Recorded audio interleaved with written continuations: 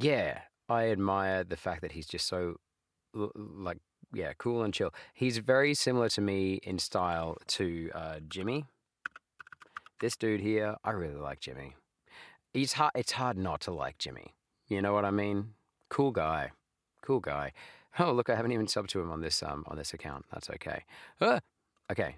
Jimmy is cool. He's old school RuneScape specialist, and same thing. Just spends a lot of time here. Literally, look, him and Annie Austin, similar style. So what is hang on. What is the point of this? Well, the point that I'm trying to make is that Annie Austin has gone through a lot, and he's pretty inspirational to me. I don't see. I don't have the guts to look to try and look like I'm not skilled, like I'm just a very B grade or C or D grade YouTuber. Um, D for delightful, by the way. What I am good at is am I'm good at seeming like I'm trying really hard, uh, and still seeming like a D-grade YouTuber, because that is the truth. Okay, so I have a good time though. I'm having an amazing time. Okay, so this is only 11 minutes long. Unremarkable and odd places in Ocarina of Time. This is literally my jam. So I would not look at this because I don't want to have any spoilers. Like at this point in the game, I don't want to look at this and find remarkable and odd places. I want unremarkable and odd places. So let's look at this. Let's look at this now. Come on now. Have you ever gone to a place that made you go, ah, this place is weird?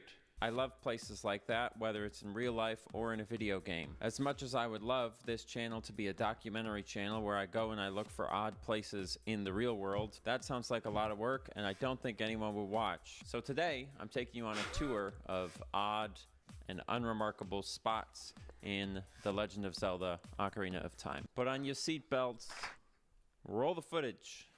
Okay, the first place I'm taking you, you might have a guess based on the music that you're hearing right now. Also, let's It sounds like a fairy fountain. take a minute to observe this grass texture. I don't think I've ever really looked at the textures.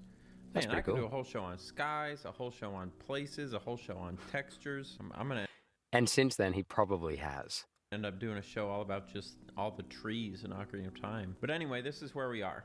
The trees are cool. You have any idea? Oh, it's Based one of on those this? underground Ah, places. now you Yep. know where we are. It's one of these funny little holes. This is the hole, I believe, in the Lost Woods. So I believe. Let us know if the volume is no good. It's the Lost Woods out there, and I am absolutely certain that I've never walked around the edge of this ever. I don't know if I ever even took stock of the fact that the grass and the leaves on the outside of this place, I don't remember them being anywhere else. I'm sure they are somewhere, but they look kind of like unique textures and their models or whatever. And you know, the more I run around in here, the more it feels like a child's playroom, or like the children's section at a library. Kind of weird, soft ground. The more I run around, the more I can feel. The more it seems like I can feel how the ground actually feels. Is the wall? What is it? Is that like wood or is it stone? It's got to be stone, right? So it kind of feels like these textures are almost a little too high clarity for an N64. I mean, I'm not complaining, but pretty sure this is Koopa the Quick's underpants. Isn't it? Also note that the texture on the side of that little platform, same as on the wall. Just smaller. The more you look at stuff, the more you notice, you know? The more you look at stuff, the more you notice. And you just kind of sit and stare at stuff for a while. The way the grass has two different textures. Oh my god, he's right. Another really odd space for me. This hallway. It's empty right now, but usually it has that guy in it that The guy tries to that, kill you with his thing. Yeah, that's the guy. Which I guess is most of the game. You know, people talk about the fascination of being in like a mall after it's closed, when there's nobody in there that there should be. This hallway is, you only ever occupy it while that giant guy is in there and he's trying to kill you. You only ever see this hallway while you're coming up these steps, and then you're dodging back and forth, and then you move on. What you don't look at is all this stuff. whatever it is that's going on up here.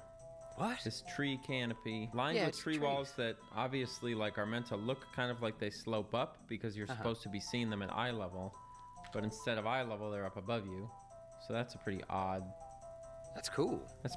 sensation. A little bit of grass coming up the edge. Is it meant to look like I'm in the grass and like that is the edge of the grass? No, it's not grass. Or I is think the it's grass like growing up the wall. I don't really it's like know. moss. But yeah, this, I always thought this it was hallway, like moss, this like slimy, kind of formerly slimy. only transient hallway. It's a weird thing. It's a weird thing. Yeah. What are those, Doritos? You've played Ocarina of Time. Everybody knows what the Master Sword Let me know room if in the sound Ocarina is of no Time good, looks like. Pedestal, big room, big window. Was you just gonna look up? If you're thinking to yourself that this doesn't look right, you would be correct. This is the Master Sword room in the Temple of Time in a preloaded configuration with very tight walls. What? A tiny, creepy room. Usually you can, the whole pedestal goes all the way around. You can get behind it. And there's a window up above, but that doesn't happen until I take a couple steps forward. Like that. And then we get the room we know and love. The room we're used to. And to me, even this room is a little bit weird, because it's another room that qualifies as a place you only spend a moment in. And I never really take in It's a beautiful how room. much it feels like a giant, creepy stone room. It's a beautiful Especially room. with the music, you know? Like if we aim the camera up here and just listen to music for a second. It's like you can start to feel the space of it really viscerally, Scale I in think. that room. But what really gets me is this. How did I never notice this before? The walls are so tight, it feels so claustrophobic. So before you go in, And I just never, I don't know, you kind of we're roll checking in and this then you're out. like, oh, it's all normal. we are checking this out. But it's so obvious. What the hell? Now, on the inverse, this also does have its equivalent, where if you walk away, it loses some detail. But it's a lot more minor. You just lose the doorway and a couple pillars. And while we're here, I do just want to take a moment to appreciate how nice the little textures for the fucking circle things look. These are good looking textures. Man after my own N64. heart. Truly one of the weirdest spaces in Ocarina of Time, I think. Yeah. Is this little room. This last one for me is a place I've always felt weird about and is the most inexplicable. Because I bet it's the one that most of you will be like, I don't know why that's weird or feels odd. But the name of the video is Unremarkable and Odd. And I think it fits both. It's this corner of Hyrule Field. This is a really weird feeling spot to me. You know, there's a lot of images that come to mind when I think about Ocarina of Time. And none of those images are this spot. There's nothing here, there's no reason to go here. This place only exists as a consequence of other stuff that they wanted to make. It is a space between the cracks of Ocarina of Time, because Like they knew where they play. wanted Castletown to go, and they knew where they wanted the ranch to be, and when they put all that stuff where they wanted it to be, this place just ended up here. It's a space that only exists because of other spaces. You know, it doesn't exist for any purpose of its own. And that always is a weird feeling to me. It's a good feeling, a weird feeling. Like, it almost feels It like is a good feeling, actually. trespassing in the back of like a restaurant, or like accidentally going in the alley door of a restaurant and seeing the back of the restaurant that you only had ever been in, and it's all like fancy and nice in there and shit. But when you go out the back alley and it's just like a dumpster and Yeah, the equivalent that I love of that phenomenon is because what's he's saying? So at the front, the restaurant is always like this, and you get this beautiful, like bespoke veneer aesthetic, and then out the back you get just like, and I've worked in a lot of hospitality jobs, and it blows your mind when you first start working at a place like a Pizza Hut where I've worked, or a Domino's where I've worked, Crazy Clark's, which is a discount. There's pretty much a defunct. I mean, I don't know many. There aren't many Crazy Clarks left. So just for the foreigners in the room that aren't Australian, you will have your own equivalent. I think it's like dollar store. If you were American, you'd say this would be like a dollar store. Except the thing when I grew up was everything in Crazy Clark's is $2, and for us that was cheap. Now that I mean, even when I worked there when I was like 19, 20, 21, um, it definitely wasn't that anymore. You'd find very little for $2. My point is, you, yeah, like the created reality, the curated space is like a bubble. And it used to blow my mind when I'd start working in a place. It would add this sense of mystique to the staff that I would get the job. And I'd walk in and I'd meet these new people and I'd be like, that's, for example, in my Domino's, my local Domino's that I started working in when I was 19, no, how old was I? No, I was 22. When I was 22, as a delivery driver, I remember walking in and they would just seem like normal people. They just seem like normal people, but then they get this sense of mystique about them to me when they can show you like the behind the scenes. Like it's the same as I imagine when you go to Disney World or Disneyland and you see behind the scenes tours. Like you open the door just next to where you're lining up, and you've got all these beautiful displays and everything, and then they open a door and they slip through, and you might see just like a little gap of like a cloakroom, and which I don't know. I've never been to a Disney. Oh, actually, no. What's the place in Tokyo? I've been there, but I can't remember it very well. I remember seeing a few things. I don't know. It was weird. I went there for a good like 6 hours. I can't remember any of it. It's all just like a big wash, so overstimulating.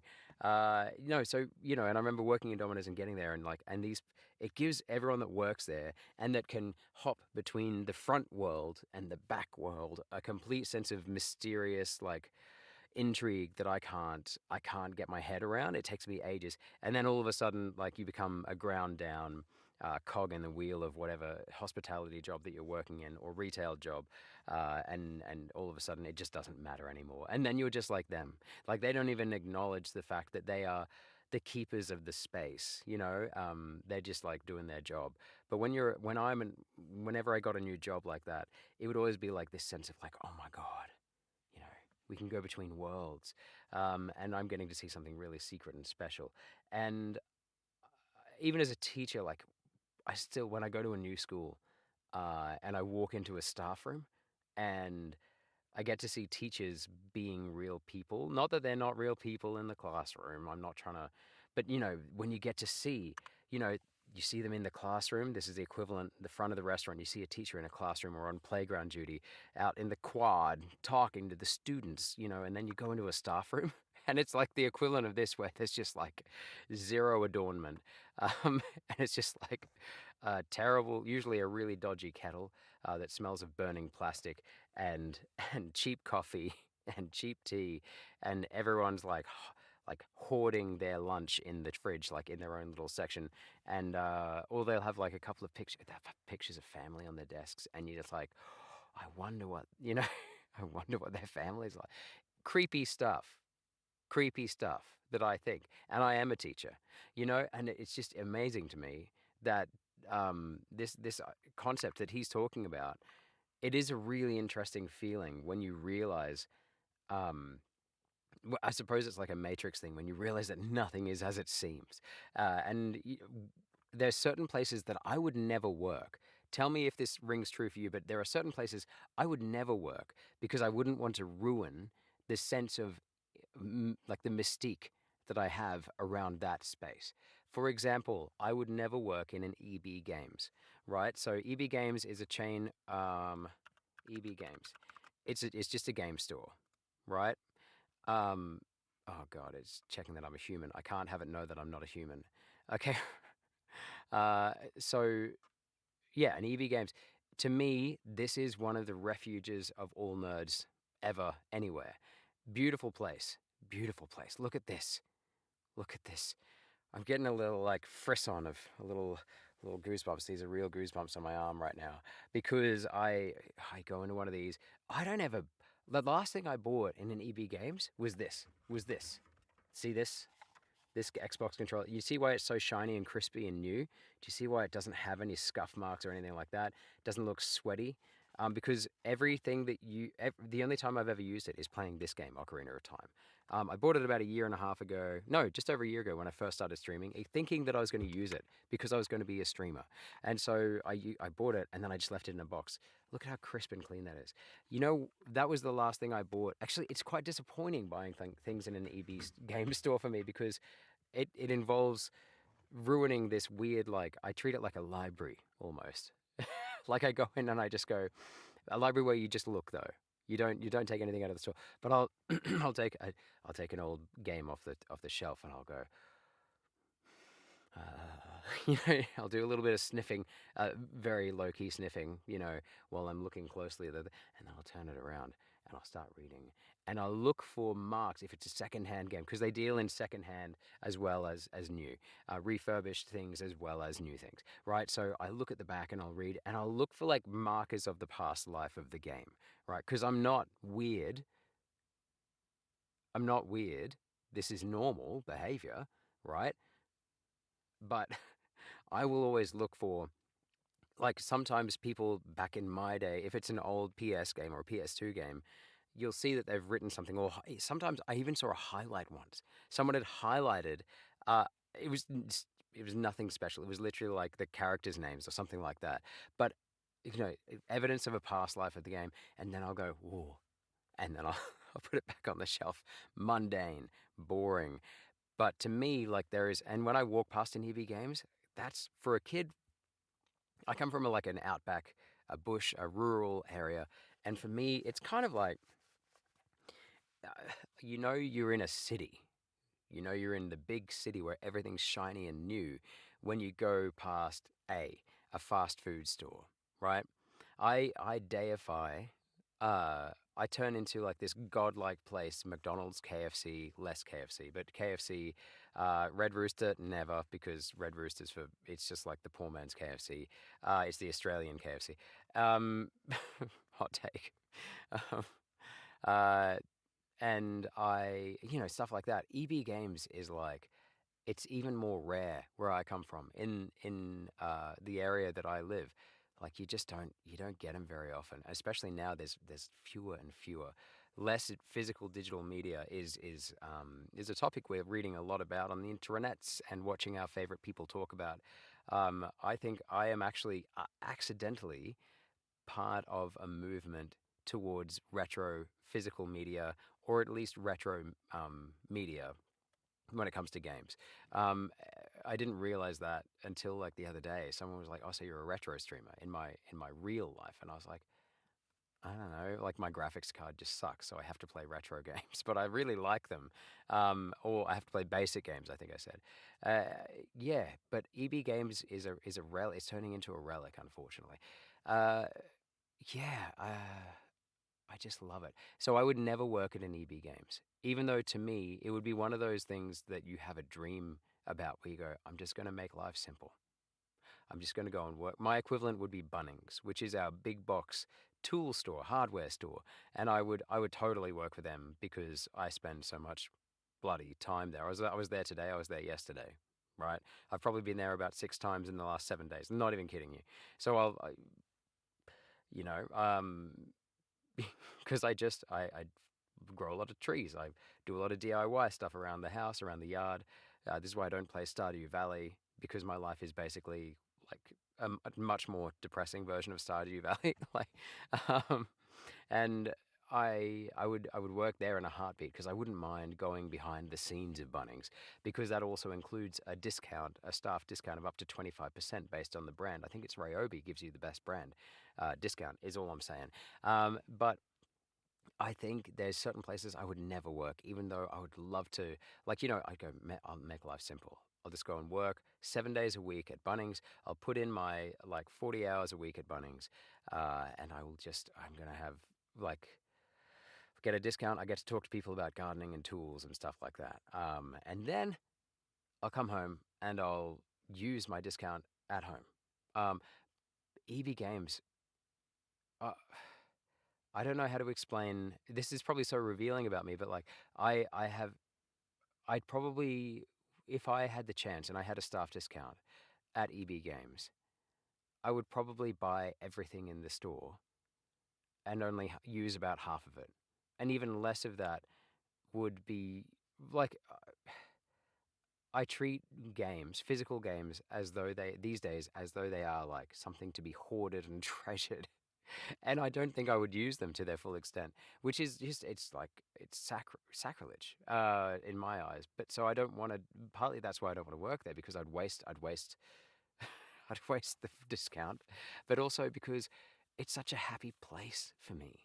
And after being ground down in pretty much every job that I've had, I don't think many jobs that I've had haven't ended up grinding me down to the core and causing me to run or whatever. Um, yeah, on the liminal space tangent. Dude, I can, you know me, Sefik, I can talk, bro. We're gonna get back to the video about Zelda in a second. But you're exactly right.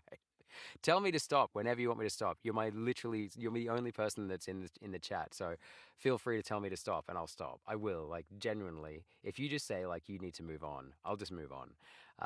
But my point is like it's just such a happy place for me. I just don't think I could ruin it for myself. Even though I would love the idea of I would also have imposter syndrome because people would come in and be like, "What about the new PS10? Is it 10 now? I don't even know." Last PS I owned was a PS3, and that was groundbreaking technology in 2022, 2023, I think. And no, sorry, 2010, 2011, sorry. No, this is what the stream is for. Yeah, thank Christ, because it's literally called stream, like stream of consciousness stream is how I see it. And if you if you want to hear what's going on in my brain, sometimes you'll get it, but most of the time, this is all segues from like what I'm actually thinking. I worked like 9 hours today. Uh, I went back to the gardening job. I do Sunday, cash gardening jobs with a mate of mine who's just he's got a full-time job elsewhere, but he also has started taking on the side, same as what I do with my voice acting stuff, but he's actually good at what he does. Like he's pretty consistent and, sticks to it. I don't really stick to the voice acting thing as much as I should. Every now and then I get back into it and then I kind of fall out of it. But he started this gardening business, and every now and then, like it's just so much quicker on a job to have two people, like one person chopping, one person dragging to the trailer, stuff like that, or like taking two trailers to the dump at a time, which means less trips overall, more time packing, but like, and also yeah. Anyway, efficiency, right? Um, so every now and then he'll call me for a job, and it just so happens that for the like 6 of the last 8 weeks, he's called me for the job, and I take the job because it's cash money in hand, and I like that. Obviously, it's above minimum wage only just, and I take that happily because it's cash in hand. So um, that's what's really on my mind. What's really on my mind is me going, holy shit, my grip strength is completely gone. Like I'm actually worried a bit about the controller because like gripping things at the moment is like it just makes my whole arms like they're on fire, bro. Because I completely there's this plant called golden cane. We are going to get back to the video, I promise. Golden cane. And golden cane is, I think, what a lot of people think of when they come to Australia and go to Hawaii and stuff like that. They think of it as like a very tropical, paradisical plant. From a gardener's perspective, who's been around a lot, it is a fucking nightmare. Because this is what it looks like when it's been curated, like when it's been shaped and pruned. This is what the end product of about 15 clumps, and this is a small clump, right? This is the end product of what we did today. Plus, obviously, heaps of other stuff in the garden. It was not our usual, like our client that we've been doing previously. None of these are showing what golden canes. That's the closest one. Look at that, right? That is Eden Trees. I bet. Oh no, that's a company. So yeah, they get massive, right? At the base, they can go up to 3 meters in diameter. And usually, if you just left that, if this had not this, I can tell that this has been heavily pruned and maintained over many years. It looks great because you wouldn't be able to. This would be a block of green, because the amount of suckers and what we call pups, pups on the trunks come out, and it's like it's so hard. If you don't maintain it, it just turns into within. If you left this within 3 years, it would be gone. And it's literally like the gaps between the trunks are like this. They're like this. They're about 2 to 3 millimeters wide. So today I've snapped one of my favorite pruning saws. I had to go to Bunnings, which is, like I said, why I went to Bunnings on the way. I was also mega dehydrated because I was streaming last night and I fell asleep on the stream for another channel. But that's okay. It's like an audiobook channel, so it's fine. For my sons, like it's my other sleep audiobook channel. So I read in a very like, hello, my name is blah blah blah, and I do. Well, let's talk about stories tonight. Sons, I love you very much. Like blah blah blah. So I fell asleep on the stream. I went to bed. I forgot to set my alarm. I think I went to sleep trying to set my alarm in bed, and I woke up. My wife woke me up, and she was just by my side. She was so polite about it, considering all things considered, because both of our kids came into our bed last night at about 3 a.m. One of them because he'd wet his own bed.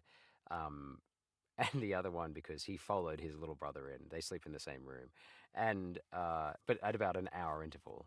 So it was the worst sleep, and I got such a little amount of actual sleep. She woke me up. She was like, "Hey, um, are you working with so and so today?" And I went, "Yeah, yeah." And my eyes, I just couldn't open my eyes. They were so heavy.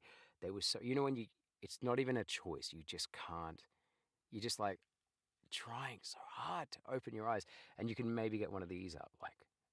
And she went, what time are you supposed to be there? And I said, oh, 7:30. And she went, well, it's 7:19. And that's when I knew things were going wrong. And so I said, uh, yeah, things. And I was within literally 12 to 13 minutes of that conversation. I was walking into the yard of this person and chopping. And I was chopping nothing but these. Well, not nothing. Most of the day I was chopping nothing but these. And so because of that, that fallout was horrific. Um, that fallout was horrific. I was so dehydrated, so tired, and snapped my favorite pruning saw. Anyway, one of my favorite pruning saw. Okay. I love this video.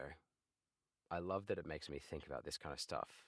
It's thought provoking. When they put all that stuff where they wanted it to be, this place just ended up here. It's a space that only exists because of other spaces. It doesn't exist for any purpose of its own. And that always is a weird feeling to me. It's a good feeling, a weird feeling. Like it almost feels like trespassing in the back of like a restaurant, or like accidentally going in the alley door of a restaurant and seeing the back Well, like of the in EV restaurant that games. you only That's had what I'm ever been saying. in, and it's all like fancy and nice in there and shit.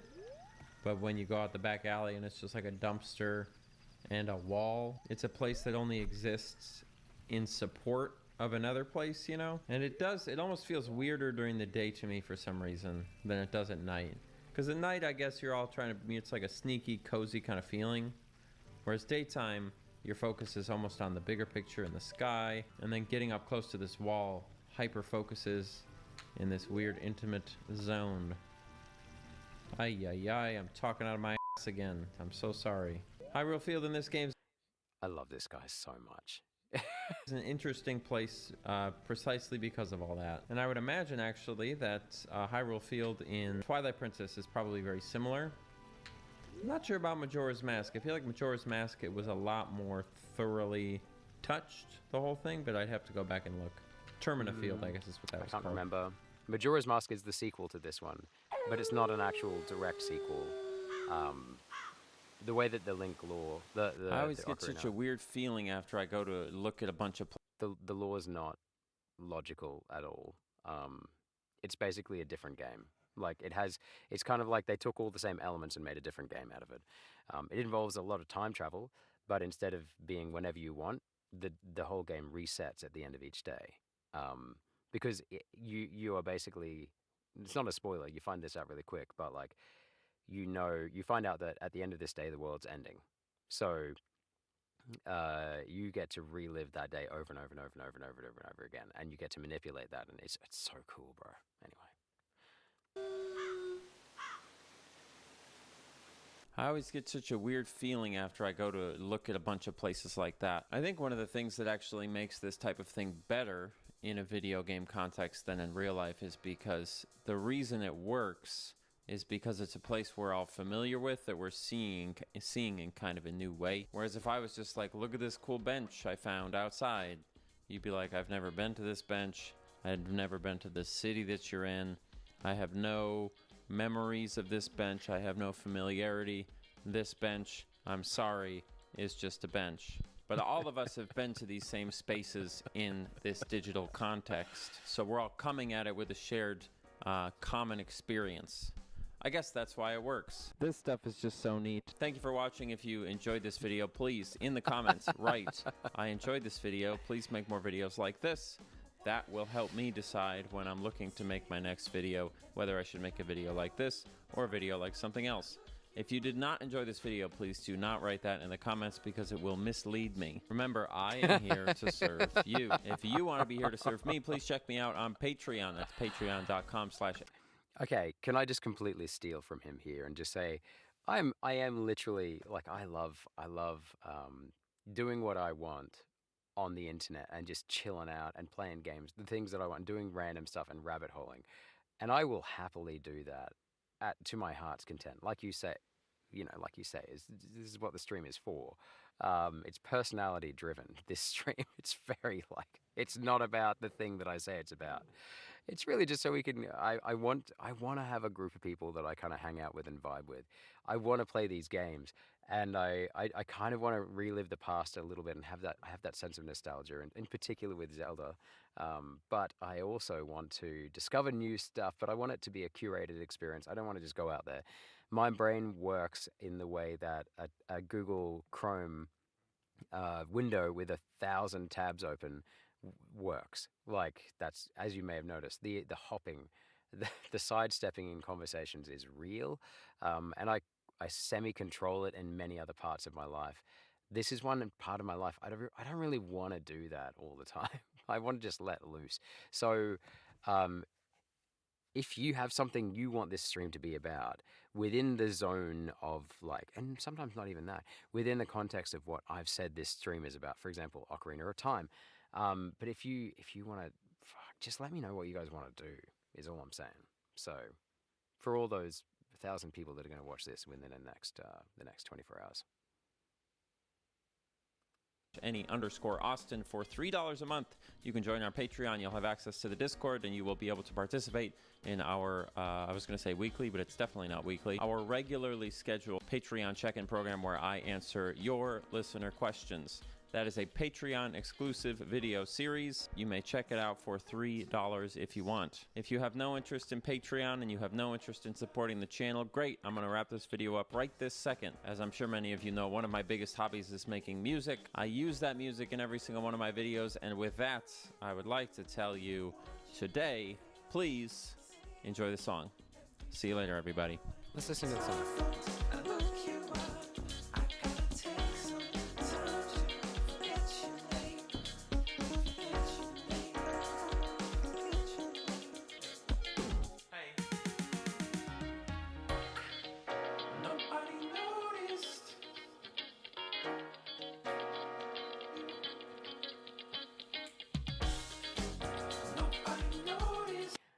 I'm so glad he said that, because I was wondering what the deal was with the keyboard in front of the computer. So that explains a lot. Right. Without further ado, I'm going to start playing the game now. Simple as. So let's do it. All right. The playthrough begins now. Now. Okay, no. Let's go. Oh, it feels so good to open a game like this. Like, go. Local disk C. Games. Ship of Arcinian. All right. Okay, let's go. Hang on. Here we go.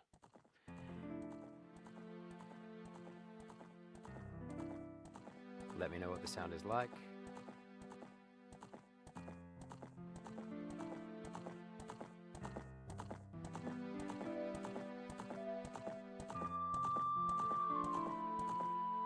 Oh, yeah. It just hits every time. It's so good.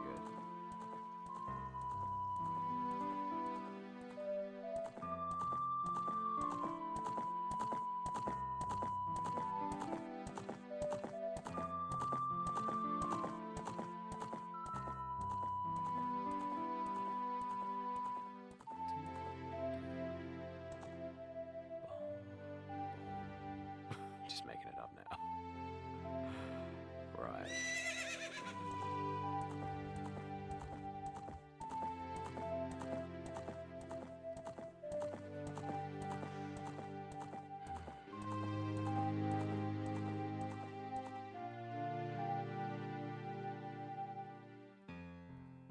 Back to where it all began. In humble Kokiri Forest. Where magic is real. Oh god, my controller's not on. Wait, is it even plugged in? Okay, yes it is. Okay. Alrighty. Let's get going. Okay, what have we got there? We've got our 3 spiritual stones. As a kid, as you can see, I've got 1, 2, 3, 4, 5, 6, 7, 8, 9 hearts. Alright, that's pretty good. I would love to get another heart today. Like a non-temple related heart. Because every time you get a heart that's not temple related, it is definitely an advantage. Like, it's such a heads up. Imagine if I tried to beat that last boss, Vagina, or what's it called? Viagra. The dragon. It's Hyvargia or whatever it's called. Hyvagia. I don't even know. Imagine if I tried to do that with less hearts. I was bad enough as it was. So, okay, right, let's do this. So I've got the forest medallion, I've got the fire medallion. The fire medallion! I'm so glad I got that. Okay, right. And the light medallion. Okay, right. Oh, and you know what I love to do? You know what I love to do? Everyone's got their preferences, but red's my favorite color. And it would taste like awesome, by the way. No, it would taste like, red tastes like, it tastes like almost like a really highly perfumed, like Play-Doh, like, I don't know, it's weird. Red would taste good. So, in answer to my question of the day, so my preference with the tunic though is red. Unless I have to wear another color, I wear red. Now, actually, now that we're here, let's check out what Annie Austin was saying, because I want to see it. I gotta see this for myself. This is crazy. He's bloody right too, is he? Yeah, look. He's exactly right. Oh my god. I shouldn't have doubted him. Like, this is what he's known for. He's known for finding weird little things in games. Oh yeah, and that was it. He's exactly right. Look. Boom. Boom. I'm gonna be looking out for stuff like this now. If you see any change like this, and oh my god, look. One of these is not the same. Oh my gosh. Thank you, Annie Austin. Oh, amazing. All right.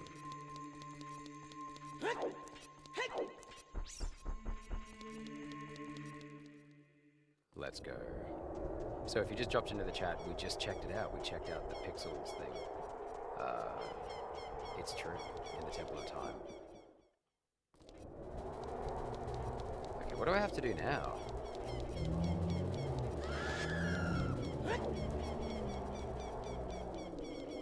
Well, I think what I'm going to do, actually, is I'm going to try and... I might go and learn the Scarecrow song. I might go and let... Hey, how you going, girl? Good to see you. Thanks for waiting in that exact spot for 48 hours since the last stream. I'm going to go and become a kid. I'm going to go and learn the Scarecrow song. Alright, okay. Question of the day. Purple and blueberries. I mean, yeah. Yeah, I also... Purple is such a rich color. Do you know what I mean? When I say rich color, do you know what I'm saying? Like, I don't mean just the color of it itself, but like you could fall into purple. Do you know what I mean by that? Like, I imagine if there was like a sea of purple, you're never coming out of that, but you don't want to come out of it. And yeah, blueberries is a good flavor for that. Oh yeah. You know the purple, I think the Cadbury is purple. That particular shade of purple is patented. Like, no one else can use that purple, can they? Alright, let's do some time travel. Yeah, and the wealthy color. Yeah, well, it's one of the colors of royalty, isn't it? It's a royal. It's one of the regal colors. Yeah, because it seems so lush. And I think as well, isn't it? I know that in ancient China, definitely in ancient Europe, in medieval Europe and stuff like that, certain colors were off limits for the plebs. You know, because either because of true scarcity or manufactured scarcity of those colors.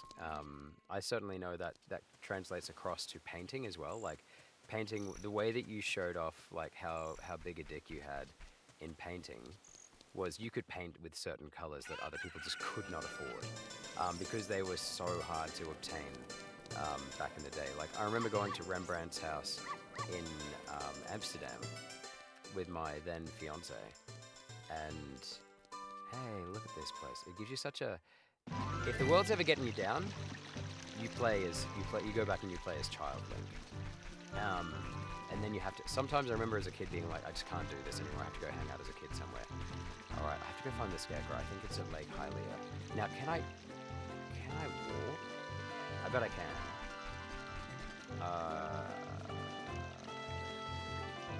I think it's just gonna be quicker if I just go, right? I can't walk to Lake Hylia yet. The Phoenicians had the control of the purple snails. Fuck off. Really? Is that a thing? Is that what it, yeah, that's what we're talking about, like manufactured scarcity, yeah. Is that what we're saying here? Is that why? That's amazing.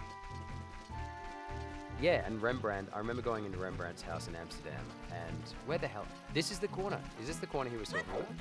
In the video we just watched? It is too. He's right, it is strange, but it is I don't agree with him about this one. An Arctic wind is blowing from Zora's River, do you feel it?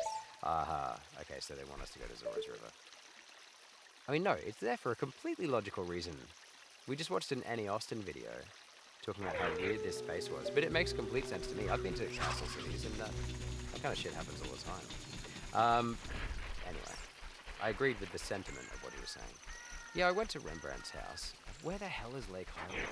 Is it, someone in chat, if you know, just tell me, is it over there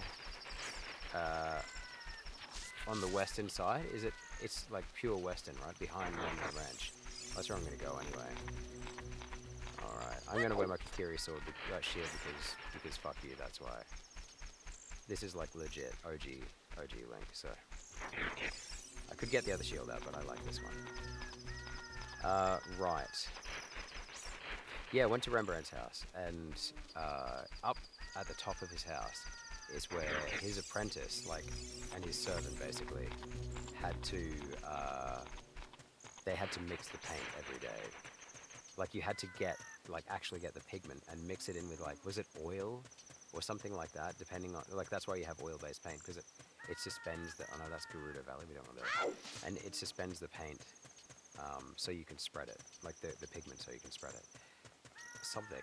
Anyway, and it was talking about the blue, having to get the blue right because it was such a high stakes thing, so expensive. Blue is so expensive. So what are we saying? Tyrian purple came from sea snails because they were so hard to get, they became very expensive. So it wasn't a manufactured, they didn't control supply and demand, but they are the ones that had access to it. So I guess were they kind of like a supply and demand bottleneck? Very interesting. Economies are weird, eh? And people guarded those things so jealously, didn't they? Like in Game of Thrones with Bravos. Bravos is the banking nation, and so you don't fuck with Bravos. Rightio. Because you can have an entire... I mean, we still have it, don't we? Obviously, the Strait of Hormuz, which I've taken to calling after seeing a meme about it. What was it? We should call it the Strait... who's that dude? Who's the dude? The cat. Who's the cat that's not there? Who's there and not there at the same time? Who's the guy? Schrödinger. Schrödinger's cat. Yeah, the Strait of Schrödinger. Oh, is it? Oh, thank you.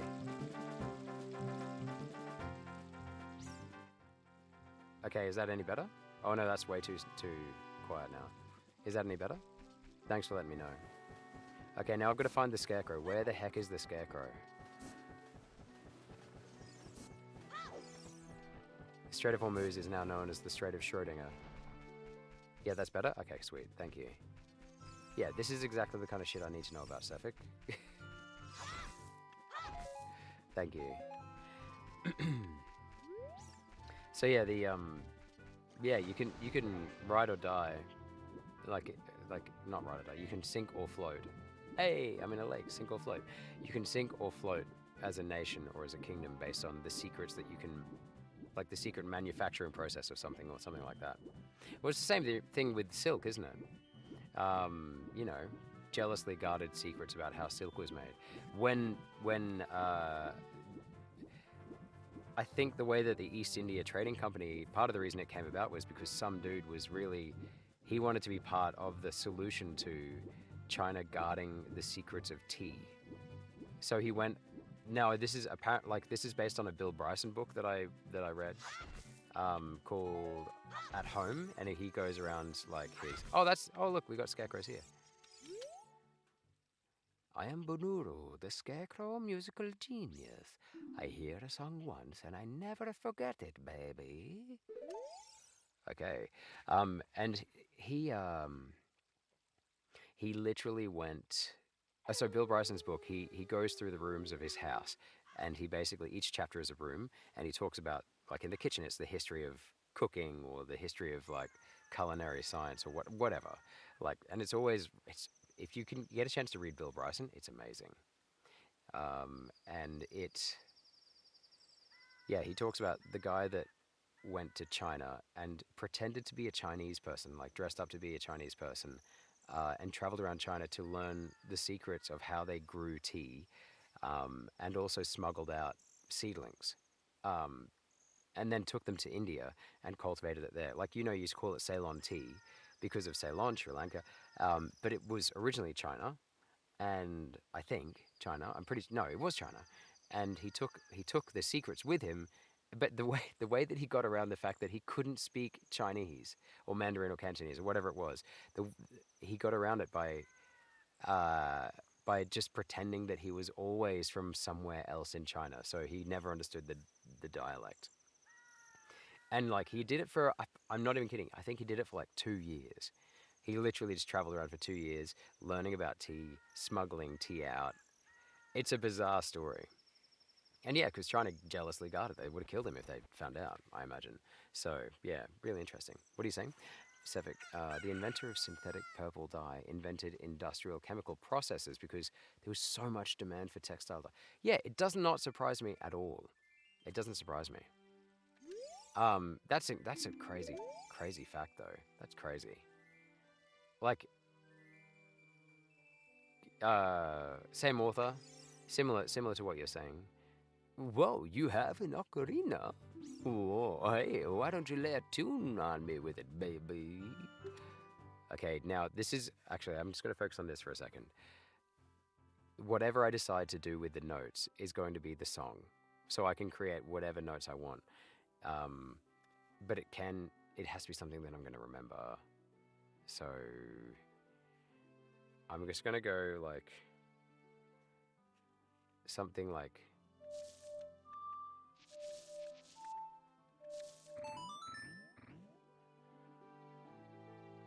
Well, not bad. I will remember it for you anyway. I don't mean I can remember only 8 notes, but let's just cut it right there for now, baby. Okay. So that's it. Now, when I don't think it's saved as a song, but it is a song now. So literally that's all I came here for. I'm gonna go back to Hyrule Castle. I'm gonna become an adult. And then I think I play it again for him. So what was it? It was A down, A right, A down, A right, A. Yeah, similar to what you're saying about inventing basically a new process, something that's revolutionary within itself, just to do something else. Like that wasn't even the goal. That happens. It happens all the time, doesn't it? Same author, Bill Bryson. He in another book called A Short History of Nearly Everything, he talks about some dude who was, I think he was trying to figure out the mass the mass of the Earth, I think. And he was in Scotland, and they had this beautifully like rounded hill. You know, it was uniform in its roundness, relatively uniform. And so what he did was he really wanted to figure out, was it that, or was it the tilt of the Earth, or the shape? I can't remember. No, it must have been the mass. He was trying to find out the mass of the Earth. Anyway, it was like a long time ago, hundreds of years ago. And he had to have a way to figure out exactly how much this hill weighed, or something like that. And then using measurements that he had, he was going to like extrapolate basically. And the way, and yeah, incidentally, to do that, to figure out the dimensions of the hill, he invented contour mapping. Like, you know, contour mapping, so you can see, you know, the elevation of something with the rings around it, uniform spaced rings, following the contour of the land. He came up with that in Scotland for a completely, he didn't even think much about it. He was just like, I need to do this so that I can figure out the mass of the Earth. Oh yeah.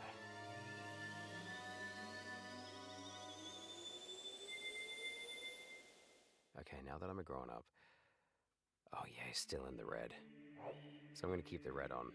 Red's my favorite color. I'm eating the red. I guess it's also kind of revealing. Maybe it's not revealing, but like my favorite color to me tastes like something sweet. I presume yours tastes like. Do you mean blueberry like a natural, actual blueberry, or do you mean like blueberry flavored bubblegum or something like that, or blueberry flavored ice cream where it's just like basically a condensed, sweetened version? Bilberry. Did you say bilberry or blueberry? Are you talking about bilberry or blueberry?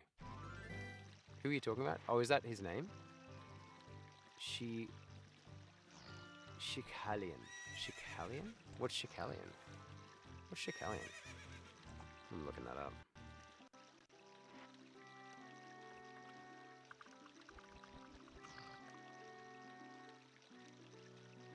Oh yeah, so he used, yeah, there we go. Yes, that's the one. Shihalian has a rich flora and a unique place. Yeah.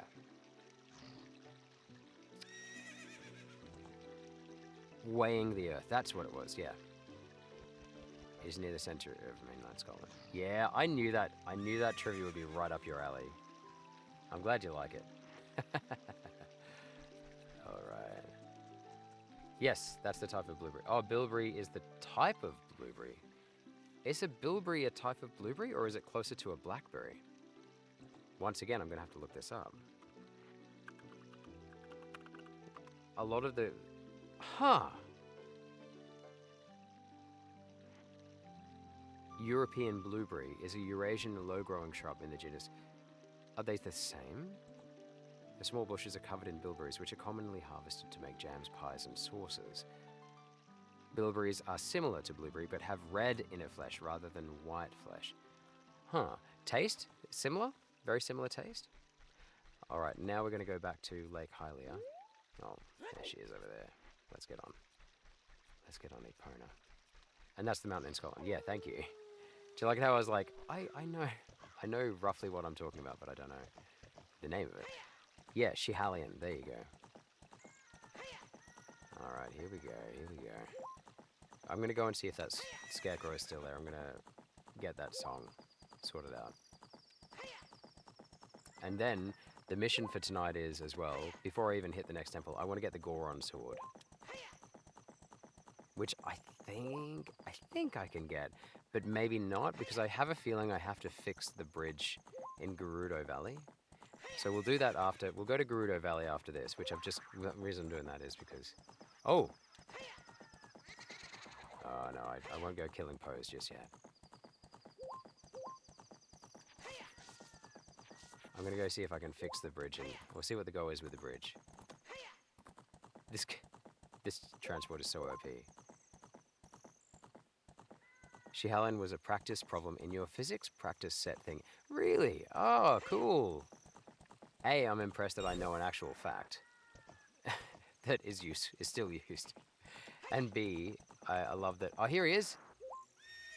And B, I love that I love that it was just coincidentally in your physics practice. Do you feel pretty good that you don't have to do that anymore? That you don't have to do any more study? All right, let's see.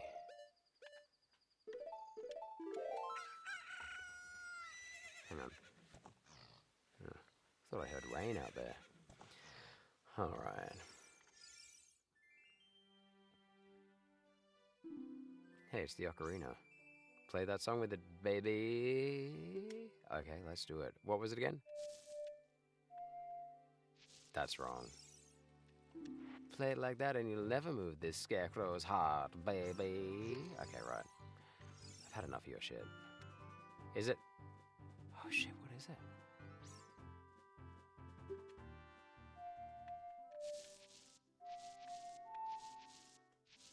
No, that's not right. It's AA down. Oh my god. Take that. This is literally, what, 5 minutes ago? Okay.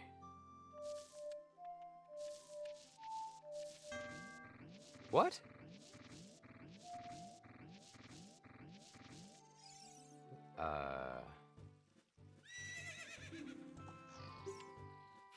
Okay, let's try again. This was 5 minutes ago. How can I not remember this song? Okay, come on now. I've got middle-aged brain. Hang on.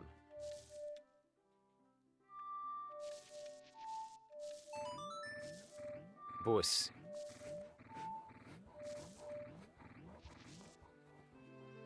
Oh yeah, that's it. That's the tune. You rock. I'm blown away. I don't know why I'm trying to make him sound kind of like Borat. Oh, no, no, I didn't forget the song. I never forget anything, but I just feel like rewarding you, baby. I have a good idea. My buddy Pierre is wandering around, so play that tune when you want to call him. How are you going to tell him? How are you going to tell him? It's okay. I forgive you, baby. I'll tell him to help you if he's nearby and hears that song, baby. Okay, right. So we've got the song. Is it saved into our bank now?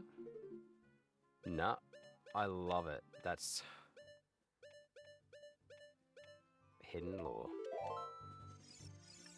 Actually, I do really want. Oh, guys, I really want to get that extra piece of heart. I've only got one piece of heart to go. I think there's a piece of heart up at near Mount Doom, near Dodongo's cavern. So if I want to get that last piece of heart, could I become a kid again? And I think the way you do it is you have to backflip off. Okay, I'm gonna use that. I'm gonna do it. Where's this Song of Time? That's at the Prelude of Light. Hang on. Do do do do do do. Okay, right.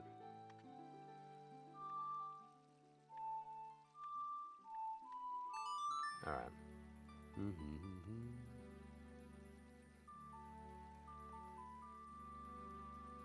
Warp to the Temple of Time, yes please, so I can get there whenever I want.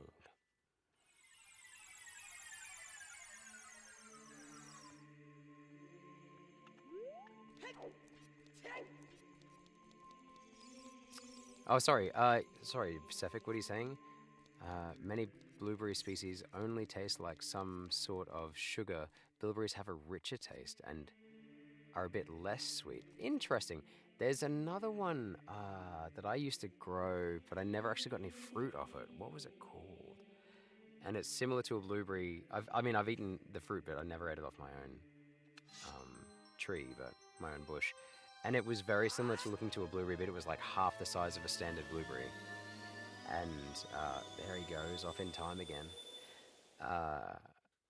And it kind of tasted like a little bit. Yeah, there was a spicy flavor to it. Speaking of spices, that's another thing that was jealously guarded. Until, the Spice Islands, I think they were bought at a huge, it became a bragging right. I think one of the royals even bought a Spice Island and included it in his title, Lord Ruler of England, blah, blah, blah, ruler of Blancland or whatever. he included the title like ruler of, and then included the island, this tiny island, and I think it was because it was one of the only places in the world that you could get. It was something stupid like mace or something like that. Yeah, I love learning stuff like that. Okay, right. I'm not gonna play the Mount Doom song because it'll take me actually to the mountain. I don't want to go that. Oh, I probably do want to go that far, don't I? I don't think I can get out of there if I do, though. Wait, can I use the hook shot? No, I can't use the hook shot. Right. Yeah, the Spice Islands and the Spice, like there was millions, or not millions, thousands of people died because of those islands. And I'm one of those guys that like I hoard stuff so I can just feel a little like sense of, you know, history, like in terms of trees, that is. So like I have just about, I don't know, like 7 or 8 meters that way, just outside the shed, I have planted next to each other. I have a cinnamon tree, which is obviously highly coveted back in the day. And right next to my cinnamon tree, I have my allspice tree, or my pimento tree, same thing. And yeah, it just gives me a little kick every time I see them. Now, I want to go to Mount Doom. Okay. So yeah, T was one of those things. You were talking about the Tyrian purple came from which sorry, the chats. Try and go back through the chat a bit here. Tyrian purple came from sea snails. Yes, that's right. Yeah, sea snails. Sea snails, jealously guarded and hard to obtain. Tea, basically most of the spices we know about today. Even salt.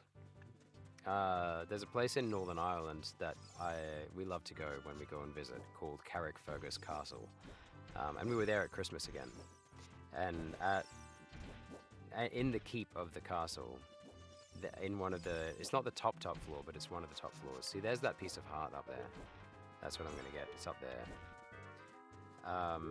You can go into the banquet hall, and on the banquet hall table, the head table where the ruler would sit back in the 1200s,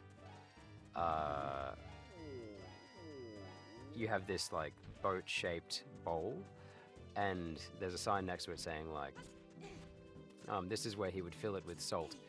He would fill this boat with salt, and basically it would be it was like a not humble brag about how rich he was because he had that much salt in his possession. And it's just like another one of those funny things, like the color purple, like, you know, tea or anything like that, where you just kind of like, why covet such a basic thing? But like it was, and there's an extra layer to this as well, by the way. So like, you know, salt was comparatively hard to get back then. I've actually got a book called Salt. It's like a history of salt. It's amazing. A history of salt in human cultures. And basically, it's one of those weird things. We only need so little of it. But a lot of humans independently just figured it out. Now, I think the way I do this is I backflip off here onto there, because I'm just above Dodongo's cabin here. But I have to grab this, throw it, and then I think I have to target something. Okay. Oh no, yeah, so target, and I walk backwards and backflip. Oh god. I think hang on, I'll do a practice backflip. I have to backflip over that, basically. Yeah, and so salt was highly coveted. Yeah, okay, so I have to backflip like that. But the thing about that is, underneath Carrickfergus Castle, and very close to where Carrickfergus Castle is, there's a salt mine. Like today, in modern day, we actually know someone. We've got a family friend who my wife grew up with. He works at the mine, and he you know, like they're mining tons and tons of the stuff every day, and it was right underneath the castle where he used to. It's like you could probably hold like a kilo of salt, you know, and he was showing off his kilo of salt to show people how rich he was. It's just crazy, isn't it weird? The world is interesting. Oh god, no, I need to backflip. Can I focus on that? No. Oh, can I focus on the...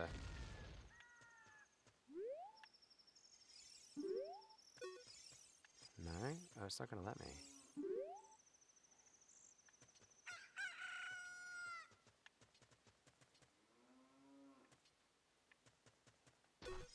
No.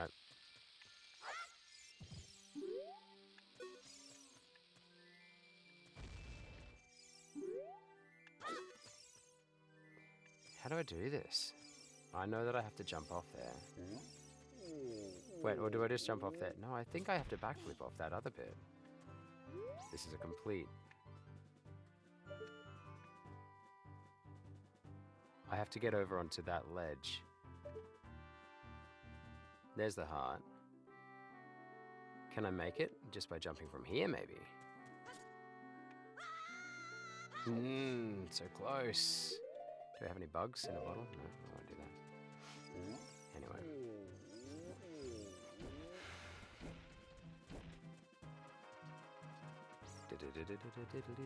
Sorry, what are you saying? Bilberries only really grow in cold temperate forests and the subarctic taiga? How do I pronounce that? Is this going to be like Lapland where you say, don't try and pronounce it, just don't? I think I've read that they are not really cultivated because they are very small and hard to grow. Interesting, yeah. In other words, if they grow, if they're sold ever, they'll be sold for like a huge profit. That's because it's probably so hard to get them. Mangosteen, purple mangosteen is similar in my part of the world. Relatively expensive, truly because of it's just hard to obtain. Hard to grow, it's ultra tropical. Oh, this is so annoying. Okay.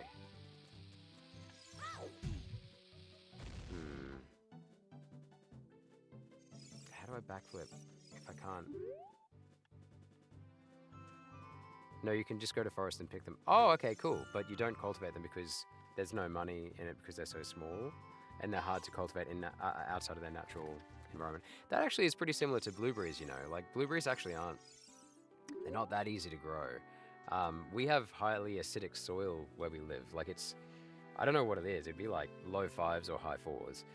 But I've tried growing blueberries in the soil here because, like, I was like, oh, we have really acidic soil.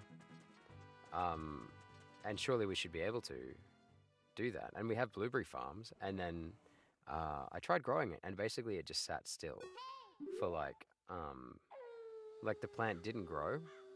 It didn't die, but it didn't grow. It slowly lost leaves. It slowly grew a few more.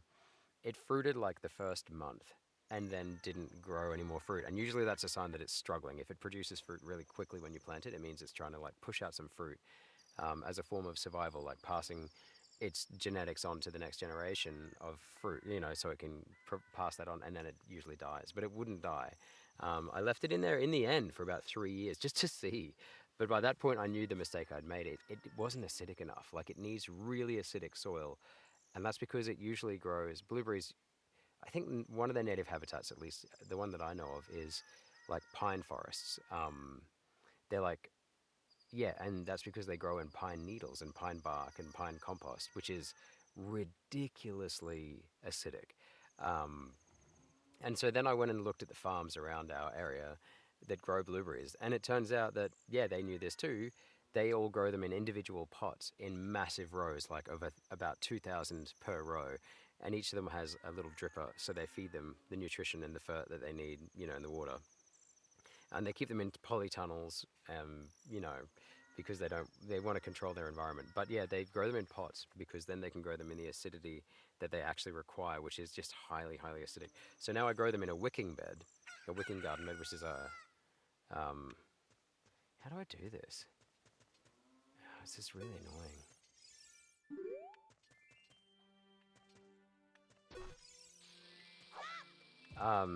I grow them in a wicking bed in rose and azalea potting mix, which is also highly acidic. Well, it's acidic enough to produce fruit, and they do pretty well now. We get, you know, a couple of handfuls of them. They're pretty young, but yeah. Yeah, it doesn't surprise me that they're quite hard to cultivate. That'll be part of the problem, is the cultivation of the soil to be acidic enough.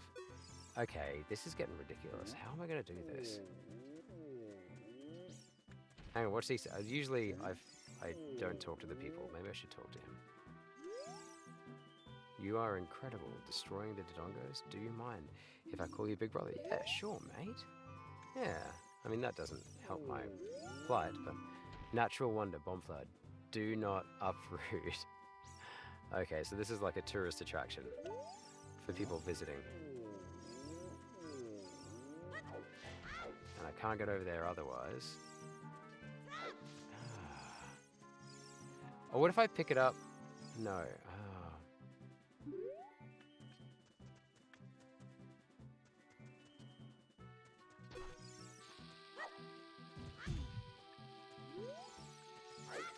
Oh! Oh, so you can do a backflip without targeting something. You just have to center the Z.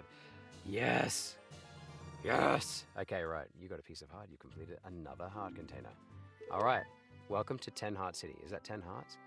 1, 2, 3, 4, 5, 6, 7, 8, 9, 10. Yep. Cool. Save that. Winning.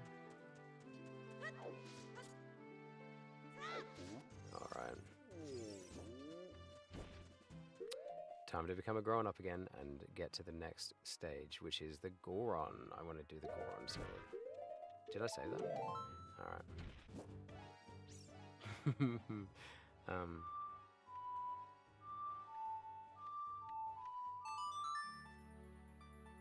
Alright, let's go.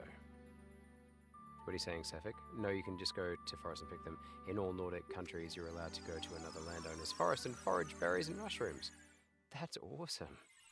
That's such a cool bylaw. Mushrooms as well. Have you ever done any of this stuff?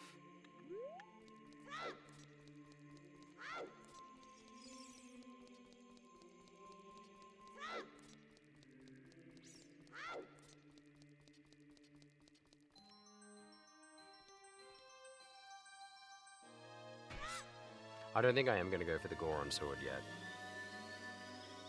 No, I'll go check out Gerudo Valley and just see what the go is. I know that in Gerudo Valley there's an issue. Oh yeah. Just when he wipes that sword across the air, it's just the best sound ever. I'm going to go and check out Gerudo Valley. I know there's an issue with the bridge, but I can't remember anything else, so let's go and check it out.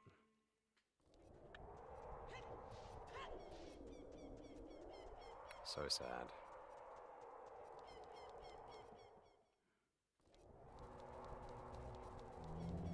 Where I grew up, locally there's a town that used to be a mining town, and it was part of the gold rush that we had not that long ago, like 1880s.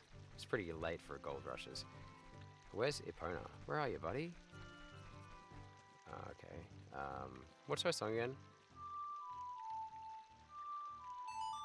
That's hers, isn't it? Yep, that's one.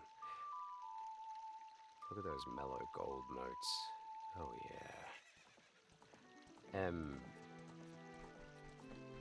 Yeah, it's a local, and it's basically a ghost town is what I'm trying to get at. There's nothing left there. Most of the buildings are gone. And I get the same feeling going there. Used to drive through it, or near it, and every now and then you'd go to it, and what remains is just so depressing. There's like a school pool from the early 1900s. They built it themselves. They made their own bricks and built their own school pool and lined it with bricks and stuff like that. It was just like, it just makes me so sad. Like, the Australian outback basically, it generally always makes me feel sad, which sucks for someone who grew up in the bush. Like, it's got a sense of greatness and vastness about it. But it makes me just makes me sad. Okay, here we go. Can I jump that? I think I can jump it.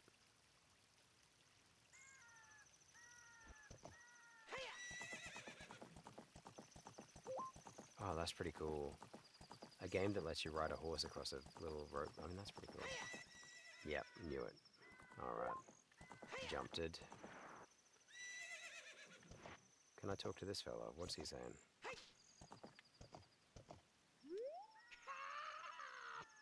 I'm a master craftsman. Those Gerudo thieves, they broke the bridge. I want to fix it, but all my workers are gone. They said working as carpenters isn't cool, and they went to the Gerudo's fortress to become thieves. Classic. Hey, you, if you go into the fortress, would you mind finding out what my workers are doing over there? I'm not going to do that right now. Actually, maybe it's in the tent.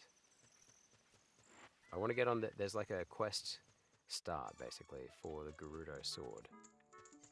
Oh, is this the marathon dude? The wandering running man, nice. I've run all over this land in search of competitors who have a true killer instinct. I came here to run through... Oh! I didn't read the whole thing, but no, he's not going to give me what I want. What are you saying? Yeah, the commonly cultivated blueberry is in the same genus. Bilberry is a lot smaller. Okay, yeah, cool. They need shade, and plant stems are also weaker. They fracture often when picking. Oh, really? So it's it's a bit of an evolutionary cul-de-sac. But who knows? Maybe the day of the bilberry will come. All right, because you never know. Like, it'll be branded a superfood, and then you'll be. Here we go. There it is. It'll be branded a superfood, and that'll be it. Everyone will be growing it. That's how it works. Okay, what if I talk to you with the sword in my hand? If you're going to... No. How do I start the Goron sword quest? I'm actually taking backseaters. If anyone's in the chat that knows what I'm supposed to do here, how do I start the quest to get the Goron sword? Like, I'm okay if you look it up. Just pretend that you didn't. Just make it sound like you didn't, okay? And then that way I won't have to say that I broke my own rule. Is that a gold skulltula? I just heard a gold skulltula. Hang on. Hang on. Let me smash these rocks. Oh man, the Gerudo Valley soundtrack is bitchin'. It's a dance track. Just let's jam out for a second.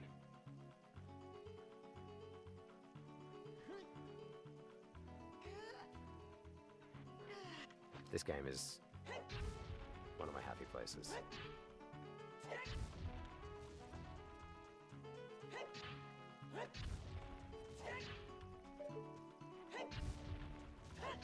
Oh yeah, there we go. Do I need to do the last one? No. Will I? You betcha.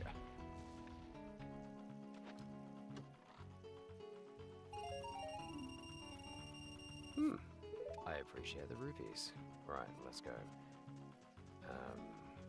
Okay. Should I give up on the quest line and maybe just go and try and do a temple?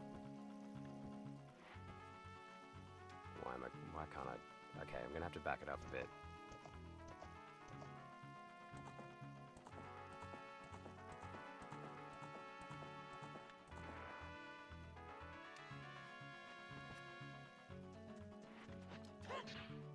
Gotta be done. You never know. Do I have to get all of them back?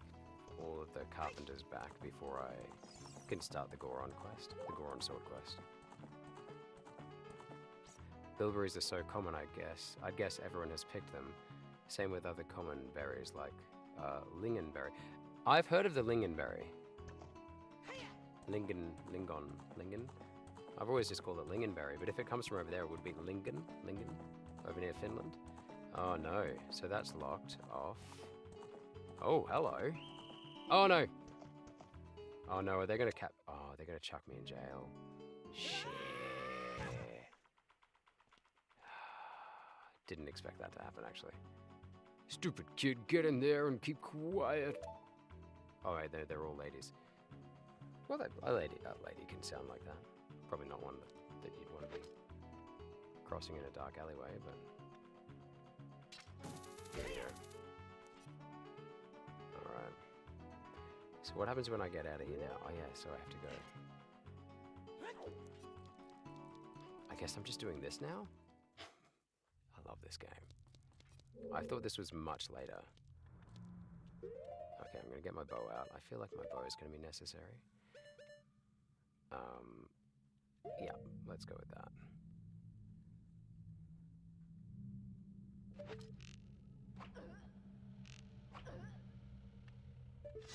Did I just kill 2 people?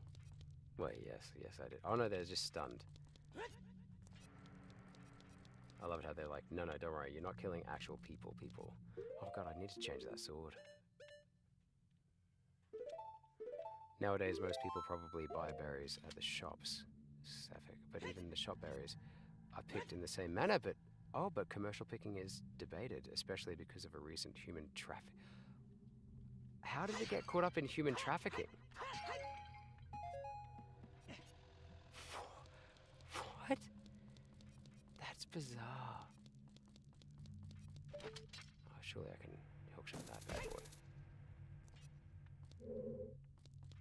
Where's this gonna take me? Right, okay. How did picking bilberries become mixed up in a human trafficking case? Sapphic. I could go and look this up, but you're my guide. You're my cultural guide to Finland. You know, once I narrated for this YouTube channel that did true crime. Oh, is this? I've just put myself back in my own cell. And one of the videos we did, I remember, was talking about there's this island that it's situated basically on the border between Canada and America, and there's huge amount of human trafficking of indigenous peoples there. It's crazy, bro. People just go missing, and they're like, oh. I'm sure there's another one. Where are you, lady? Come on. What if I distract her by doing this? Oh, okay. That was easy.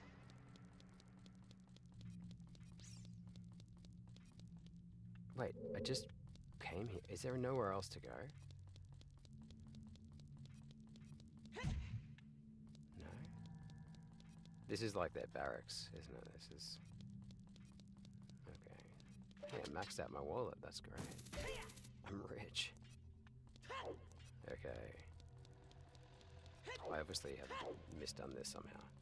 And in case anyone in chat is wondering, I'm wearing the red tunic because I feel like it, and red's an amazing color. No more 50 rupees, not that I need it.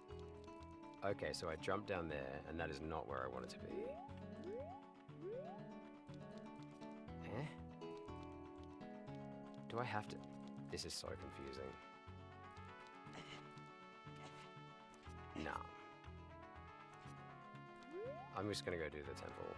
Unless someone can tell me a reason that I should stay, I'm gonna go.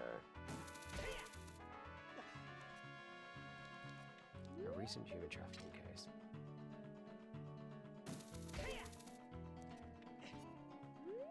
Oh no, but now I have to. Oh, and then I just get chucked back in. Okay, I'm gonna teleport. I'm gonna do it. Such a cheat.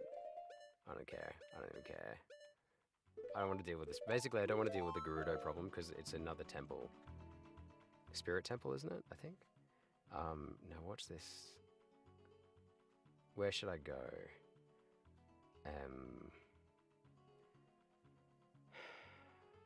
If I go to the... Oh yeah, I'll go to the forest one. Because then I can get some... I can stock up my fairies in a bottle. Now, and then I'll be able to do that at the same time. Minuet of the forest, so A... Doo-dee-doo, doo-dee-doo. Okay, right.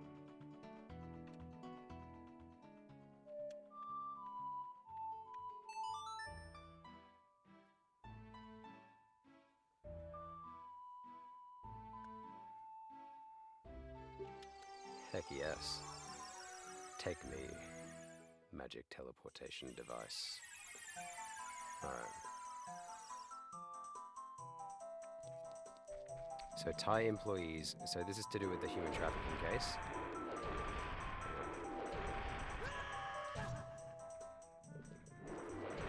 This was what they were showing in the Annie Austin video. Alright.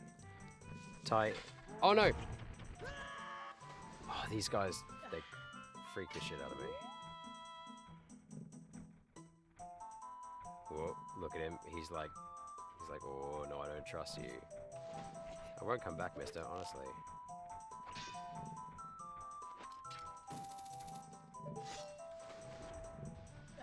By the time I get up here, he's going to be coming back, isn't he?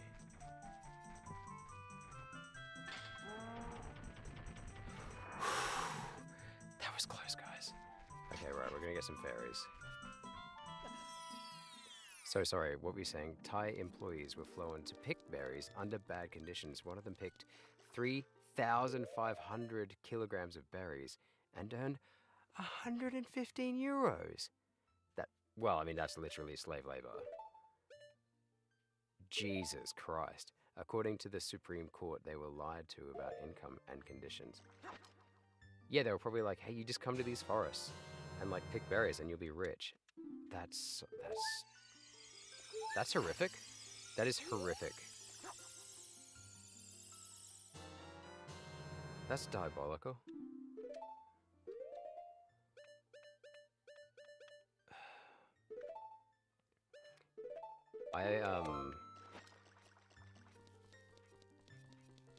I once did SEO articles, writing SEO articles for what ended up going for about, what would have been about 50 euro cents, you know, per article. It was like 30p per article, and each article was about 200 words. They'd just give you a couple of phrases, and you just have to write an article. And they were like, just write it on anything. Just write it on anything.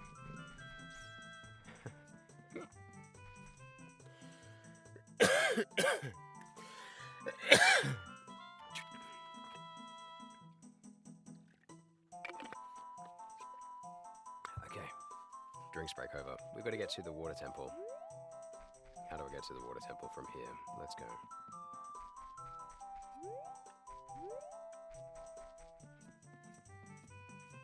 Righto. Oh, which one? I want to find that place where you... No, that's not it. I want to be able to dive. There he is. This will take me to the lake. Yeah, that is... I can see why they're debating about picking the bilberries, Sephic. If that's what happened last time they tried to pick the bilberries. There was similar debates. Well, no, not similar at all. There were debates about... Oh shit, another piece of heart. Yes, please. Can I hookshot it?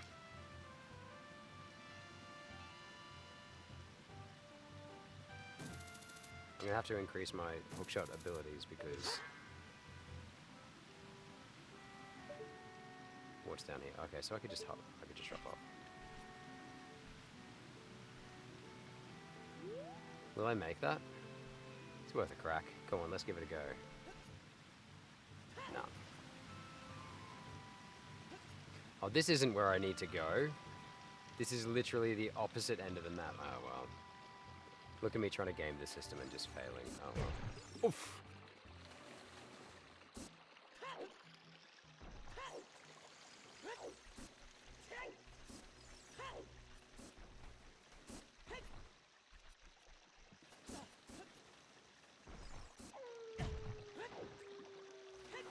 These guys are just dicks.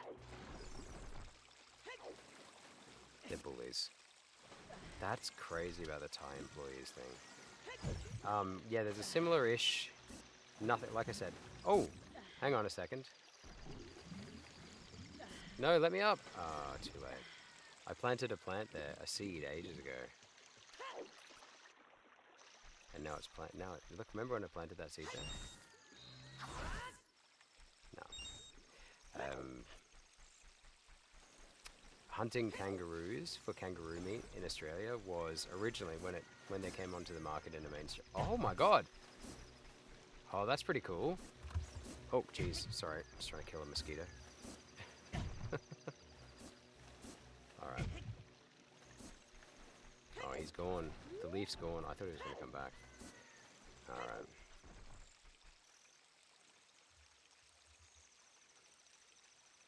No, come on now.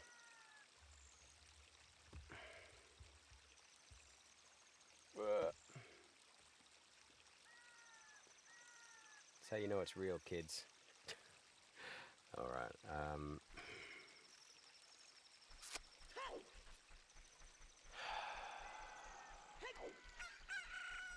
yeah, so when they started hunting, or like trying to source kangaroo meat, when they wanted to start putting it into supermarkets, about 15, 20 years ago, kangaroos are really hard to farm because of the, like, similar to the bilberry issue, like,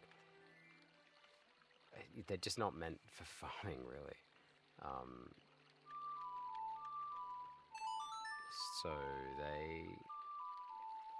they tapped into an already existing workforce, which was farmers who used to go out. Farmers go roo shooting all the time, like roo shooting, kangaroo shooting. They go kangaroo shooting all the time because too many kangaroos on your property, if they're eating your grass instead of your cattle, and also just for sport, just for fun. They used them, and they thought it was a great idea. But there were, I think, word on the street was that there was issues around like transporting them to like depots was quite difficult originally. Like they've sorted it out now. I think you have to travel with a fridge when you're shooting them. But the main issue at the time was they were basically just hanging them up on the back of a ute, and they would just get like rotten. Like they were sending rotten meat, basically, or rotting or food unsafe meat to supermarkets. But I think that's all by the by now. Like I think they solved the problem a long time ago. But no human trafficking though. That's wild.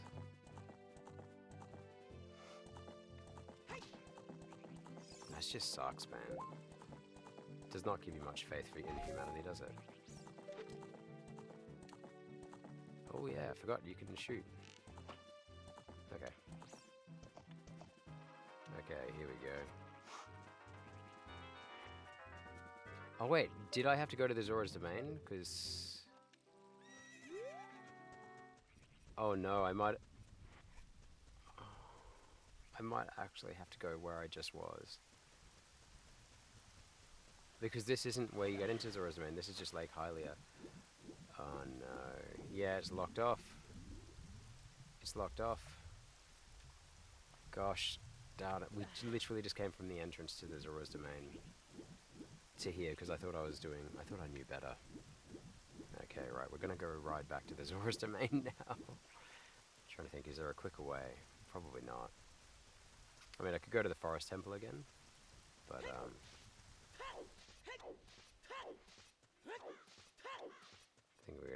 I think I'm gonna go on horseback. 115 euros for 3,500 kilograms of berries is bizarre.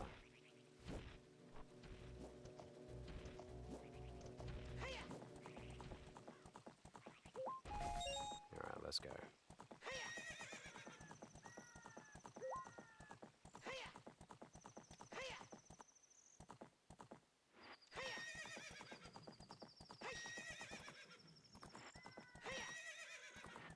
Sorry, girl.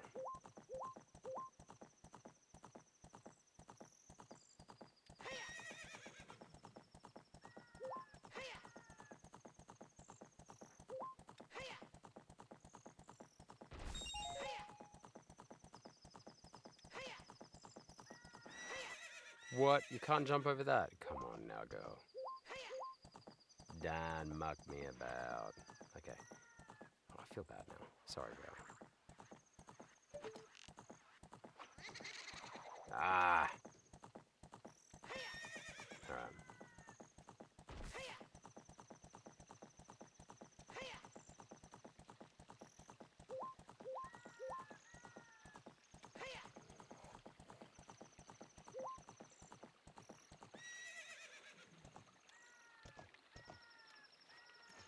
Back to where I came from. I might jump on the leaf this time. I think that the leaf will take me all the way there. And I'll avoid having to go up past those annoying water animal things. What are they even supposed to look like? They're so annoying. Okay, here we go. On my little magic carpet. Oh, this is so easy. Hacked. Alright, there we go.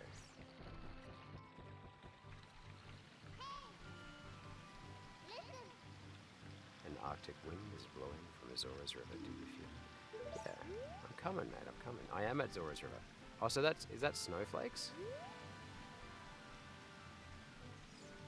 Wait. Did I not get that piece of heart before? No, because I can't get over there. How do I get over there? There's nowhere up above it?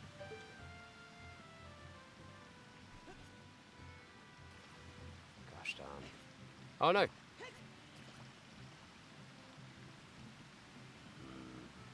Okay. No, let's just go. It's for another time.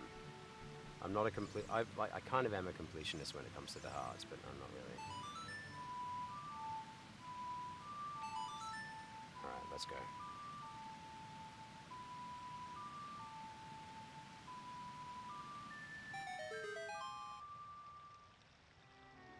Let's go. Is it frozen over? I think... I seem to recall. Let's find out. Yeah, that's completely frozen, isn't it? Oh yeah, that's frozen. Okay, what am I supposed to do now? I've got Din's Fire. What do I do with Din's Fire, though? That tropical music doesn't really suit here now, does it? Okay, let's start messing around with fire. Let's play with fire, kids. Is that going to unmelt it?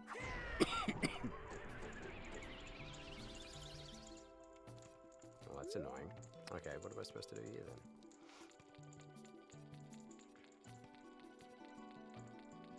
Let's go up to the king's throne room and see what it looks like. Let's investigate this. How do I unfreeze it? Let's find out. Is this still the same sign? To hear the king stand on the platform. Well, I can't do that much at the moment, can I? No, but I can still get around him, and I know that red fire doesn't get burned by Din's Fire, so... Let's go... Is it something to do with out here at Jabba Jabba's place? Oh, okay. So that's where Jabba Jabba was. He's not there anymore. Well, Jabba Jabba, what happened to him?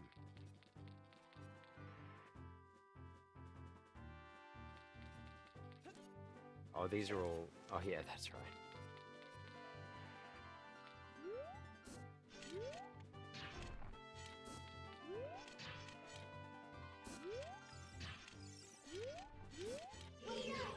There we go. No? There we go. Don't need you hassling me. Alright. There's a piece of heart. Let's go and get that.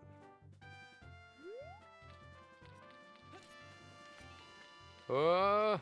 Slippery. The mechanics are great, aren't they? You got a piece of heart? How many pieces have I got now? One, oh yeah. That's right, we just got one before, didn't we? Oh, did they? One of them just killed the other one with its own... Oh my god, it's hilarious. Okay, what do I do here? I have a feeling... Oh no, you're kidding me. Can I not get on top of it? Okay, okay, that's not so bad.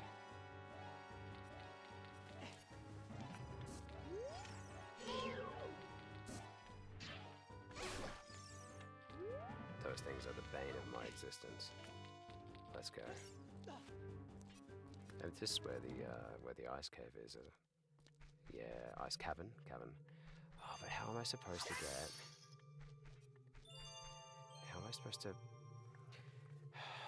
How am I supposed to melt these things? Is it Din's Fire? Okay, let's see if Din's Fire works on them. I'm so sure it should, right? No? Ah. This is going to get me down. Okay, right. This is the next big puzzle. How do I unmelt red fire stuff? And they're back. Alright.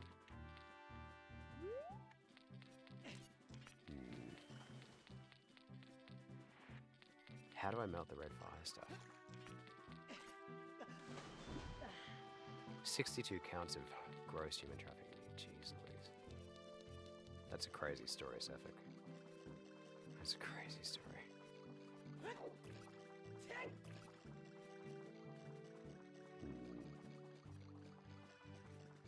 Alright, class is in session. What are we going to do, class? Oh no, we're not going to dive down there. Alright, how are we going to figure this out, gang? Taking suggestions from all comers. How do I figure out? Oh, well, I can go in here. I couldn't go in here before, could I? Could I? Oh, maybe I could.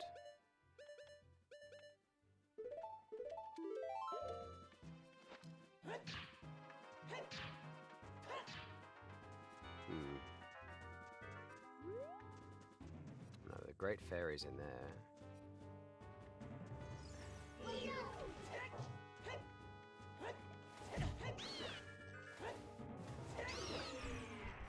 Look at me using the hammer.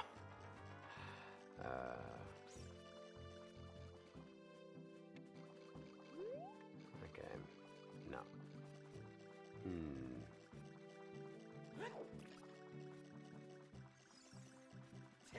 This is going to be a doozy. How do I do this?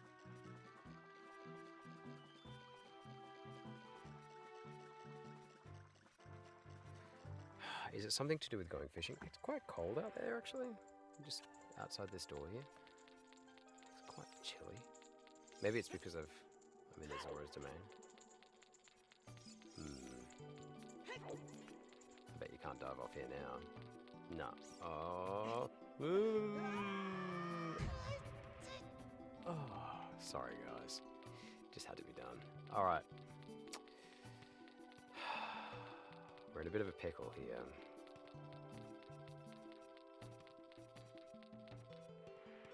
That's pretty cool. Look, they've got the shape of the waterfall and everything. Okay, right, so...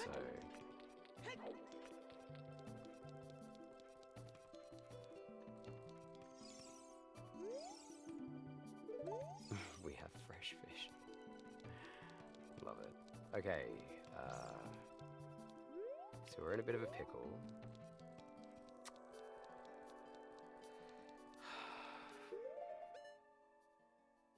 Is there like a type of fire that I can store in a bottle, maybe? Can I store like blue fire in a... The defense lawyer also said that 15 years ago things were worse, which doesn't sound that good. Jeez Louise. So a Thai coordinator and a Finnish CEO were sentenced to 3 years and 6 months in prison without parole, and the company had to pay 600,000 euro for a case with 62. So, I mean, were they compensated? Were the individual workers compensated? I wonder. Geez, you want to hope so, right? How do I... Okay, there's going to be something tricky about this that I don't know about. How do I do this? I'm so determined to do this without a guide. Okay. I'm going on a 25-year-old memory. I have a feeling there's like a type of blue flame. Like I'm just spitballing here, but I feel like that's what's gonna happen. I need to get some type of like otherworldly kind of blue flame. Where's a blue flame? That I can capture fire in.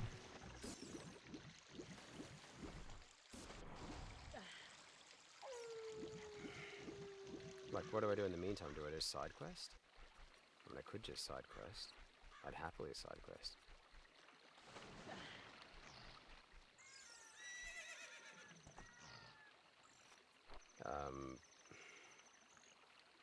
I don't know what to do about this. I have no idea.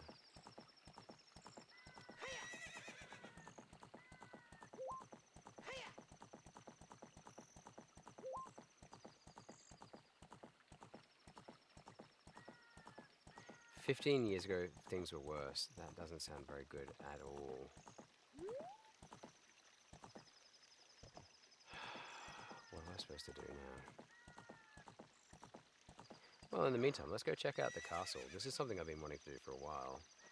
Because before we could sneak into the castle, what happens now when you try and go towards the castle? Let's find out.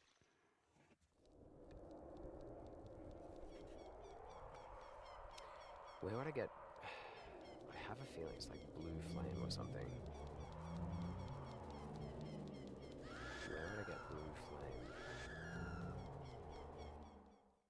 is it another type of flame or something? Oh no. Yeah, what's up? Oh geez, look at this place. Oh my god. Geez, he's changed a few things about the decor. Far out. Ganon's castle now. So that's where we fight him up there, okay. Alright.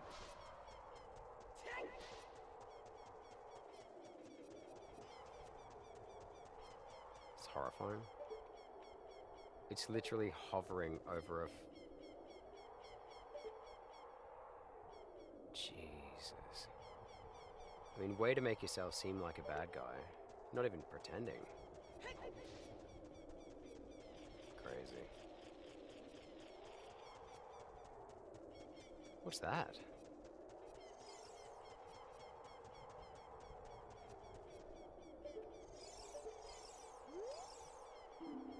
Yeah, question mark indeed. Can I play songs here?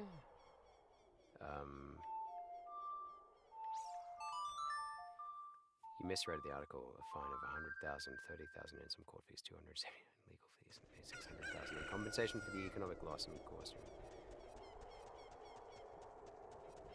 Wow. And yet still not enough. I mean, that's just... That's terrifying, man. That's bad stuff. Alright. I mean, personally, I don't think that's enough. That's time of their life lost.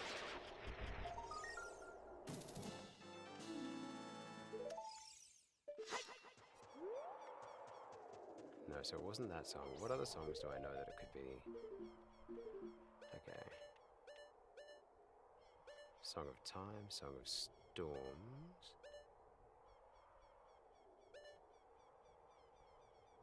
What is the Song of Time?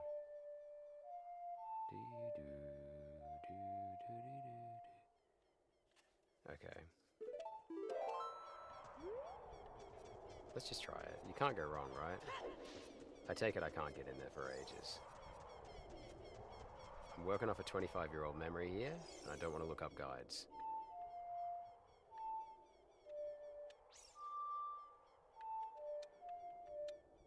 Oh my gosh.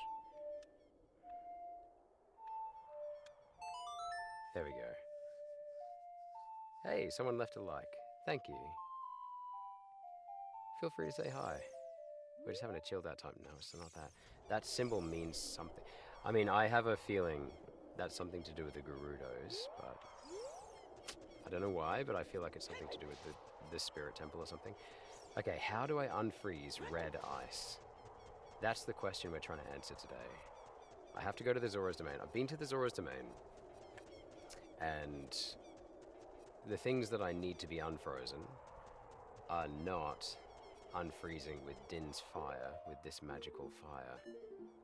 What am I supposed to do with that? I don't know.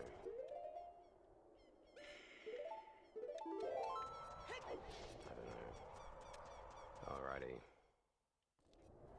That's Finnish leniency. Are you being sarcastic, or? Yeah, it seems lenient to me, personally. It seems quite lenient to me.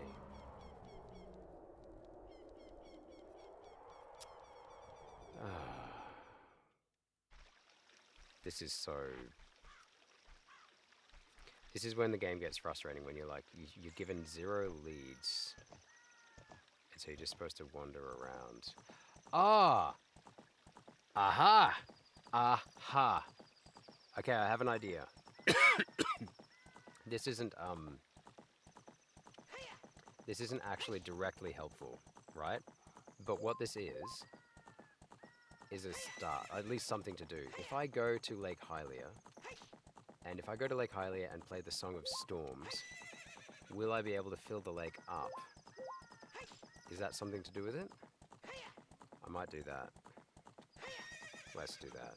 Yeah, let's do that. Oh, now I've got to wait for them to refill.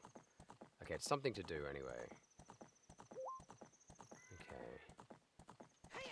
If I just tick things off the list to do, and this is to do with Lake Hylia. Oh, sorry, pardon me. You saw my big old mug open up there, didn't you? Alright, okay, so... Right, let's go. So where do I play the Song of Storms here? Anywhere? Let's play it here. Why not? How does it go? Okay. Right. No. Okay, what about if I go over onto the bridge and try it? Because I wouldn't mind going over to that fishing place over there. I know that I can catch bigger fish in there now that I'm a grown up.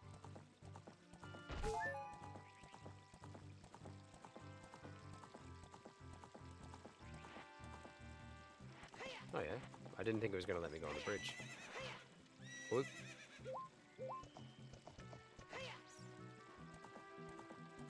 Doesn't like it.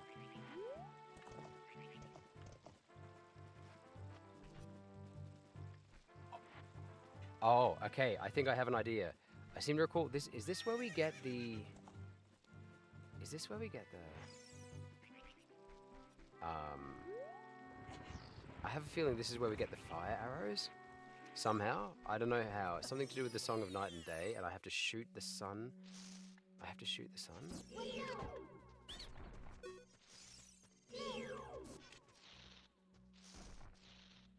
I have to shoot the sun at sunrise, is that right? Ah. You cheeky little plant face. Alright, are you going to sell me things? Sell me something good. I have a sword. If you let me go, I'll sell you some bombs. No, I don't need any bombs. Thanks, mate. Off you go.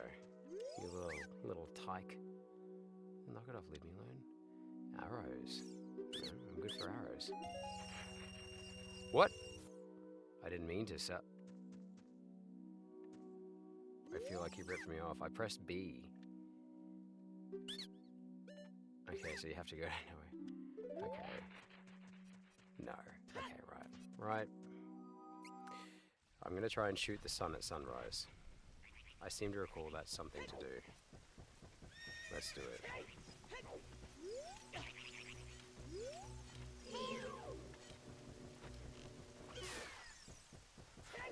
Take that, grow. Alright. Now, this, I think, has something to do with it. This has just come to me. When water fills the lake, shoot for the morning light. So I have to wait for the water to fill the lake. How do I make the water fill the lake? I made it rain. Is that not good enough for you? What happens when I... So this is where I warp to Lake Hylia. That's just a warp point, isn't it? That's not like...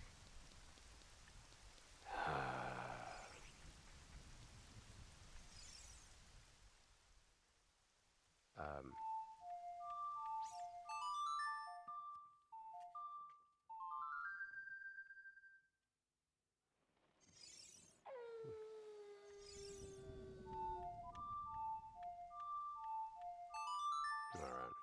I'm going to try and shoot this sunrise. Okay.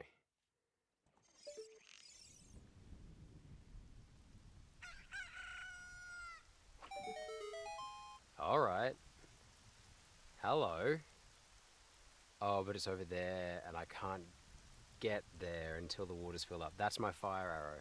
I was thinking if I use the fire arrow to melt the red ice. How do I... Okay, so let's just retrace our steps here. I have to be able to fill up the lake. When I fill up the lake, I can get the fire arrow. Will the fire arrow then help me... Oh, come on, buddy. Let me up. Will the fire arrow help me to get to the places like fishing and stuff like that? Oh, sorry, to the water temple through Zora's domain? I don't know. No, because I need a water tunic. I need a water tunic, a blue one. I think it's the last tunic I need to fulfill my tunic destiny. And I know that I need some like heavy boots as well. to get into to make this water temple work, and I think eventually I get the long shot, which is like a longer version of the hook shot.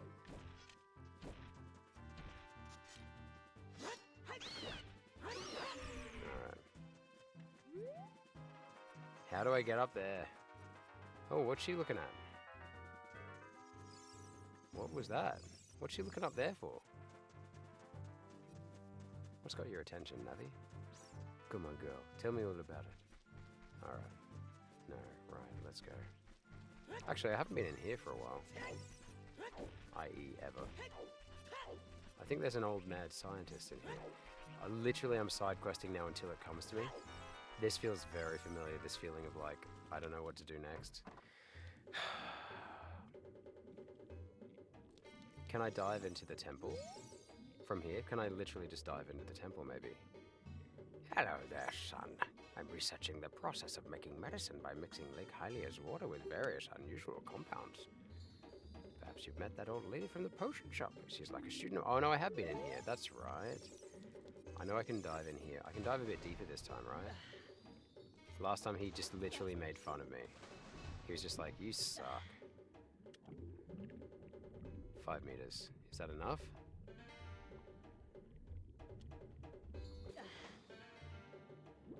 Now that I've done that, do I talk to him? What is he going to give me?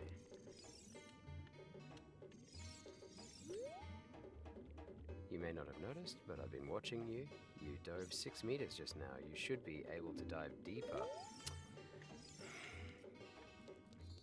Help me. Such a negative Nancy. Alright. I mean, no, he's kind of like tough love. Okay, no. Okay, so maybe I can dive into the temple down there. Just because I'm pretty sure that's where the temple starts, right? Oh no, but I can't because I need the lead boots and the tunic, which then once again leads me back to this issue of, because I can hookshot underwater but I can't shoot arrows, so now I've got this recurring issue now. Right, so the first thing I need to do is I think it's something to do with unfreezing Zora's domain. How do I unfreeze Zora's domain? Or at least unfreeze the red fire thing is getting me down. Okay, if I go back to Zora's domain.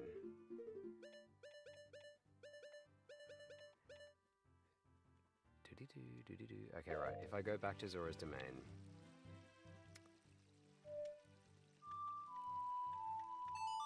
I'm gonna go via the forest because why not?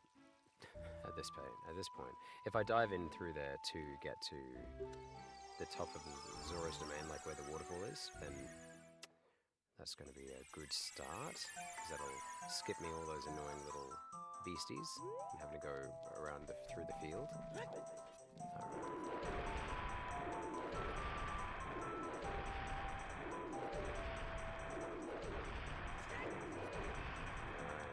Now this guy always gets me.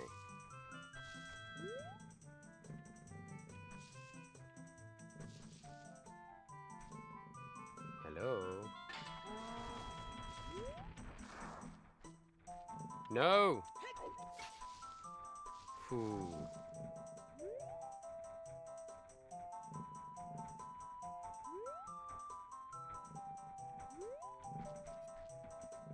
Oh, that was a waste. Okay, moving on. Okay, I've already filled up with fairies, right? And jump over you, jump over you, jump over you, jump over you. Alright.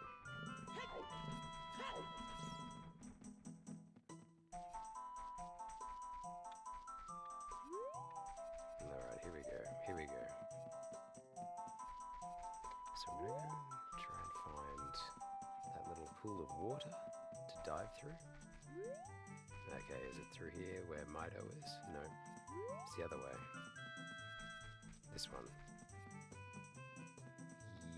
Yes, okay. Hey Mido, sorry I stole your girlfriend and didn't love her. And if it makes you feel any better, bro, she was just going to turn into the forest sage anyway. Sage of the forest, so. Right, here we are. Pardon for the clearing my throat into your microphone ear holes. Okay, right. Right. Okay. Let's try and sort this out. I also didn't go and see the Great Fairy when I was here last time. I could have, but I didn't. That was in the Jubba Jubba's Lake, whatever you call it. So worst case scenario, we could go and see that Great Fairy. Maybe she'll tell me some new information. I'm really grasping at straws here a bit, but is this just... Yeah, okay, Zora's Domain. Seems like a lot of words there for just saying Zora's Domain, but anyway, we're not gonna... Okay.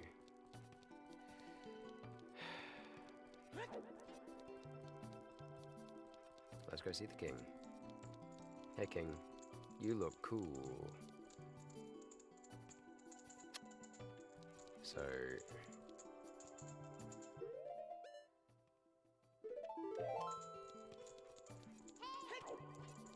Yep. An Arctic wind is blowing from Zora's River. Yes. Okay, I'm here right now. Alright, okay.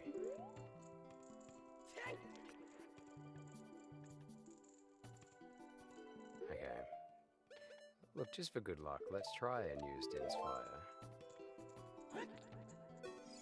Oh, sorry, you're saying, Sefik, there is a famous case of a hacker who leaked an information... Oh, that didn't work.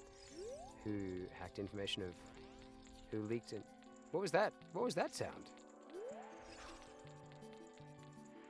What was that? What's attacking me? Do you guys just hear that Poe sound? Is there a Poe here that I don't know about? Okay. I could go back to the ice cavern.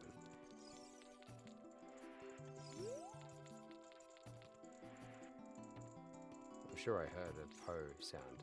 Anyway. You're saying there's a famous case of a hacker who leaked information of 33,086 victims from a therapy clinic. He got 6 years and 11 months, but was released on parole a while ago and left the country. Of course he did. Of course he did. He took advantage of that system, didn't he? Oh my gosh. Wow, yeah, that's leniency on a whole new level, isn't it? Wow. No, I think it's over here, isn't it? It's very dark. Probably because of all the nighttime.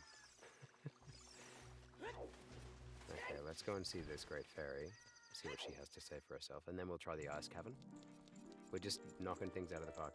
That's, okay, so you're saying that you have a very, an overly lenient legal system is what you're saying. She never gives new information. This is not going to work. Okay. We'll figure this out. This is a chill. We're going to keep it chill. Hey, baby. Hello, female figure that I will soothe your wounds. She just says stuff. Imagine playing this as a 12-year-old.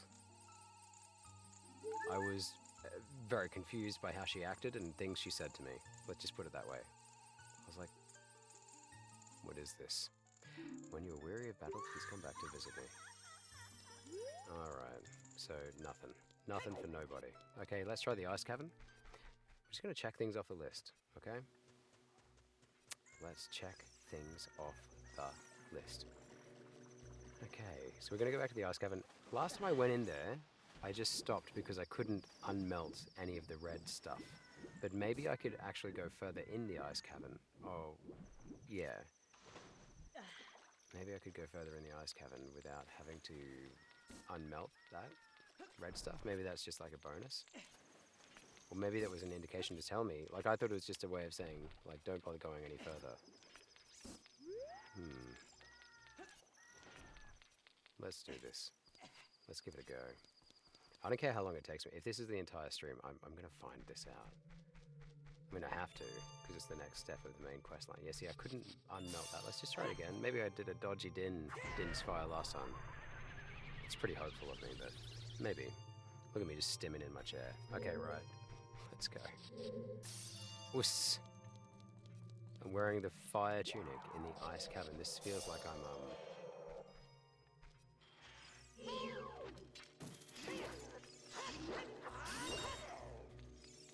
Okay, don't get frozen. Don't get frozen. Oof! No! Okay, right. Okay, so do I have to kill all of them? these guys are equally creepy as like the slugs were in the, you know those the slugs in the fire cavern who would like eat my shield. Oh, I see you there, you cheeky bugger. Oh no. What? Did I kill you? I didn't kill it. I don't think I killed it. Where is it? Yes, okay. Is it a bomb? Oh man. Okay, let's see how we go here. Okay, yes, a couple of hearts, can't go wrong. I can't remember what the point of this place is. Is it like just like a little bonus level? Like wait. Or do I have to get all these? Ah! Ah! Okay. Okay, as long as I'm not touching the blue. I love it how when they were designing it, they were like, I know, giant ice propeller. That's how we'll keep people out. What function does this serve, guys? Okay. Well, this might be a dead end, because what if I need... Oh, come on, mate. Don't come with the raw prawn with me. Okay, and while we're at it, collect you. Alright. How many have I got now? I think I've got like 21, 22 now, something like that. Is that where I came from? Yeah, I think that's where I came from. Okay, and I have to jump and get that grey one. Whew, that was close. Nearly chopped off the soles of my boots. And as we know, that's an important part of the boots. We need that. Alright. Alright, Kiddlywinks. Ah, that was close. This thing freaks me out. Just remember, always try and explore unknown places, even if you're not supposed to be there. Especially if you're not supposed to be there. No. Actually, yes. No, I don't take it back. That was a good piece of advice. Take that piece of advice. Always explore. And stay hydrated. Can I get past this thing?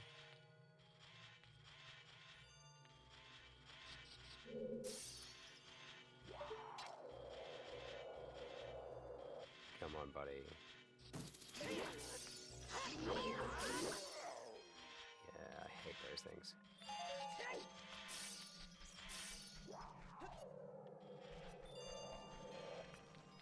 Oh, this place looks like a nightmare. Oh! I love it how I've targeted so my ice cube is spinning.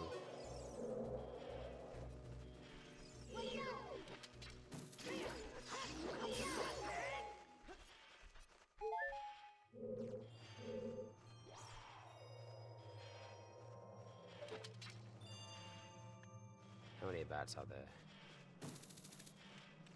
Okay. I'm gonna use Din's Fire next time he comes close to me. That'll show him. Blue fire! Guys!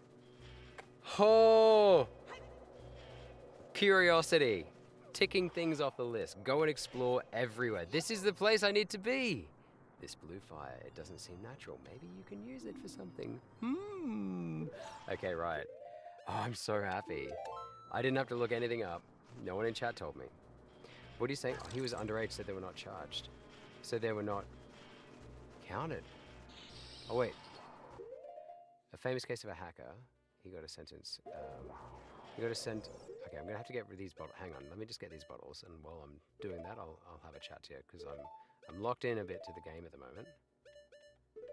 Right. There we go. So my shield can block ice, but my body can't. I'm gonna guess whatever. Okay, so he got a lenient sentence because he was a first-time offender, even as he had done some crimes like swatting.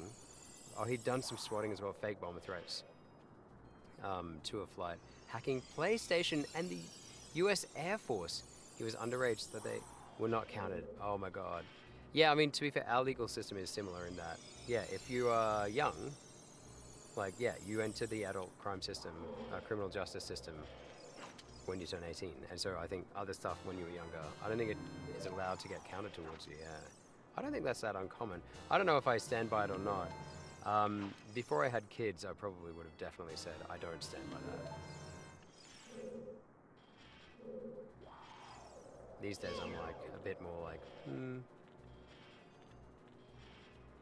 Oh, hang on.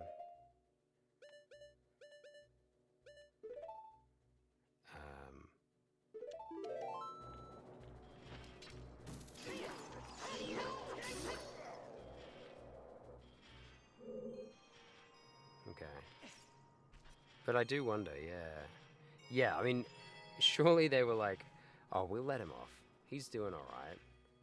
And then he's like, oh, guys, I'm just literally going to do this again next week. And they're like, nah, you won't. And they're like, he's like, yeah, I will.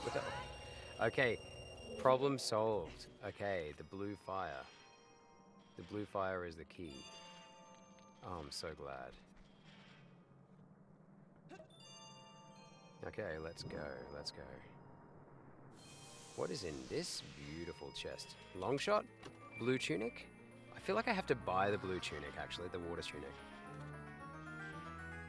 What do you think? I mean, you obviously have a pretty clear opinion. Oh, dungeon map, nice.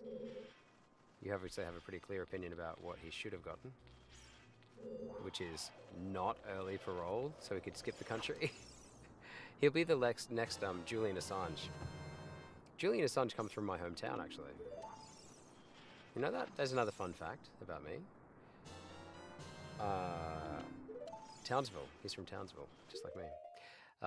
Right. I've got 3 bottles.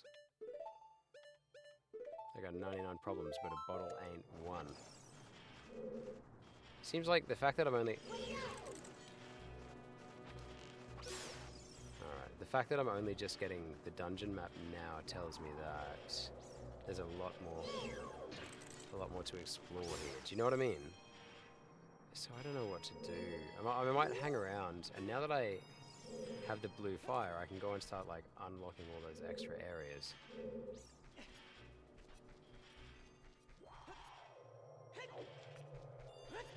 Let's do it, let's go. It's a bit cruel that I have to come back every single time. I mean, I don't have all the bottles.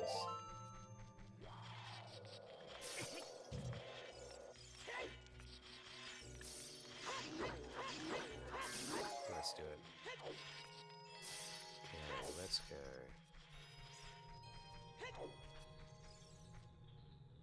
There's a place over there that I can use it on. Okay, let's do it. Yeah.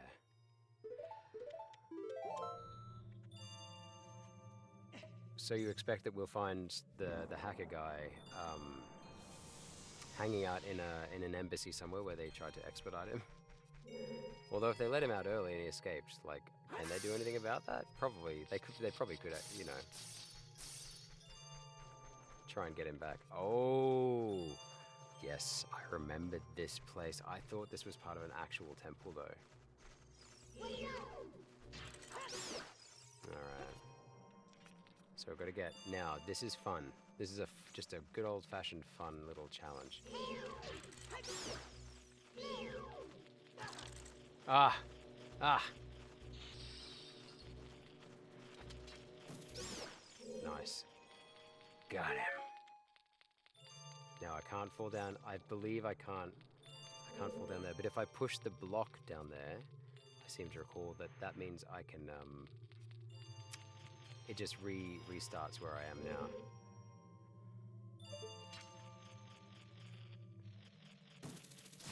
There we go.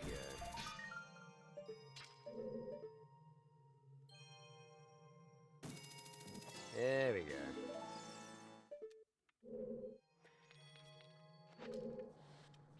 So it slides until it hits something. So it's like one of those old slidey puzzles. Usually even the Russian hackers have more morals than leaking therapy patient records. Yeah, it is die, but like it is just like why? It's kind of like the Groper guy that killed Charlie Kirk, isn't it? Where you're like, what do you stand for? Like you've done this for... I mean, I know there was a genuine reason in his. I mean, we can only speculate, right? Funny how we haven't heard much about that guy. Have we heard much about that guy since then? I don't think we have. I haven't anyway. I know that there was that letter they found from him to his like supposed trans lady lover, trans person lover. But like, I haven't heard anything since then. But yeah, like that is just, yeah, that is like the true definition of terrorism, because you can't, like, it disrupts normal life, and it seems to be without, like, it seems to be so beyond what would be a reasonable response. So that's gone. So now it'll come back here. Yep, good. Okay, we'll give him this. Nope, no.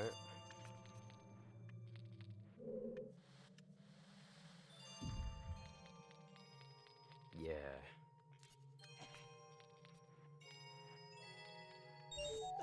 I met a Russian guy once who worked for like an anti-hacking software company, and he said the way he got the job. Stop me if I've told you this before. I might have told you this before. He said he got the job that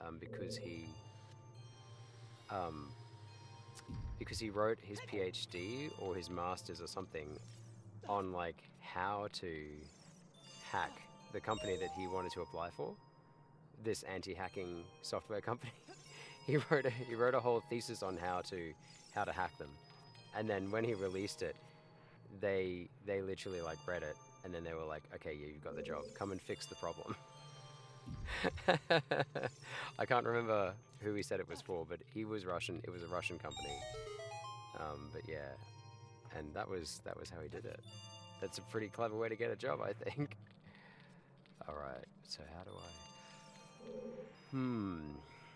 Oh yeah, I will get some blue flame before I go any further.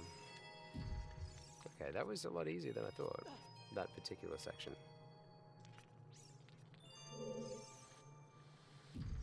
Alright, here we go. You know what I was thinking today, like, my solo Let's Plays, I know that none of the guys in the Discord, well, with a few exceptions, you being one, and I reckon Scuttlebutt will probably watch if he's around again, but, well, who knows, or join in with us. But I don't want to stop playing stuff that I want to play just because no one's watching. Do you know what I mean? I feel like I can find an audience for what I want to play. Yeah, I'm going for enjoyment, purely for enjoyment. I would love to add another stream to the weekly roster and make that so then I can have 2 Let's Plays and 2 Discord join-ins. What do you say? He showed no remorse. Even as, according to some articles, multiple people committed suicide because of his greed for money. Kaspersky. Oh, I don't know if the company was called Kaspersky. I'm not sure. Like I said, I literally can't remember, and I also wouldn't. I don't know if he told me that in confidence. I'll be honest with you. Not that I think he'd mind. I don't think he really would mind. Because he made a published document. Like, you can read someone's thesis, especially if it was a PhD. I don't know if it was a PhD or a master's, or an honors thesis or whatever. So, it could be Kaspersky. I don't think it is. I don't think it was. Maybe it was. But I remember Kaspersky. I think I used to have Kaspersky back in university. It seems to have a pretty good reputation, doesn't it? Yeah. Like, he sold the information. Far out. Okay, so he sold the information, and that's the leaked information, and that's how he got the money. Oh man. So, according to some articles, multiple people committed suicide.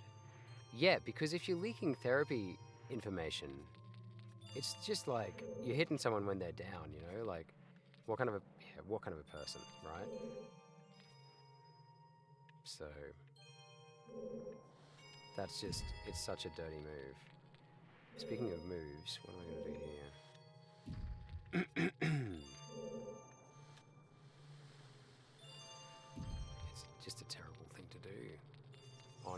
counts. Okay, this is going to be the real challenge. How do I get in? Oh no, this could be it.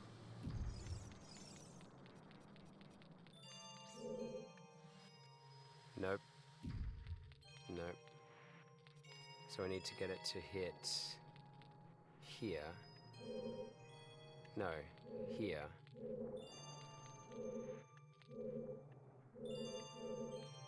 And go that way. So I need to get it to come from here. No, let's backward track this. So that means it needs to hit here first. To get from here. How does it get to here though? Maybe to get to here? And then to get from here. Ooh, I don't know. Oh yeah, no, so it has to hit here. Oh, so at the start it's got to go left instead of right. Okay, right, we can do this.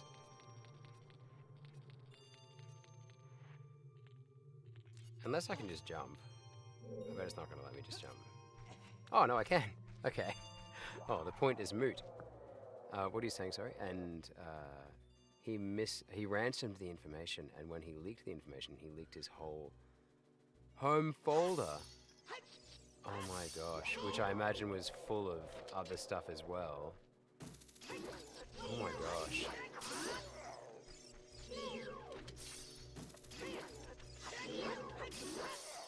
That's terrifying, hey? That's terrifying. No one wants their information leaked on the best of days, but I mean, just like in particular, yeah, you're right. The more you're telling me about it, the more I'm reflecting on it, I'm just like, that's just terrifying. I don't think my mind is comprehending it. Do you know what I mean? Whoa, look at this place. Okay, what am I going to need here? Bows? There's going to be a boss fight. This is a boss fight. I didn't realize this. This is crazy.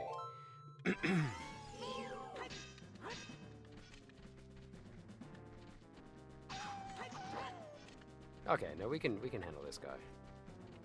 Hit me. Hit me.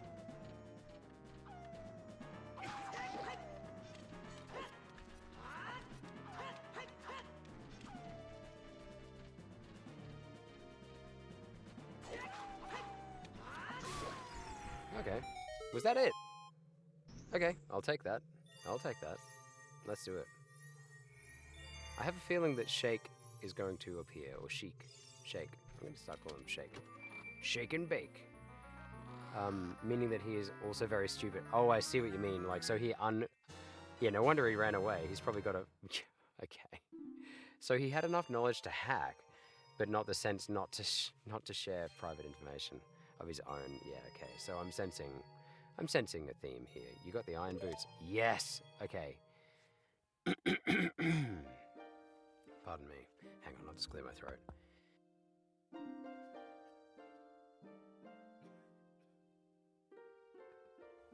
Did that clear my throat? Yes, it did. Okay, right.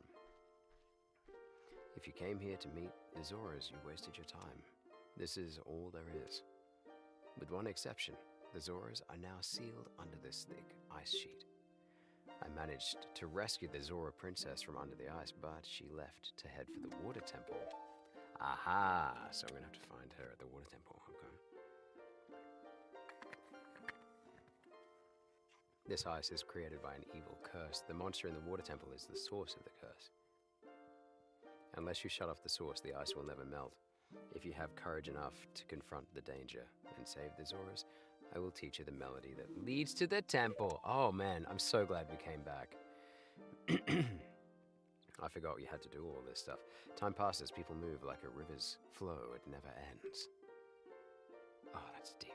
A childish mind will turn to noble ambition. Young love will become deep affection. The clear water's surface reflects growth. That is really beautiful. Now listen to the serenade of the water. Serenade of water to reflect upon yourself. Oh, nice segue. Nice. She made that work. It is a she, right?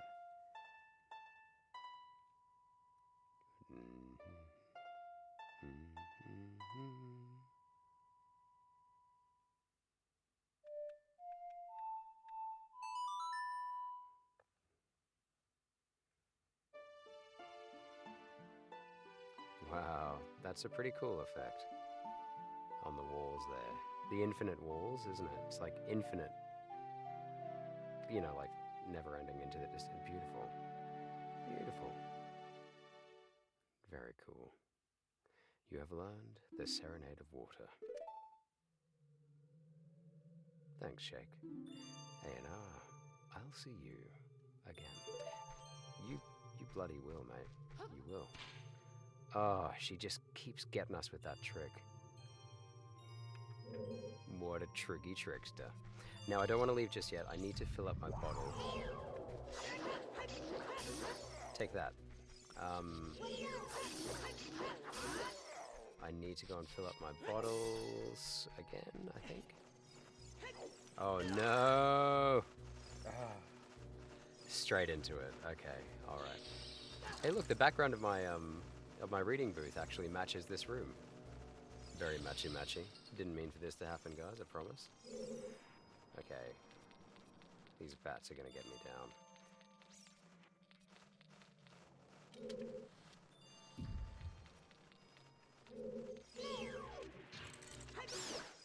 Okay, let's do it.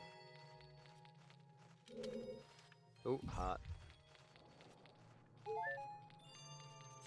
I love that sliding. It's just like, you're not going anywhere, buddy. Alright. Yeah, I bet you thought I didn't see ya. I see you. That's my Bane impression. Seems oddly appropriate here. I shielded. Cut it out, Link. Get it together, buddy. Alright. I'm so glad we came back here. Okay, right. I'm pretty sure... just the one bottle. Okay, we're gonna go and unfreeze the shop. I think I buy the blue tunic. Oh, I can't believe it's taken us this long to figure out this. This is... I feel like I haven't learnt... Oh, won't let me target. I feel like I haven't learnt anything in 25 years. Like, I haven't forgotten too much, but I feel like every time I used to do it like this as a kid, like when I used to play as a kid, it would take me this long to figure this stuff out too. Right. Righto, let's go.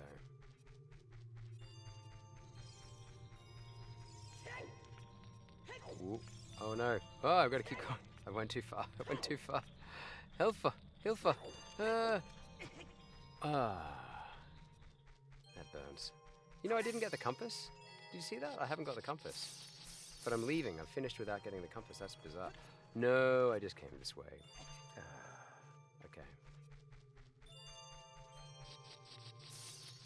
What I appreciate about this is, look, it's a continuous shot. Like, there's no, Oh, there's another. No, surely that'll just be the compass. I don't need it. Oh, I think that was... I don't think I want to waste any more time in here. I don't...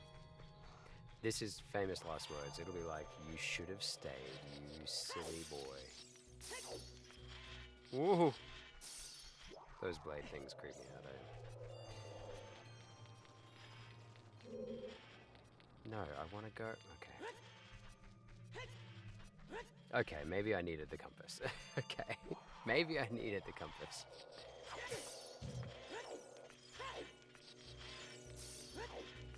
Okay. No, I'm going to try and wing it. Let's get out of here without the compass. Surely I came in here. Should be able to get out of here. It's a beautifully lit...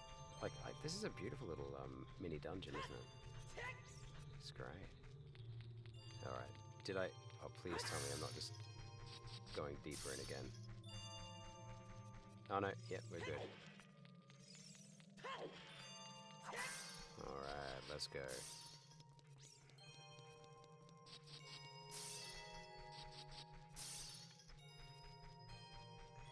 Okay, I think we're good. I think we're out. Okay, right, let's go. Let's go and unfreeze some people.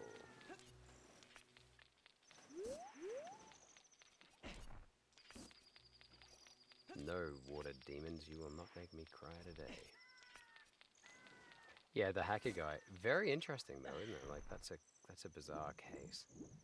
But that's terrible. It's just terrible. The stuff you're telling me about the fallout from it, it's terrible.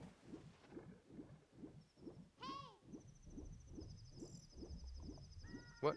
Am I underwater right now? What the hell was that? I never knew you could do that. That's crazy. Oh, what's Navi saying? Those iron boots look like they weigh a ton. If you wear those boots, you may be able to walk at the bottom of the... Yeah, but if I walk at the bottom of the lake, Navi, then what's going to happen, Navi, is I'm going to drown because I don't have the blue tunic yet. I think the blue tunic means I can walk underwater for as long as I want. Have you noticed as well, there's no quick... Here we go.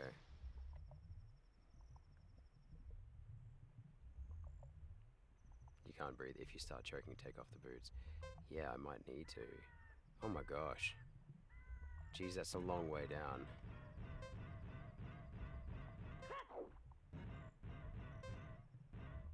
Okay, I've got to take these off straight away.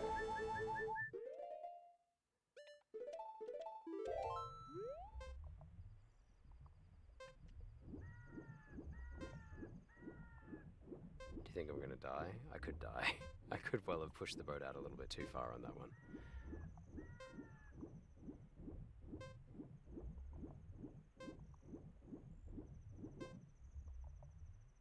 Surely.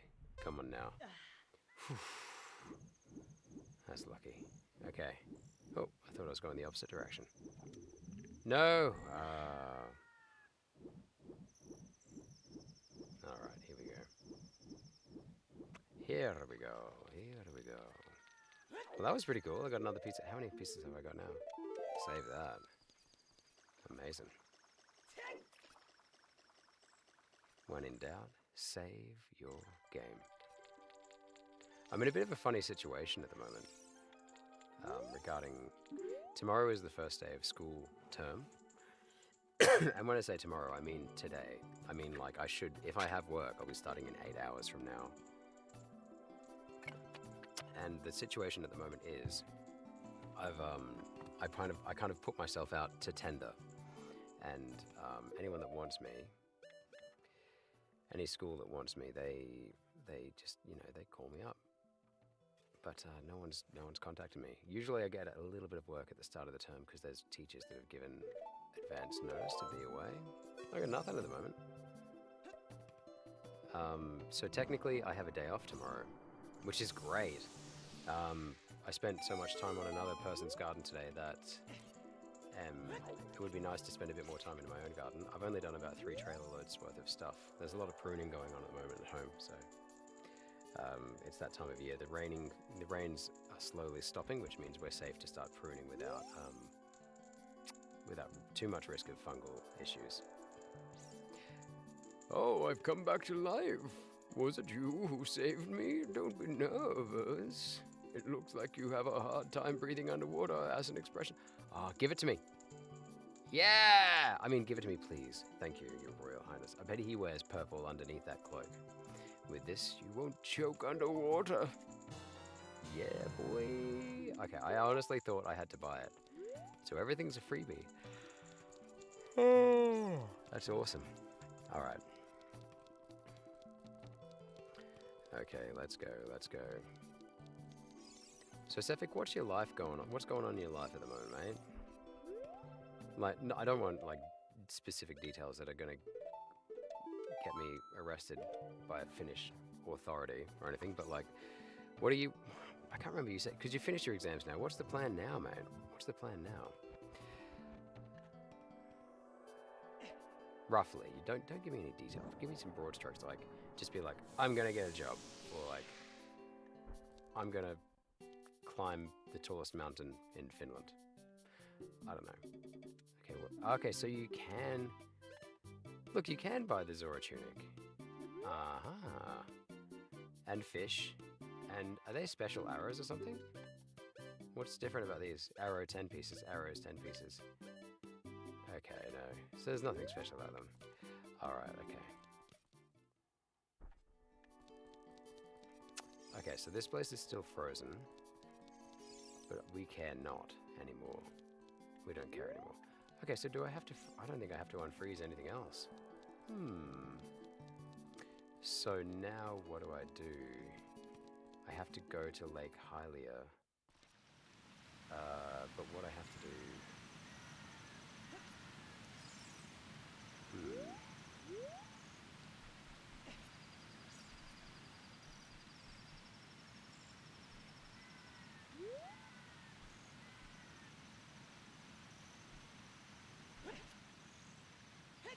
So close. I want to go to the forest temple though and restock on fairies because I'm probably going to go into the water temple now. So let's do that. So why can't I remember any songs? It used to be it used to be a point of pride with kids, with people.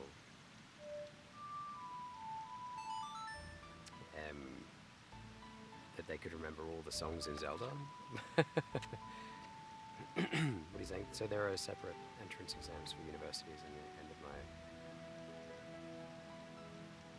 of my... Sorry, I'll just clear my throat a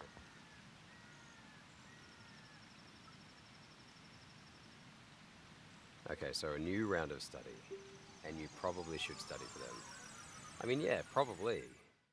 Have you got a plan around that? Are you a person who likes to schedule their study like per day, or do you do it in short bursts, or do you have a system for it? Or I know you said the study wasn't all there for the last ones. It wasn't an amazing study schedule yet. Ugh. Come on, mate.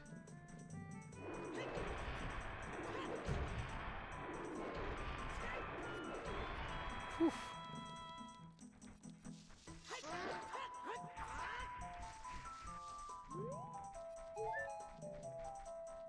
Had enough of that shit.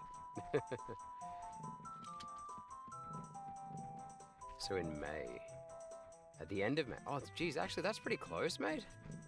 That's pretty close. Okay.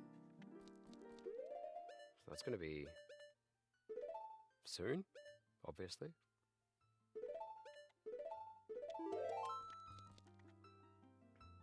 Let's burn this place with some blue fire. What do you want to go into? But if my results for the last exams are good enough, I don't have to do the exams at all. When do you find that out? Is that... Do they decide who's good enough based on the like national average or something of the exam results, and then rank you based on the average of the nation, or do they of the nation of across your whole country, or like because preferences for university are all a bit different in different countries, and the results are kind of a coin flip. Oh my god. Gee, I love this sense of security and certainty they're giving you. It's amazing. That's my sarcasm, by the way. Alright, let's go to the lake.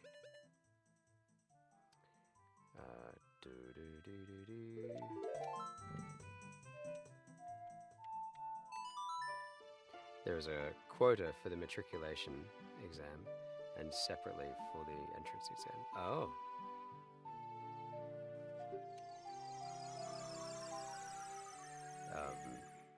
Okay. So what are you hedging your bets on at this point? Like, have you got any hint which one you're going to need to focus on? Okay. So I still can't get that arrow yet.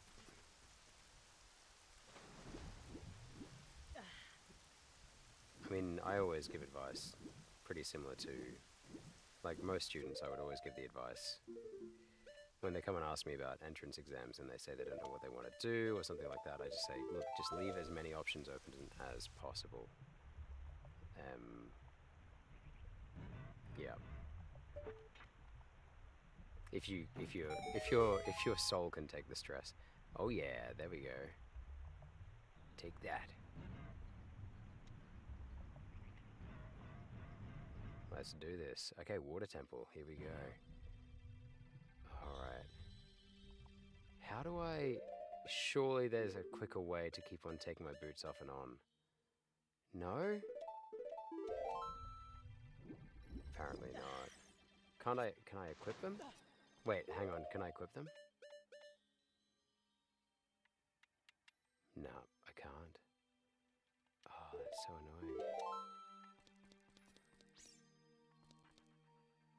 In Finland, we had to fill a web portal.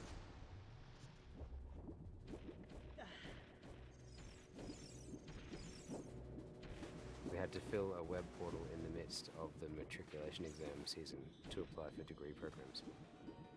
Oh, okay. So you've already done your applications and everything like that. Interesting.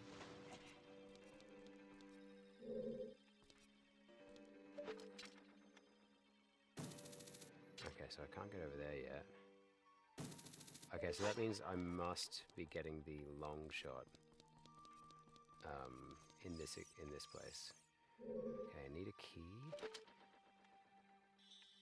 I could really use having scuttlebutt here at the moment. Hang on, I'll just check the Discord. Has anyone actually responded to over there or not? No. Okay. Alright.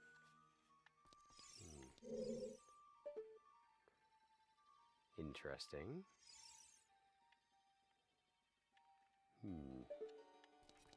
I guess I'm just gonna have to put my boots on.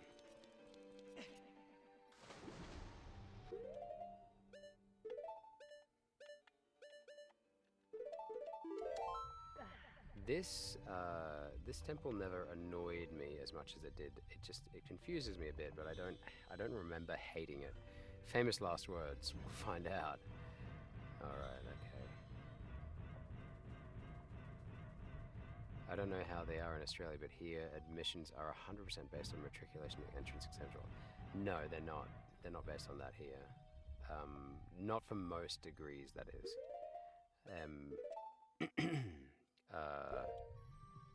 It would be based a lot on...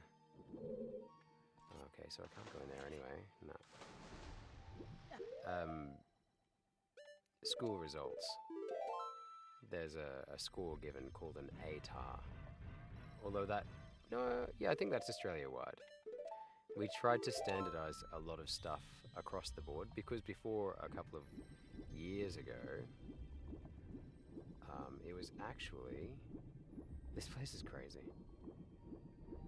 Before a couple of years ago, each state had their own everything. And that was not a problem, really, I'll be honest with you. It meant that you had like equivalent grades for people who were going across systems, but apart from that, not really an issue. Like if you graduated high school in my state and then had to apply for a New South Wales university, then it became a little bit cumbersome. But there was like a conversion score, you know what I mean? Whereas, what's going to go on over there? Whereas, come on then. Surely I can... Oh yeah!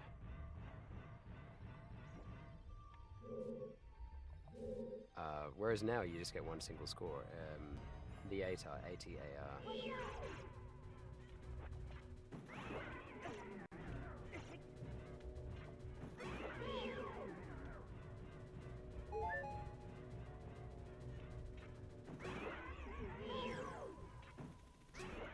Alright, there we go. And your ATAR is based on internal results throughout the last 2 years of your schooling, plus one external result, external exam, which is kind of like a we just call them the external exams. Yeah. So you're saying there are exceptions like background, health, ability checks for teacher, military officer, police, arts programs. Oh, very cool. It sounds like you got it figured out. I mean, that fulfills the stereotype a lot of people have about Scandinavian and you know that area of the world. Okay, how the heck do I get?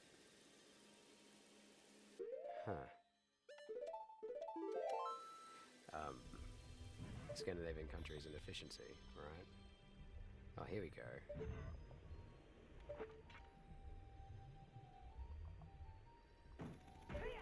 Oh yeah.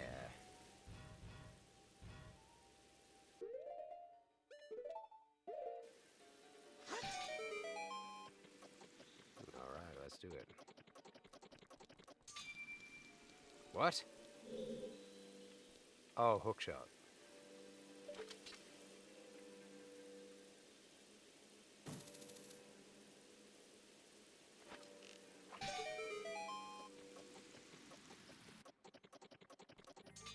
There we go.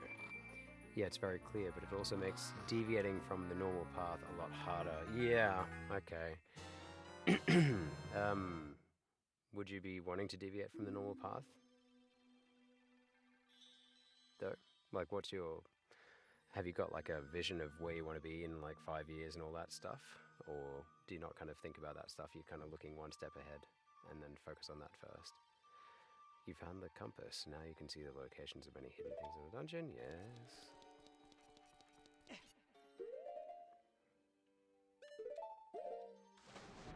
Bus. Okay.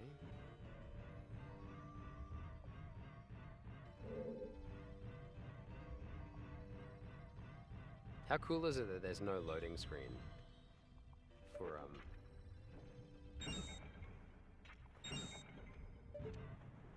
Okay, that didn't... I'm not gonna say it was completely unhelpful. Uh-oh. These spiky balls are gonna chase me. Okay, what am I supposed to do? Oh, there's a door over there. Okay, let's go over there. Yeah, it's very clear, but yeah. I do wonder about systems that don't... Oh, bombs. Can I put a bomb underwater? Makes 0 sense, but let's do it. No, I can't. Oh, there's waterproof bombs. Okay, I forgot about them.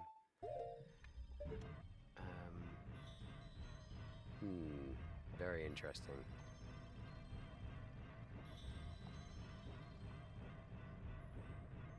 Similar to in Japan, it's very interesting. Yeah, like the thing that makes Japan such a powerhouse. Oh, hello. It's my fiance. Oh, you, if I'm right. Anna, that's her.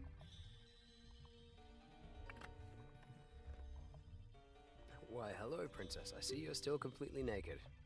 You're A&R, aren't you? It's me, your fiancé. Yeah, she thinks you're engaged because of the stone that she gave you.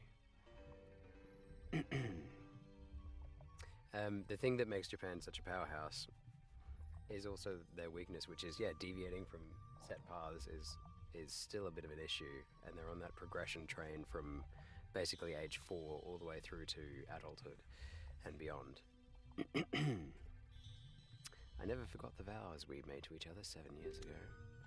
You're a terrible man to have kept me waiting for those 7 long years. Oh. But now is not the time to talk about love. I'm sure you've already seen it. Zora's domain, totally frozen. A young man named Sheik saved me from under the ice. Yeah, good on you, Shake. But my father and the other Zoras have not yet. I want to save them all. I want to save Zora's domain. Oh, I bet you do. You're a good person. You have to help me. This is a request from me, the woman who is going to be your wife. Anna, you have to help me destroy the evil monster in the temple, okay? Inside the water temple, there are 3 places where you can change the water level. I'll lead the way. Follow me quickly. All right.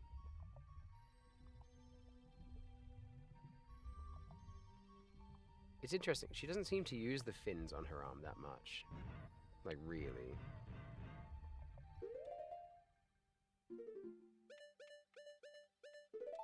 Is she gonna get kidnapped or something? Usually that's the way, isn't it? Here we go. What's up here? Okay, so in there...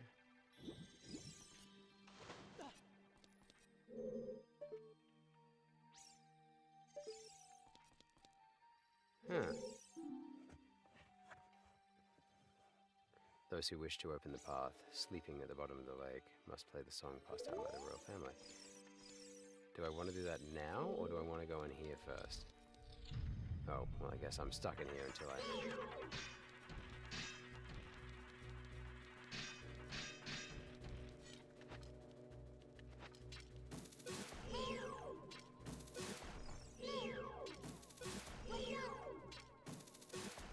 Okay. That wasn't so bad. Map? You're gonna give me a map? Ayo. Oh no, it's a... Oh, it'll be a key? No, that's the map. Okay, let's do that. It sounds like you're under a bit of pressure, Sefik. If I'm honest with you, not... I don't know how you're feeling about the process, but it sounds like at least you know what you know the process, which is nice, but it doesn't sound very enjoyable. I mean, to be fair, uni entrance stuff was not very enjoyable, even back in my day.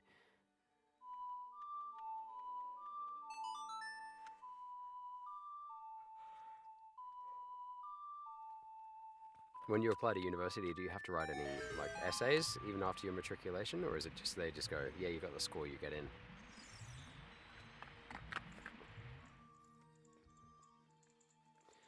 Like, for example, there is little information on serving conscription in specialized programs, and my knowledge of the normal programs comes from word of mouth, mostly. No essays. Oh, okay, no essays. Well, at least there's that. Oh! Oof. Okay, I don't want to spend...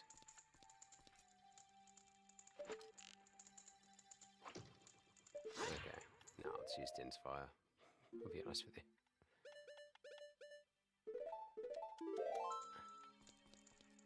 So you're saying there is little information on serving conscription in specialized programs. So, and my knowledge of the normal programs comes from word of mouth mostly. Yeah, okay. Except for... Oh, I've got to wait until they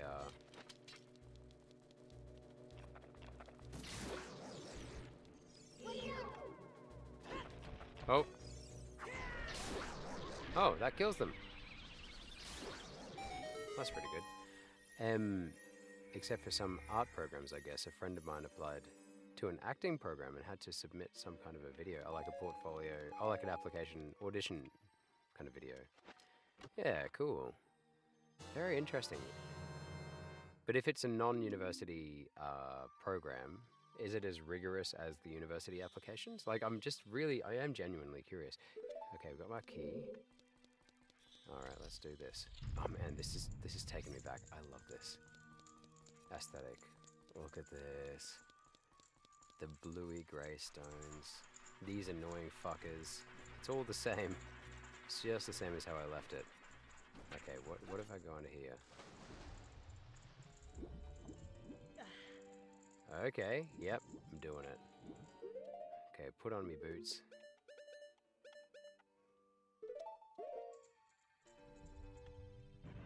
Okay. It's interesting how it takes a little while to activate. Come on, buddy. Yeah, boy! Okay, alright. Oh, it's not going to let me in. I don't have the right length shot. Okay, so that's a dud. That's what we call a bum steer.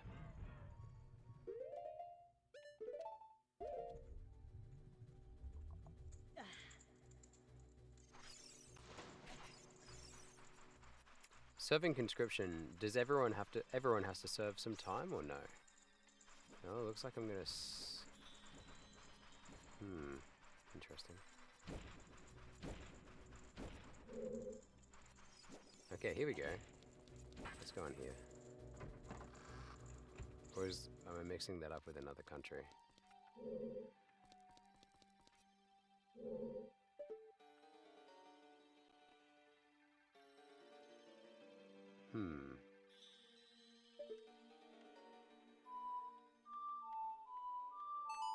Can I change the water level while I'm in the room?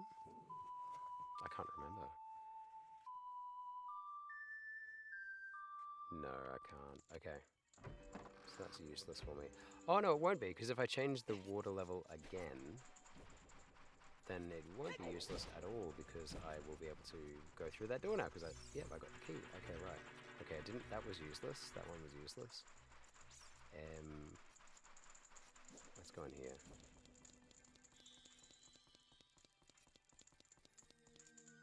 No. No. Okay, what do I do here?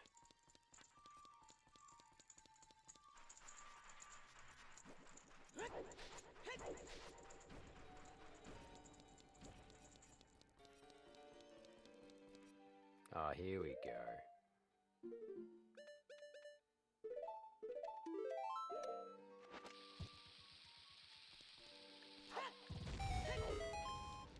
That was lucky.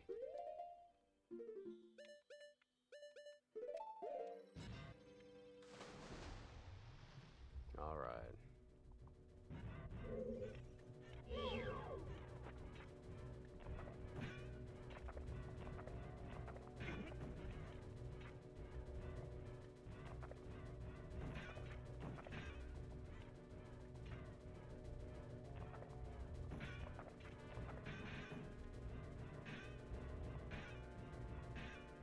He's being a bully.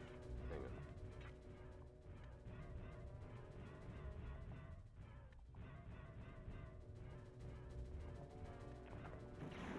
There we go.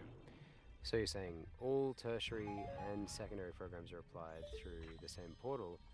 Oh, all right. Including uni, polytechnics, police school, firefighting school, and officer school. So it's like a national portal. That's incredible. So conscription or civilian service is mandatory for you. Okay, right. Okay. So you want to explore your options in terms of specialized services for that. Oh, is this a rusty button? Surely it'll be rusty. No. Okay. Wow, they've got some pretty good anti-rust technology here. No. Okay, that didn't work. Oh, it makes more sense. Oh wait, I mean it doesn't make more sense, but I mean I don't know, but fair enough. Fair dues. Okay.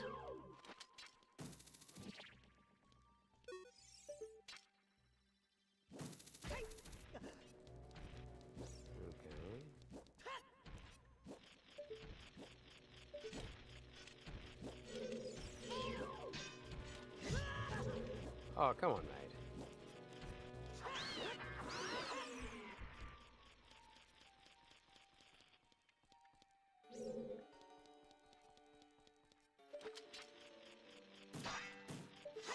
Will Din's fire activate it? Let's see. Come on now. No? That's annoying. So that's a mystery. That one's a bit of a mystery.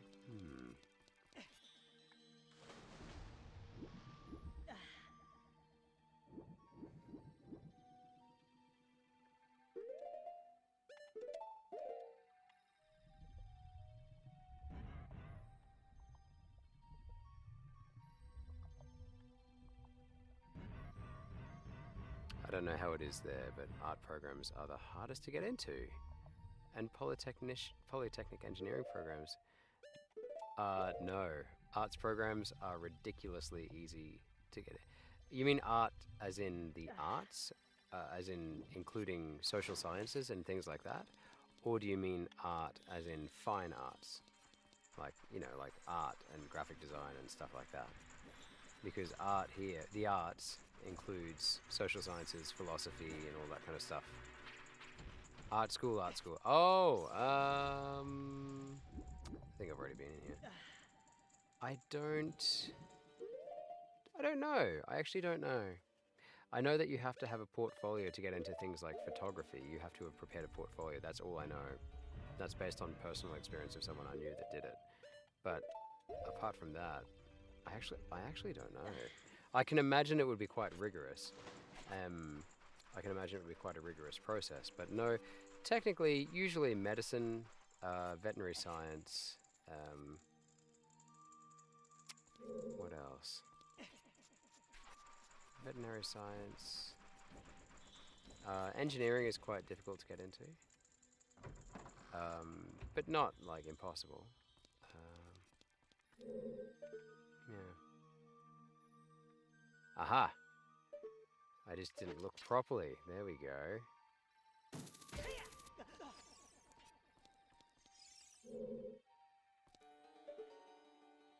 Okay.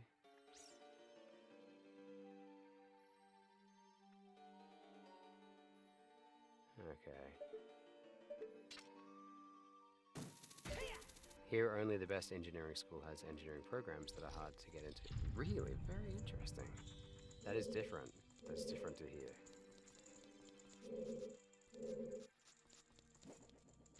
Now watch them. They're gonna go, ah.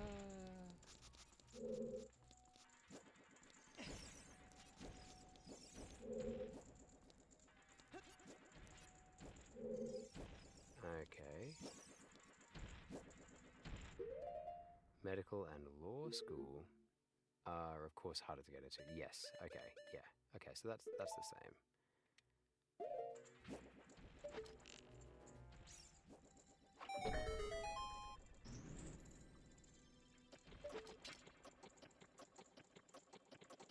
No, I can't reach that anyway. Yeah. No. Okay.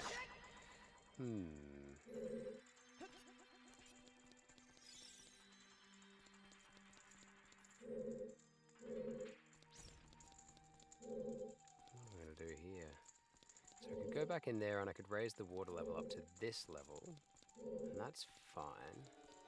I haven't been in there since it's gone lower. I know I've been in there when there was a water level, a high water level. So let's see if we can go in there now.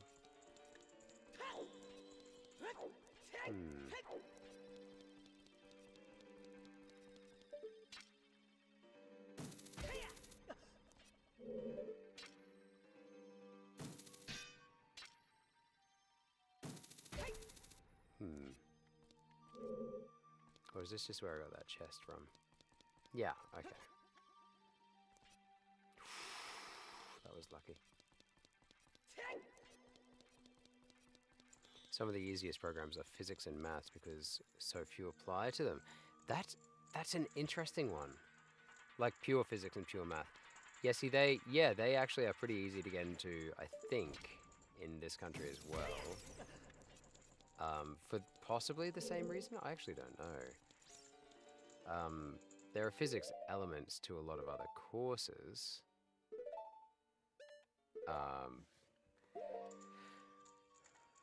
Like even, yeah, like, you know, sport and exercise science has a physics element to it.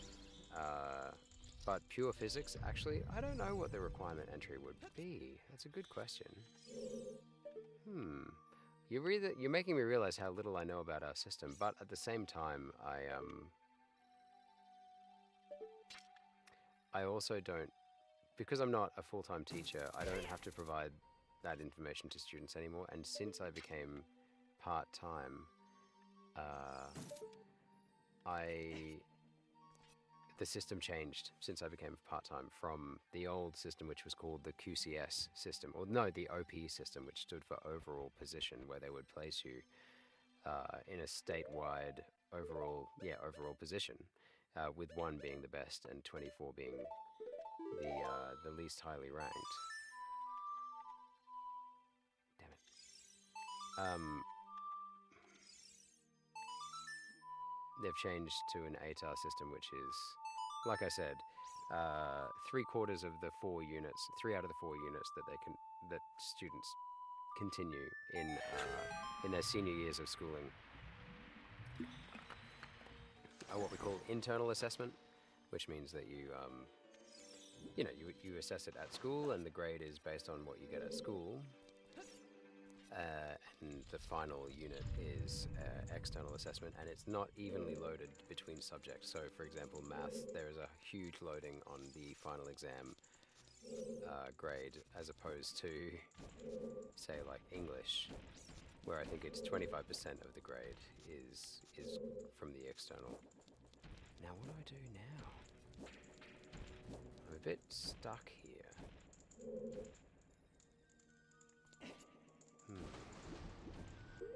Oh yeah, I forgot to respond to you. I get to know whether or not I got into which school less than a week before the exam. Oh my gosh.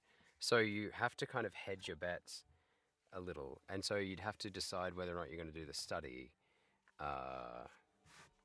earlier than 1 week before I take it, unless you're going to study just 1 week earlier. Yeah, so you've got choices to make. And you've got to decide how you're going to use your time. Well, what else are you doing with your time? Apart from hanging out with me here on the stream, obviously, which I'm very grateful for. What are you doing with your time? For some entrance exam, it's in a couple of days. Oh, wow, so they start a bit earlier. But based on what you want to do, it's later on. I see. I see. I need to get a key.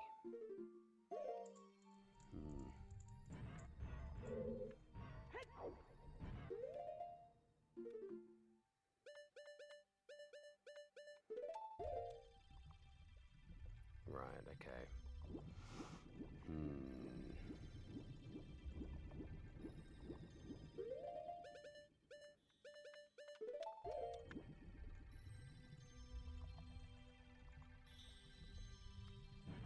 At least you can thank your lucky stars that you don't have to do your entrance exam now, right? Okay, what are we doing here? Ah, I haven't been down here since I reduced the water level. I don't think so. Oh no, I have.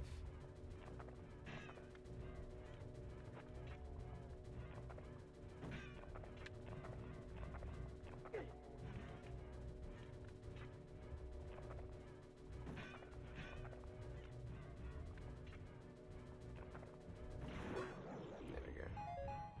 You reminded me that Finnish/Swedish language and literature is more important to us. Is more important, sorry, to an engineering degree than physics or chemistry.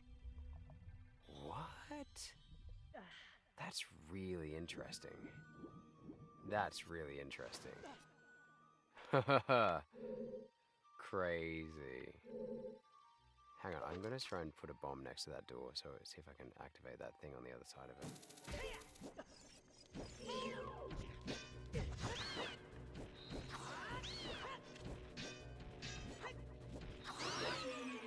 we go.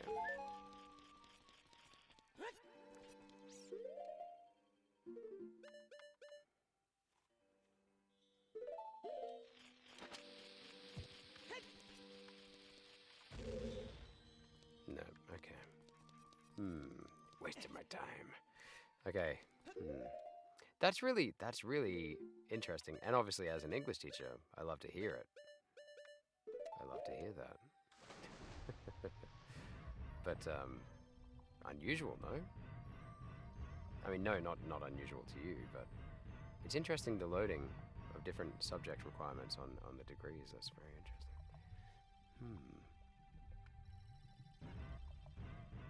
Kind of explains why it's not as valued as highly, maybe? I don't know. Do people expect that language is more difficult than maths or physics? I mean, it can be equally difficult depending on the person, but what I'm saying is there a national agreement by the looks of it that languages are more important because they're more difficult, or just a prioritization? Yeah, valuing the arts and valuing English, like languages, is obviously a priority for me. The reason is literacy. Oh, just able to, the accessibility for a course. Right. No, I've already been in there. Oh, wait.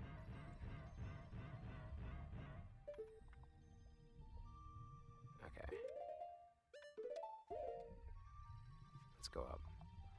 The reason is literacy. Yeah, okay. Okay.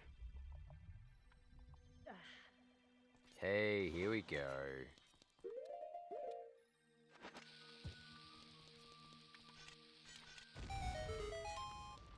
There we go. Key. Key me. Alright, there we go. Yes. I mean, even you saying that it's because of literacy is just like, it's amazing to me. Because, I mean, we say we value literacy in this country. I don't think there's a national focus on it as much as there should be. I'm biased. Australia's finding it difficult to keep up with the rest of the world in literacy. If you do not know how an excerpt from a novel talks about society in 1990s Finland, how could you read a university textbook?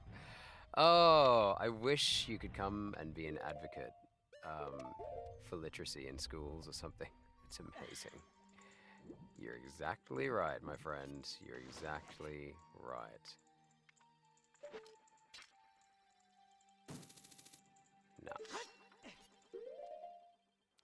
You're exactly right. Yeah. I agree. You know, like, obviously I agree. Yeah. Language is everything. To me, language is everything. But I think it is to everybody. They just don't think it, you know? It annoys me. Right. If you do not know how an excerpt for a novel talks about society in the 1990s Finland, how could you need a university? Yeah, exactly. Exactly.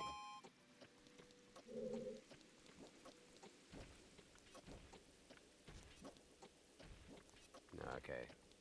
I see how this goes. Something's gonna drop down on top of me, isn't there? Something's gonna drop down on me. Yeah, I understand the reasoning for the bottom half. But knowing how pharmaceutical advertising laws affect how a blog talks about a GI tract is not that important. Yeah, I mean, this is the thing though, right? Like, you make decisions based on the good of the whole. And that's... I think, that's why we say we value literacy so much, because an illiterate society... Oh, you're so late. Hey, AMS, welcome to the stream. Check out the question of the day. Good to see you, mate. How was your homework? Yeah, we make decisions based on the good of the whole. And if that was identified as a need for your country in the past, then that's probably why they made that decision, yeah. It's great to see you, AMS. Thanks for coming and hanging out in the chat. Please, don't forget to like the stream. All right. And we're playing Zelda Ocarina of Time, obviously, still, and we're in the Water Temple. We're going to try and save Princess Ruto. Princess Ruto? Princess Ruto, who we saved already. Well, actually, no, we're not saving her. She's saving her people. She's doing a much better job of it this time than when she was a kid. And we are trying to... we're trying to help her do that. We're trying to help her fulfill her wildest dreams. Okay, right. Wait, it didn't work. Hang on. There we go. Let's do this.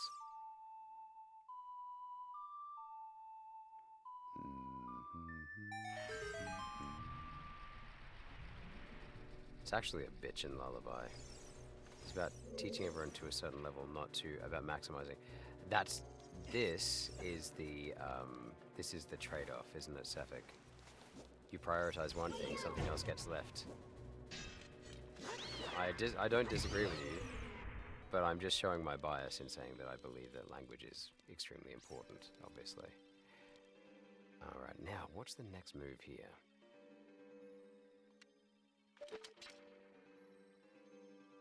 Do you know what I mean? Like, I agree with what you're saying. But if you choose anything to prioritize over others, then you're going to be neglecting something else. But a dumb population is a kind of a population that elects someone who is not good for their country, as we've seen in certain countries. And I'm going to say dumb. That's not a nice thing to say, but I'm so desensitized from being nice about it anymore.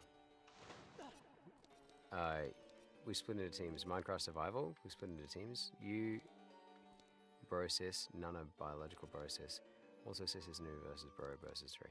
Oh yeah, we're doing our group let's play, our group Discord decide stuff. Have you checked the schedule? I think that's next. It's on Tuesday, isn't it? Is that right? Tuesday? I think that's right. So yeah, we can do Minecraft Survival if the Discord votes for it, mate. If the Discord votes for it. Although I'm happy to put aside a bit of time for it, but it won't be for very long. That's the only problem, because I want to make sure that we're doing what like the group wants as a whole. So it'll be based on votes. So if you look, if you should start a campaign in the Discord. I'll let you use your persuasive skills. Because I know that I'm taking up a lot of time on the stream doing my solo Let's Play stuff. AMS. What is this? This is new. This is a new place. Can I drag this? Oh, nice. Hang on, before I drag it, what's down here? So when we do actually do the group plays, I want to make sure that I... Oh, okay. Interesting. I want to make sure that I am giving everyone the chance to vote. Do you know what I'm saying? Do you want me to be specific on which red? Which red? Do you mean a different word except for red, instead of red? What do you mean, mate? Oh, I feel like I've just done something silly there. What are you saying, Sefik? I have a very good argument against your point that language is not important. But I can't put it to it. No, I'm saying language is important. Are you saying language is not important, or are you saying language is important? I'm saying language is important.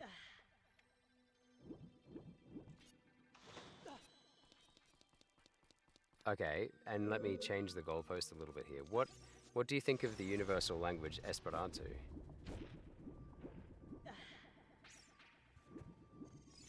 Like the language that was designed. Oh, what's wrong? I have a very good argument against your point that language is important, but I can't put it to words. Oh.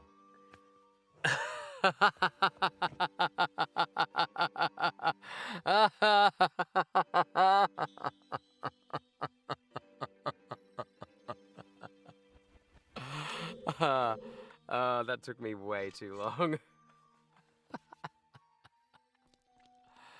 Why is my voice too silent? Is my voice too silent? Sefik, is this the case for you as well, or is it just for AMS? Okay, yeah, you got me. Yeah, that was pretty good.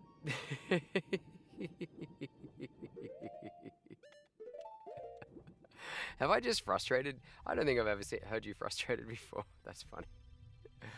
Oh, that's a good one. It might be a little silent. Oh, really? Okay, right. Good to know. Okay, how about now? That should be much louder, right? I've just turned up the gain a little bit. It should be a lot louder. Tell me what you think now. Any better? Oh, the steering on this, there's like it gives you a turning arc. Louder than before, but it is still silent. Okay. Let me just check my OBS here. Oh, I'm in OBS. All right, live mic aux. Interesting. Yeah, it is looking a little. I'm just looking a little bit quiet, but. Okay, how about now? That should be quite loud. All right, tell me how's the audio now, guys? Good? Yeah, good. Nice. All right. Would you say? No, I thought that my typo meant you didn't get it. Oh, I see. Right. So it's nothing to do with... Okay, I see what you mean now. Okay. No, that was a good one. I'm turning my sound down a bit now because it's really loud in my monitoring headphones now. All right, so I've raised the level, but I don't want to... This is annoying. No, I want the level to go down now. So I'm going to have to retrace my bloody steps. Okay, right. The water levels thing is so clunky. This is possibly my least favorite thing about the game so far. And it's not even because of the actual water levels having to change. It's because of, I don't know if there's a quick select for, I don't think there's a quick select for turning boots on and off. I wish there was. What was that, AMS? You were playing Minecraft with homies for 2 hours straight, and it was so fun. We split up into 2 opponent teams, and my team dominated with so many things to say. All right. That's awesome, man. Good on ya. That's amazing. It's amazing because when you show such dominance, it means you must have been practicing, right? Like you said, you've been practicing for months, right? So. And what did you say, Sefik? No. Also, I thought it was so well crafted a sentence, and the typo ruined it. No, not at all. It kind of proves my point, though, doesn't it? The joke needed context, though. But the thing is, we had context. You'll make a good dad, Sefik. Part of the job is to make lame jokes, and that wasn't a lame joke. That was a perfectly crafted joke. Well done, mate. Okay, here we go. Here we go. Okay, up we go. If anyone in the chat knows if there is a quick select for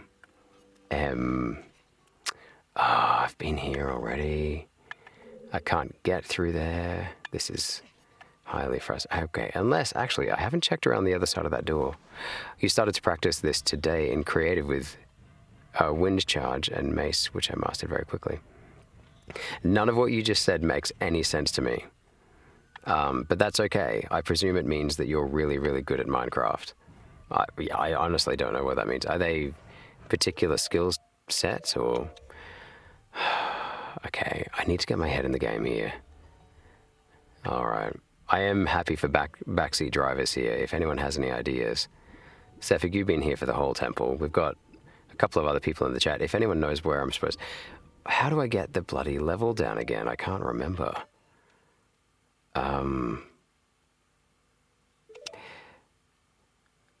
No, how about I go... What if I go over here?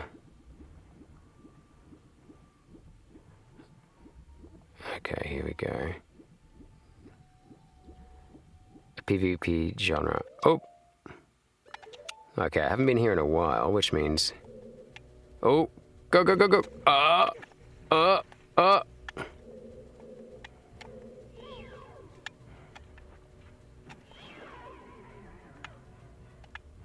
Okay. Oh, come on, mate.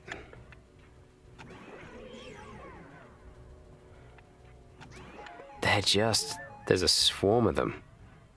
Alright, here we go.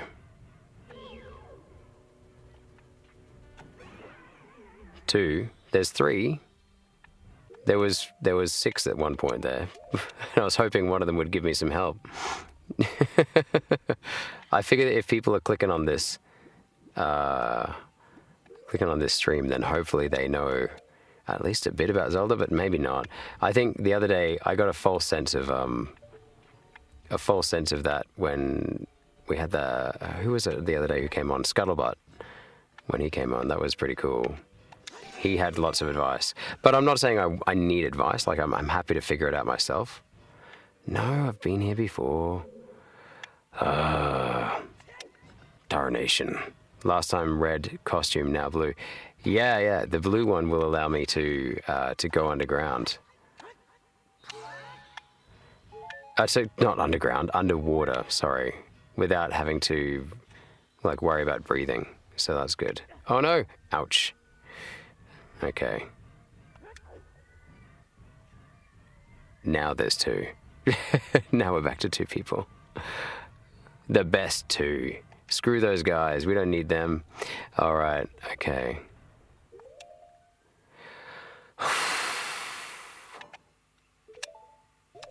Let's go up. We've tried going down. Let's try going up. Oh no. Oof. Fwa!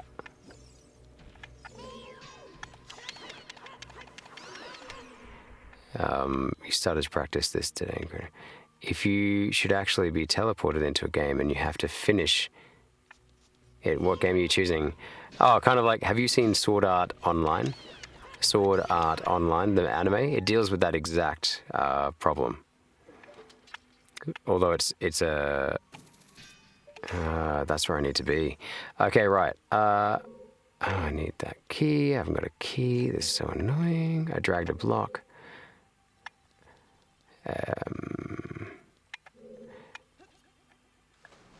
Yeah, if I had to finish any game... Okay, would I... It depends. If I could be transported into any game, you're asking, and I had to finish it to completion to get out of it, just like Sword Art Online, which is like... Oh, yes, here we go. No, that's the one I need to... Okay. That's what I need to get to again. Would one-shot kills, like, what's the word? What's the word I'm looking for? If I die in the game, do I die in real life? Or do I get to play by the game's rules of death? As in, like, can I respawn? You tell me that, and I'll maybe have a better answer for you. Do you know what I mean? What about you? What about you guys? Sound off in the chat. What would you be able to play? And also, would you choose something that you already knew? Oh, what about just down here? Surely this will be it. Would you play something that you already knew? Oh, no, that just takes me out of the bloody temple. I don't want that. Die is die. Oh, as in like... Oh, so I'd probably want to choose something that I know well enough. It wouldn't be Zelda. Because I've already died like 4 times since I've started doing this playthrough. Even back when I was playing it 25 years ago, I probably would have been dying every now and then. So, right. Let's be logical about this. Let's just start ticking off rooms. I know it's not that one there. Because I've been down there.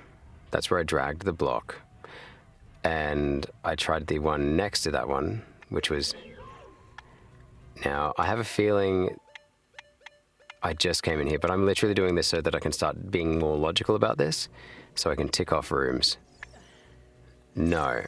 Okay. No, it's not that one. Okay. Oh, God.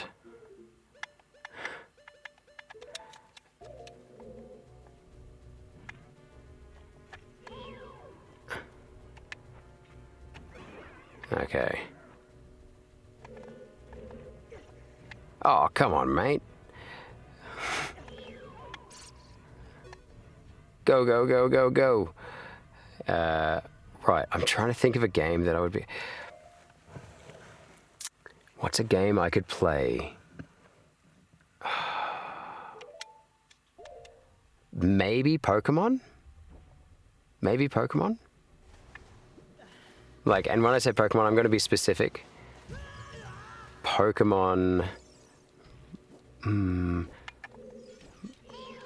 Pokemon Gold. I like Pokemon Gold. Open world games. Of course, you practice all day for this game. Yeah, practice. Open world game. Ooh, so I guess that doesn't include Pokemon. That's a very specific question. So open... Okay. World of Warcraft would be pretty rad, but I would probably die. But the great thing about No, not World of Warcraft. No, because I want to be able to... I would like a game where I can do stuff like Minecraft. Well, could it be Minecraft on creative? No, I keep going out of the... Okay. I'm going to start crashing out a little bit soon. There'll be one door and I'll be like, oh yeah, of course it's there. Right, because that's where you are as a player and has to be alive. Okay. Look, I tell you what, I think if I could play creative mode Minecraft in real life, I know that sounds terrible, but I'd love to play creative mode. Like, who wouldn't love to be in Minecraft? Like, when that movie came out last year, I became the coolest teacher at school for a little while because I played it a couple of times because it was towards the end of the school term and we'd finished all the work for the term, and teachers were not leaving me work prepared for future units. You know, because I'm a temporary teacher, I'm a sub-teacher.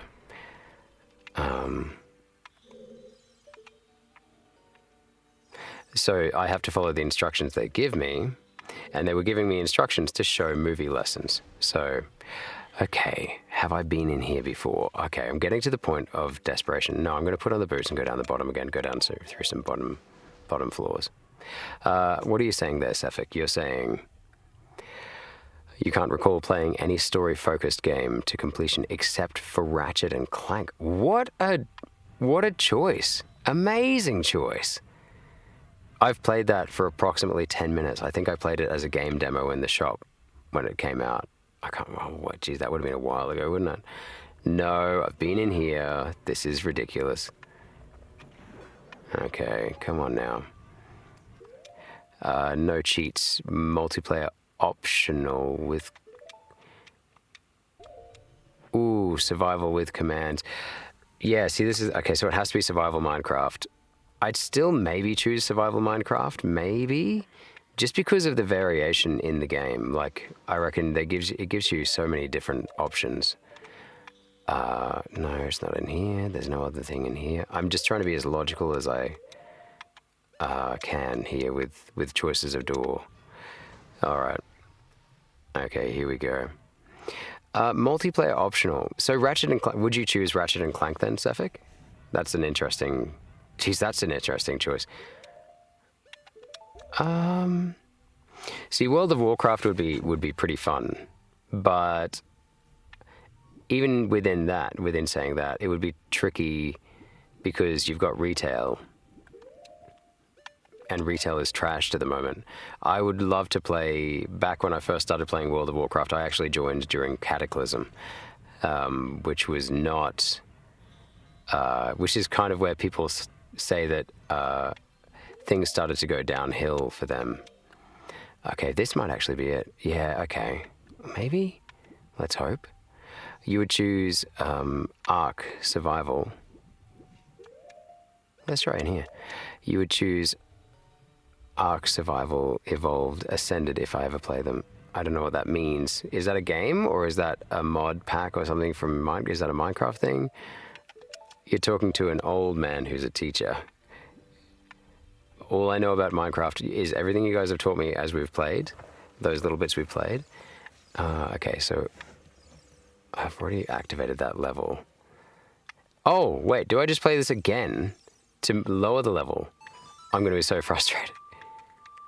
Nope, sorry. You ain't old. Mid-ages. Oh, thanks, mate. Are you right about my age? I'm 38, so I'm not technically middle-aged yet. It was cool today in a shop. Oh, there you go. In a shop today, I asked because I had to buy a new pruning saw, and so I went to our Bunnings, which is the equivalent to like not Costco, like B&Q in the UK or something like that. And yeah, the guy asked me as I picked it up from the shelf, like, oh no, because I said, oh, could you unlock the cabinet so I can see the pruning saws, because they lock them up these days because they're, dangerous. They're really sharp, like you could, yeah, anyway, it's not worth thinking about. And he said, oh, hey, hang on, can I push that? I didn't even realize I could push that before. Now I know that I can. Oh my gosh. And he said, are you 18? Are you allowed to go in there? Are you 18? And I just looked at him like this. I was like, are you? And I went, oh, look, man, that's so kind of you. Thank you. I needed that today because it was a rough day. I would play the game Chance of Senna that I quit halfway between 2 years ago. Oh. Want to hear know a smart play I did in Minecraft? Yeah, go on. Tell us too. So, okay, hang on a sec. We might get to a point in a couple of minutes where we're going to watch Chance... Oh, I want to see something about Chance of Senna. Hang on. I'm just so excited because look at this. This is new. Hang on, I'll get to the next point where I don't know. No, I'll do it now. Okay, here we are. Oh, this is exciting, guys. Look at this. Okay, hang on. Let's just quickly look up Chants of Senna. All right, let's go. While AMS is typing. Oh, I've disconnected my controller. It's fallen out. Oh well. Oh well. No use crying about it. Okay. It's weird about the microphone being so quiet. That's unusual. I must have mucked around with it yesterday without realizing it. Okay. The chances. Oh, interesting stylized kind of graphics. Save 40% on Chants of Senna on Steam. It's 40% off. It's a puzzle adventure game with primary gameplay being about deciphering the languages of the denizens of the tower, playing as a traveler. Okay, this looks very interesting, actually. How much are they charging for it? Oh, so it used to be $28.95 Australian dollars, and now it's $17.37. Would you recommend it for a games night one day? That'd be cool. Chants of Senna. That's okay. I'm just looking at a tiny bit of gameplay here. Wow, I love the color palette of it. It's kind of dusky, very kind of dusky, nice kind of and smooth, really smooth, like 60 FPS or 120 FPS kind of movements. Very interesting. Oh, wait, was I already here? Okay. Ah, okay. So I'm just gonna hit this, and then I'm gonna have to jump on top of that like a platform. You can't remember how it was, but it was fun. How much it was, but it was fun.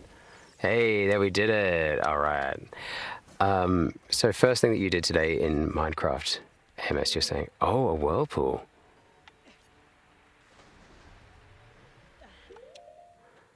Let's chuck our boots on.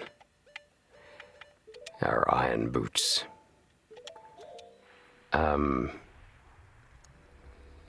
You and your bro got good enough. Okay, so the first one was your opponent. Guys, hang on, I'm gonna have to check the other chat. The first, your bro went past a village and an op bro temporarily in village, about to kill the golem. Then he sneaks up on him and retrieved our stuff. Oh, that's rude. That's some Dr. Donut bullshit right there. Hey, is that a good reference, guys, for the young people? Dr. Donut? Hang on a sec, guys. I've just got to do a toilet break. And then I'll come back and read the second one. Hang on.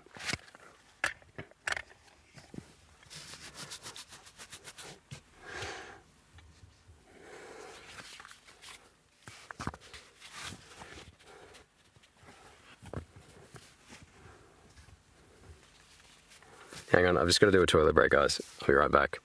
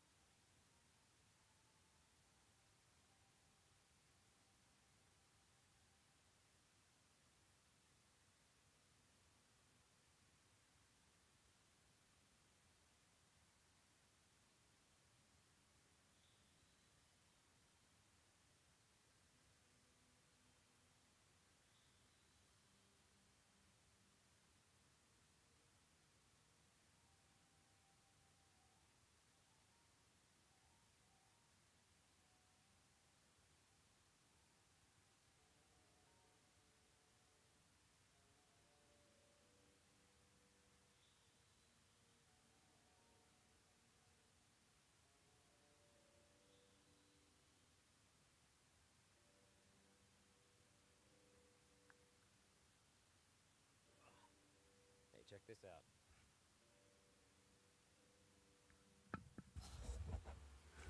Look, guys. Brought my very own golden skull Look at this. These hang out everywhere we go. Outside, we have a lot of these in our yard. They're called golden orb spiders, or golden orb weavers. I don't know if they're called weavers, but yeah, golden orb. And just for it's quite big. This isn't as big as they get. They're pretty big. Oh God! Ah! The other one was on me, the male. So yeah, I just ran into him. He was just on my face. So yeah, beautiful golden orb weaver. And we have about 200 of those in our yard.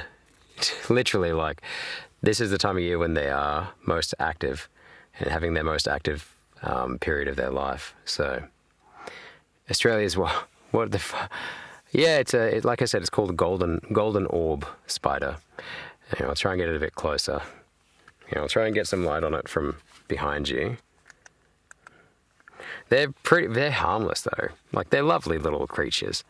Lovely little creatures. There we go. Yeah. Oh, it's terrible lighting. Sorry. But yeah, that's him there. That's him there. Hell nah. Yeah, like I wouldn't go around touching him too often. And in fact, it's not a him. See, she's feeling so threatened. Poor thing. She's not wanting to attack at all. Because she's so threatened. I just basically took her out of her web. So she's not she's not loving life at the moment. But yeah, so she's she could be the mascot of the stream tonight. What do you think? Yeah. Usually when I want to get rid of them, you don't want to see insects at all. Oh, sorry, man. Have you got a bit of a fear about insects, do you? Sorry about that, mate. But yeah, like I was saying before, look, she's so usually, like, if I did that when she was on her web, she'd like try and lash out. They don't actually have they don't have a poisonous enough bite to hurt humans. But it would be quite painful. But it wouldn't do you too much harm. They have a really strong web, and their webs can be up to like 2 meters wide. They're massive webs. So yeah, like I said, she's pretty. When her legs are fully spread out, she'd get from my thumb across to the other side of my palm, but she's all coiled up at the moment. So yeah. Anyway, and that is a she. The interesting thing about golden orb spiders is that the females are like massive. They get really big, whereas the males are tiny. They're only about 1/10 of the size or less, and it's kind of like a praying mantis situation. I think the female is the dominant one, and the male is just there. He's just happy to be there. She's the one that does all the hunting, and he's the one that does all of the. He just helps out. I don't even know what he does, like, apart from the obvious thing, like mating. But apart from that, I don't think they do much. So yeah, interesting stuff. Yeah. So yeah, she was just on my face. I ran into her in the dark when I was going out for a bathroom break. Anyway. All right, I'm just going to turn this head torch off. And like I said, relatively harmless. They tend to go for any insect that you know of, they'll go for. So, hang on. Yeah, there we go. That's a better camera for it. Oh, yeah, there we go. So yeah, this is what I keep saying. Like, whenever you guys say, like, when you suggest in the Discord that I should be playing Stardew Valley, I tend to kind of think, yeah, like I tend to our crops every day. We've got like, a couple of hundred fruit trees, about 170 something species of fruit and vegetables and all that kind of stuff. But we also have this wildlife that, yeah, it is pretty wild. Like, look at the body on her. It's really long. Yeah. Really long. Look at that. Anyway, Mating. Yeah, that's it. Just mating. Yeah, pretty much mating. I think they just keep them around. Yeah. There's also another interesting animal called a deep sea archerfish, which, yeah, deep sea archerfish, they're similar. Like the female is massive. Or no, deep sea anglerfish, or something like that. And when the female is like, they can be up to like 50, 60 centimeters long, these deep sea fish, but the males are only literally about as long as this finger, and they're about the shape of a finger as well. And what they do is, right, get this, the males of this spider, the golden orb spider, they're pretty, like, they just hang around in the web, and they're tiny little, they're red. They look nothing like this spider. She looks like the golden orb that everyone knows, but you get these tiny little red, orangey red spiders that are the males. It took me ages to realize they weren't a baby. But the deep sea fish that I'm talking about, you know, the ones with a lantern on their head, like in Finding Nemo, that have the little lantern on their head, there's a variety of them that, yeah, like the male, he's tiny, and he goes up to underneath her belly, so that's her stomach, part of the fish. He goes up, right? Get this. He bites onto her belly. Like, he bites onto her underbelly. And he bites there for so long. I'm not even kidding you, right? That apparently sometimes, like, the skin of the female will kind of merge with the mouth of the male deep sea anglerfish. Deep sea angler? Deep sea something fish. Yeah, so yeah, it's crazy. Yeah, it's bizarre. It's bizarre.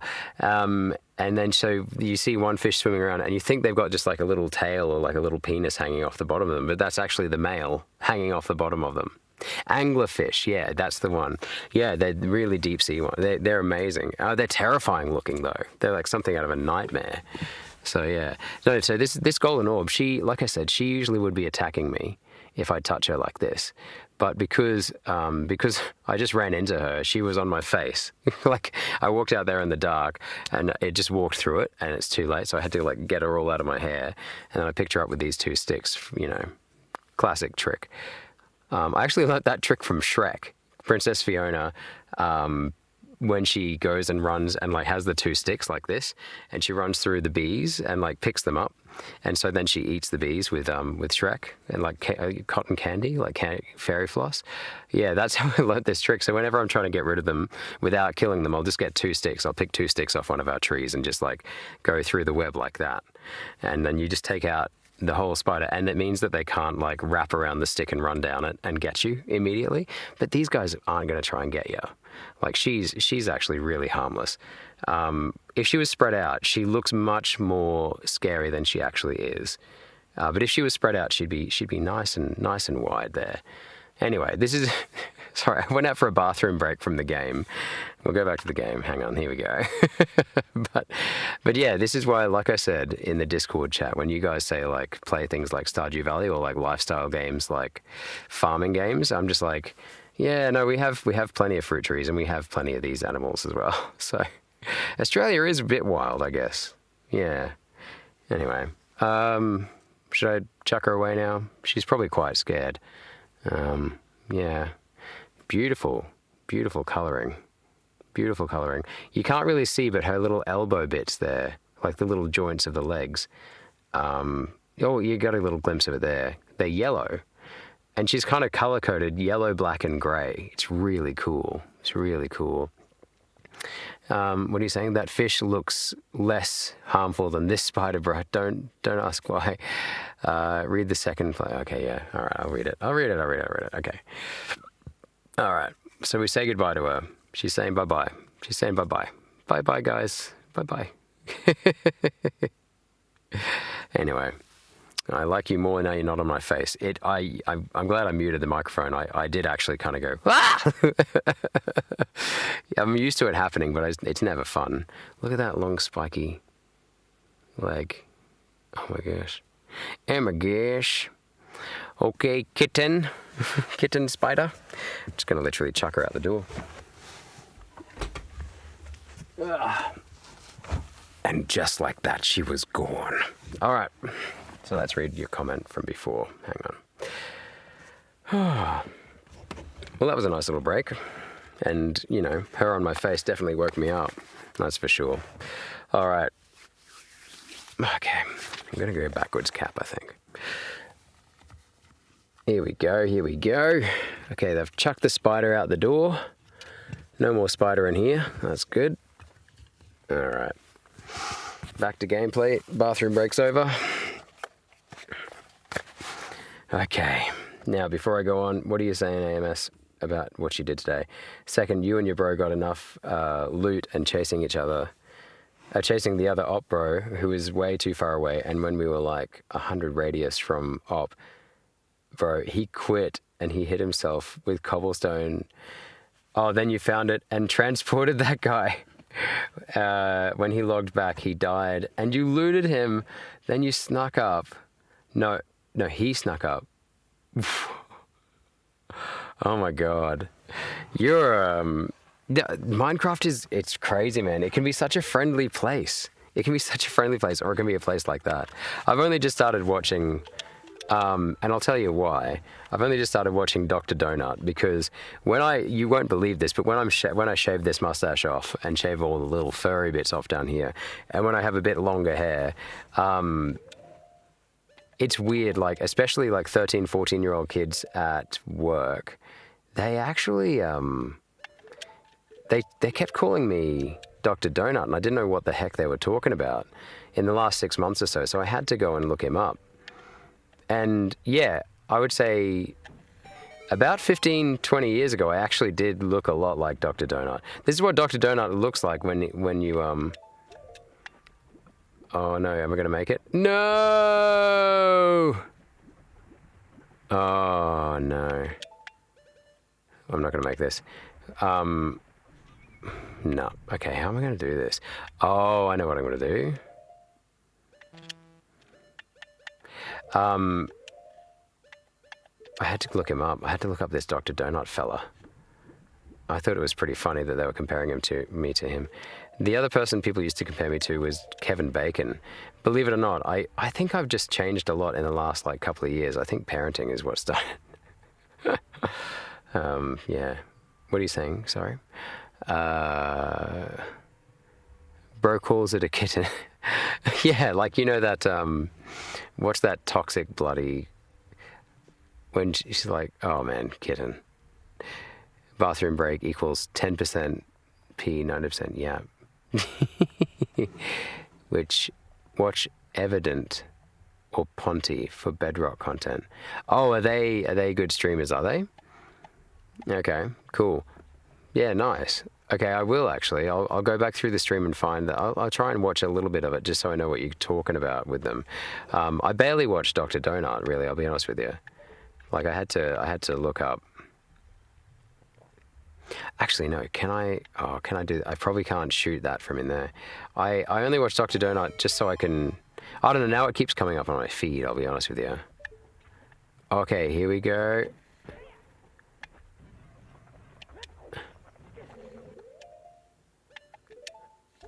Can I just float up? Yeah, boy. Oh, that was so cool. That was wicked. Okay, right. Okay. Open this. Okay, here's my key. Oh, thank goodness. Yeah, guys, I'm probably going to call it a little bit earlier than I did last time. We'll see how we go for time. Yeah, the Dr. Donut stuff keeps coming up on my feed. I can't figure out if he's a nice guy or if he's just a bit of a... Is he a bit of a troll? Like, what's his deal? Is he supposed to be nice, or is he just... Like, he's like, I get it, he's just a person and he's like just a player. Like, he's not trying to be anything he's not, you know.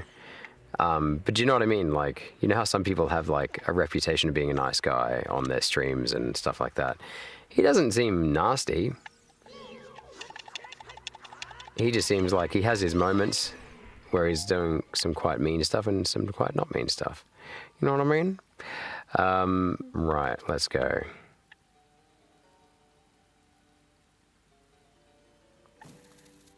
What would you do if I... Oh, okay.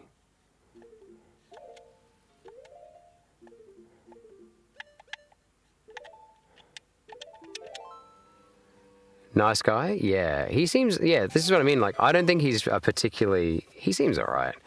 He doesn't seem like he's particularly nasty, but he just, I get a funny vibe from him sometimes where I'm like, are you trying to be a dick here, or are you just, I don't know. I've got nothing to compare him to. All right, here we go. But yeah, I haven't watched enough of his long form content. I've only watched his shorts. All right. Even nasty isn't nasty. Nasty stuff. Yeah, true. Like if you get him on the right day, you realize like he's actually a really sweet guy. Is Nasty still into? Does Nasty still play World Guesser or GeoGuessr at all? Is he still ranked in? Because he was an insane player when we were playing. Like I was like, okay, here's me, and here's you guys way up here, and then Nasty and Tides. Oh, sorry, not who's the, yeah, Nasty's like, yeah. Although Cephik, I was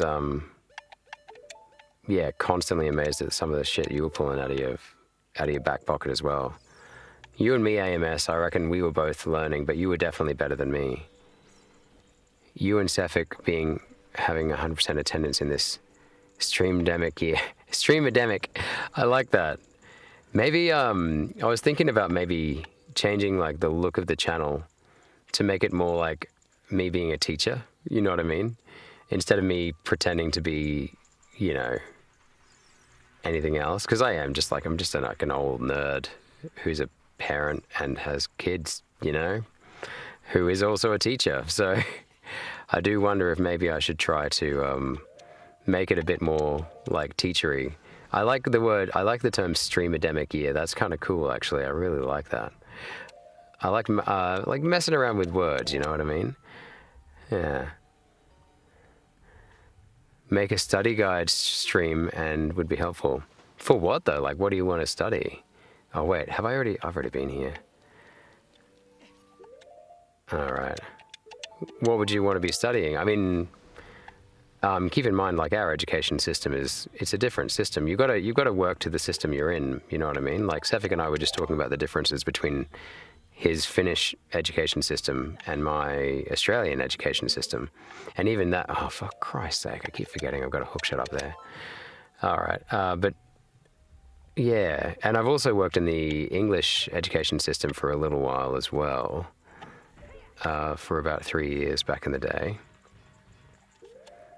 All right. I remember when I was a kid, I just used to walk around in the iron boots because I loved the sound they make. Boom, boom, boom, boom. All right, I'm going to try and get this water level up again. Best Minecraft Bedrock YouTuber is, what's he called? IBX Toy Cat. IBX Toy Cat. He makes videos about planning laws, passports, and philosophical takes on trying. Oh, that's cool. Do you think I could do a philosophical take on something? I'm always like trying to think, not trying, like I always do see there's like a deeper meaning in everything we do in this life, if you choose to notice it.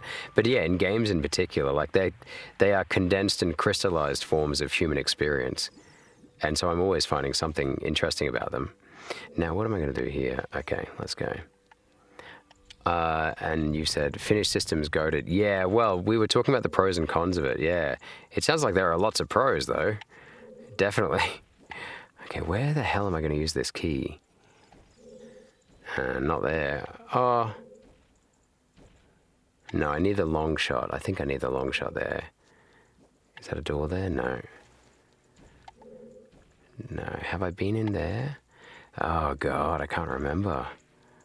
I just can't remember. I think this is the most confusing thing for me. Like, it all kind of looks the same. All right, okay, let's try in here. Finnish system has been slipping in recent years. Ever since you were in the system too. What's that all about, mate? Have you got anything to do with that? No, I'm just kidding. You mean in terms of results or world rankings, or? Also see things explained through Bedrock kind of videos. Yeah, right, okay. Yeah, we know you love bedrock. Oh, no, I've already been here. Oh, God. Okay. Oof! Sorry about that, Link. It was number 1 in PISA test. Yeah, it was.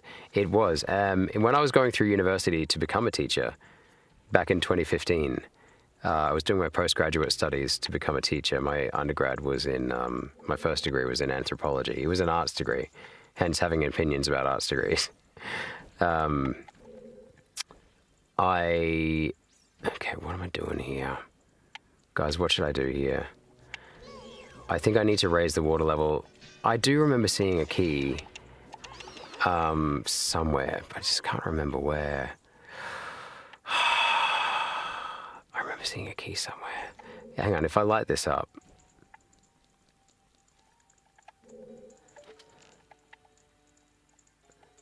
By the way, we've got 3 people in the chat, not 2. So welcome to the channel, whoever it is. Feel free to say hi. We won't buy it. We're nice people. Well, I can't guarantee the others are nice people. No, the others are nice people. We're always looking for a chat. This is really just a chat channel. Okay, so I can't get up there yet because I don't have the long shot. I've only got the hook shot. It was number 1. Sorry, I ruined the results. Yeah. How dare you? Well, we'll find out, won't we? We'll find out. You said you got amazing results, actually. I'm not surprised either. Yeah, right. Okay. And Sefik definitely gets 99 out of 100 every time. He does in my books. Every time you're on this stream, Sefik, I give you 110 out of 100. Okay. I don't remember going in here. Oh, there's going to be a spider drop down on me. And if you don't wait for it to drop down, I remember, like, it'll get you halfway up the stream. Yep. So even though it's like such an easy thing to beat, oh yeah, I need some hearts too. I've been neglectful with my hearts. So deep. I've been neglecting my heart.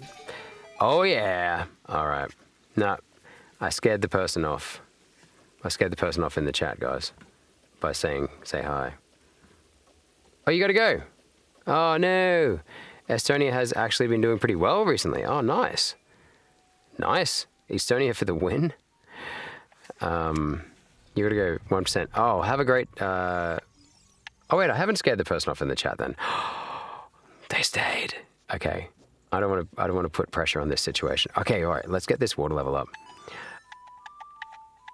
Don't look at the chat. Don't look at the chat. Nah, you're good, mate. Yeah, Sefik. Estonia really going up in the rankings. That's interesting. The PISA rankings are really stupid though, bro. Like, I know that I understand that they are like the be all end all, but let's be honest, like Finland wouldn't be caring about it if they weren't number 1 in it because, like, I mean, Australia, we talk about it all the time because we are like supposed to be doing better in the PISA rankings. But like there are so many countries that probably don't even like, and in an everyday school context, like it just doesn't get mentioned. Yeah, they mention it a lot at university. Hang on, where's this key door? They mention it a lot when you're at university. There it is. All right, I got me a key. Let me in. Let me in. Oh man, progression. Finally some progression. Okay.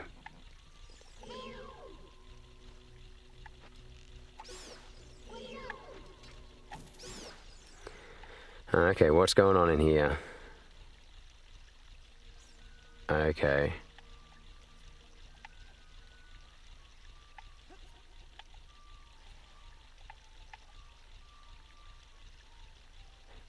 Interesting.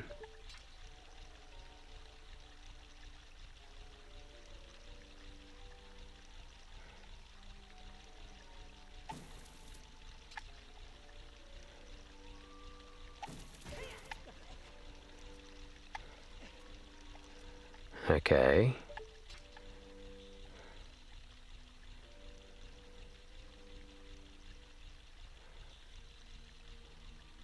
But I think there is a worldwide crisis in education at the moment anyway, mate. And it's not just academic results. Like, the thing that Australia is struggling with is behaviour. Like, on a national scale, you know what I mean? Like, it's not... it's a bipartisan issue at the moment. Hey, yeah, got it. Is there anything I've missed over here?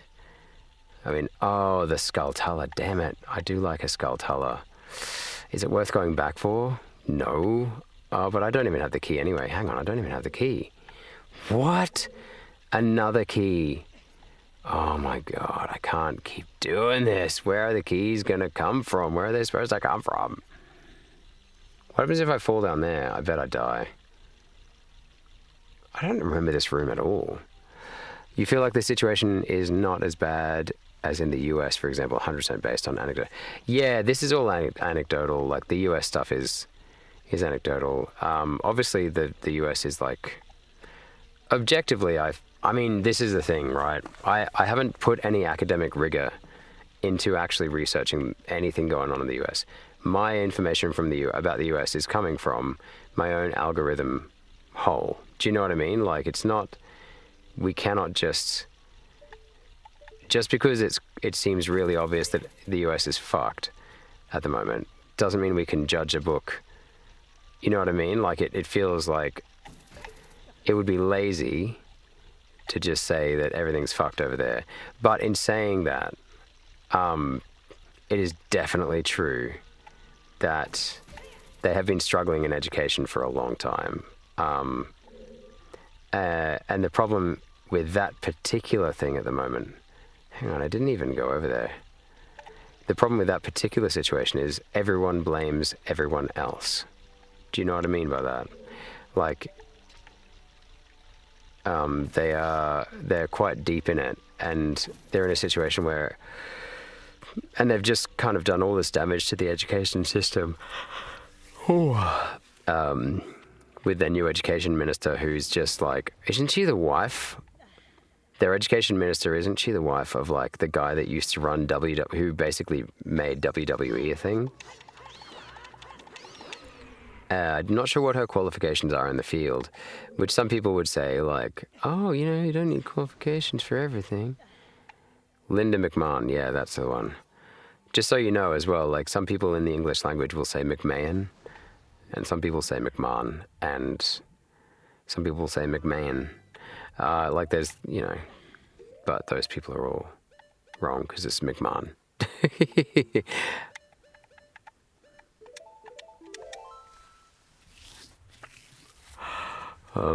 Yeah. Yeah. So, but the piece of rankings have that plus an obsession with meta studies to bring about what we call data-driven practice in teaching is it's a fucking nightmare. On a day-to-day teaching basis, it has led to, it's arguable, this is my opinion, it is arguable that, now, I don't understand, like, I got a key, and now I have to go and get another key straight away, but I don't know where to go for that. What am I supposed to do here?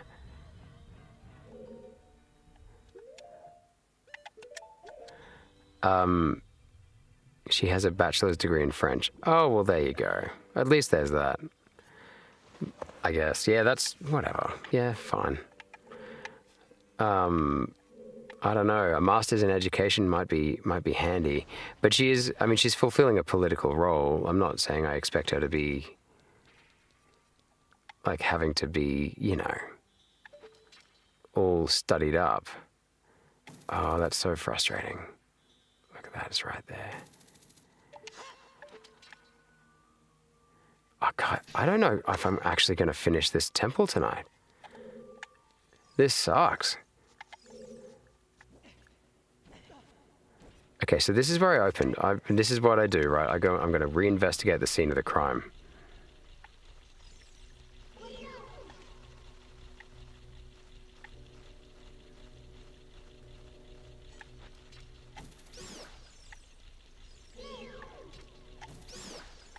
Alright. I'm going to go actually over to the door. I didn't go to the door last time. I just went near the platform.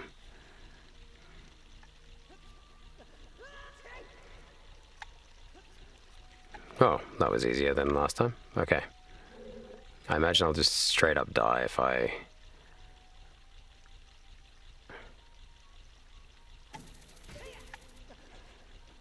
fall down there, so let's not fall down there.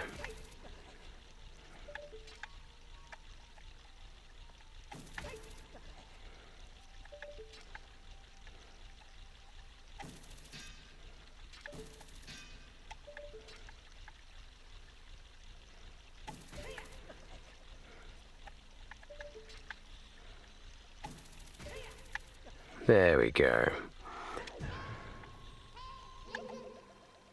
You need a key, yes, okay, right. So there was no point coming here, but at the same time, it was needed.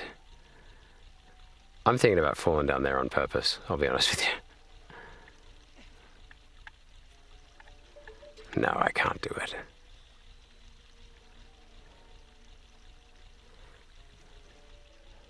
Oh, hey AMS, you're back. You're on your sister's phone? We're just talking about education systems. Real cheerful conversation.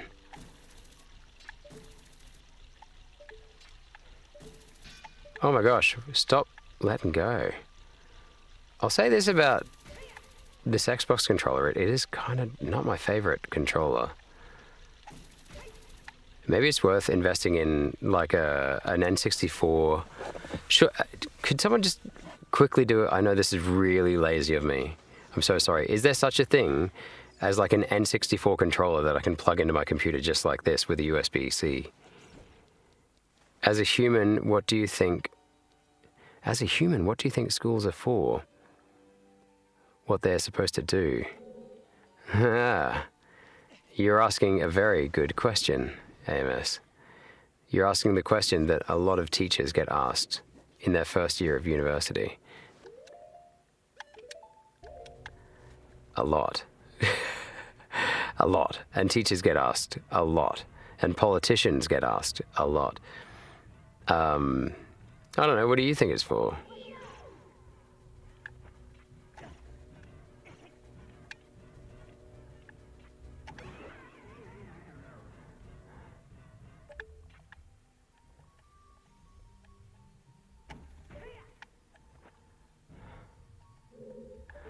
Now I know I've already been in here. This is so frustrating because, like,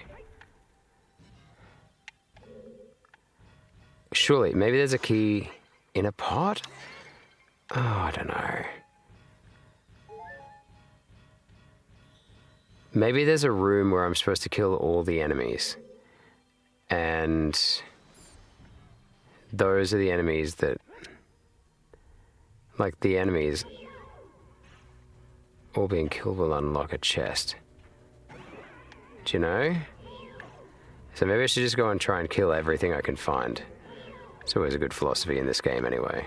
So, you think it's to make everyone to reach their peak smartness, isn't it? But it's for making smarts dumb, and dumb just at a level they want. That's kind of, actually, it's funny you say that, because that's kind of what Sefik was talking about before too, about people, like, expectations around literacy. Wasn't that what we were talking about, Sefik? And you were saying that, yeah, like, you're bringing up the bottom to the middle and that's it.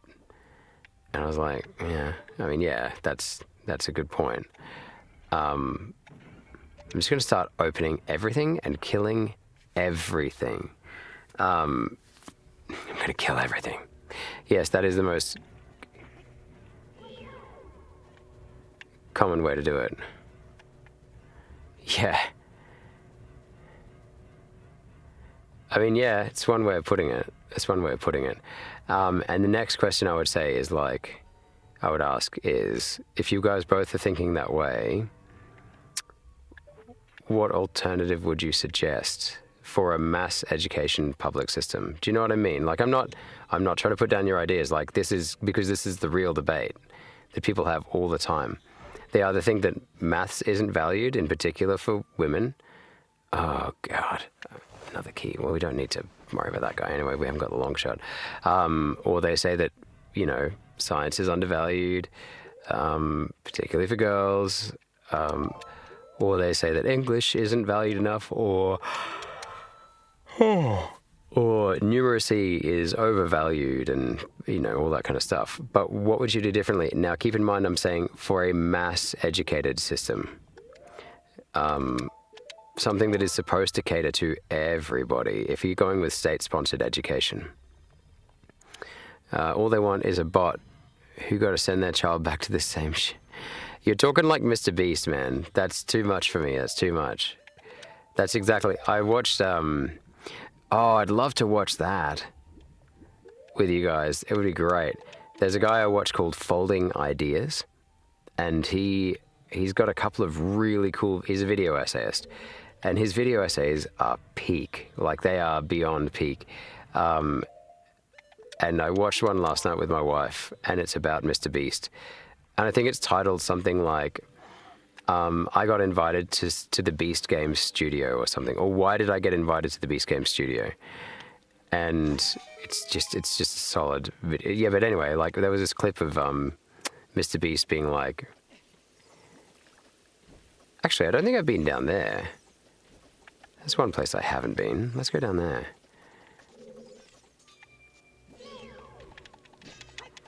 And he was saying, like, why are we still educating our children in the same way that our parents were educated? Okay, no. That was a waste of time. Why are we still doing the same thing with our children that to educate them that our parents were getting done to them? And then he started talking about, like, why aren't we using YouTube, basically, and YouTubers? And he was talking about, like... Oh, bugger.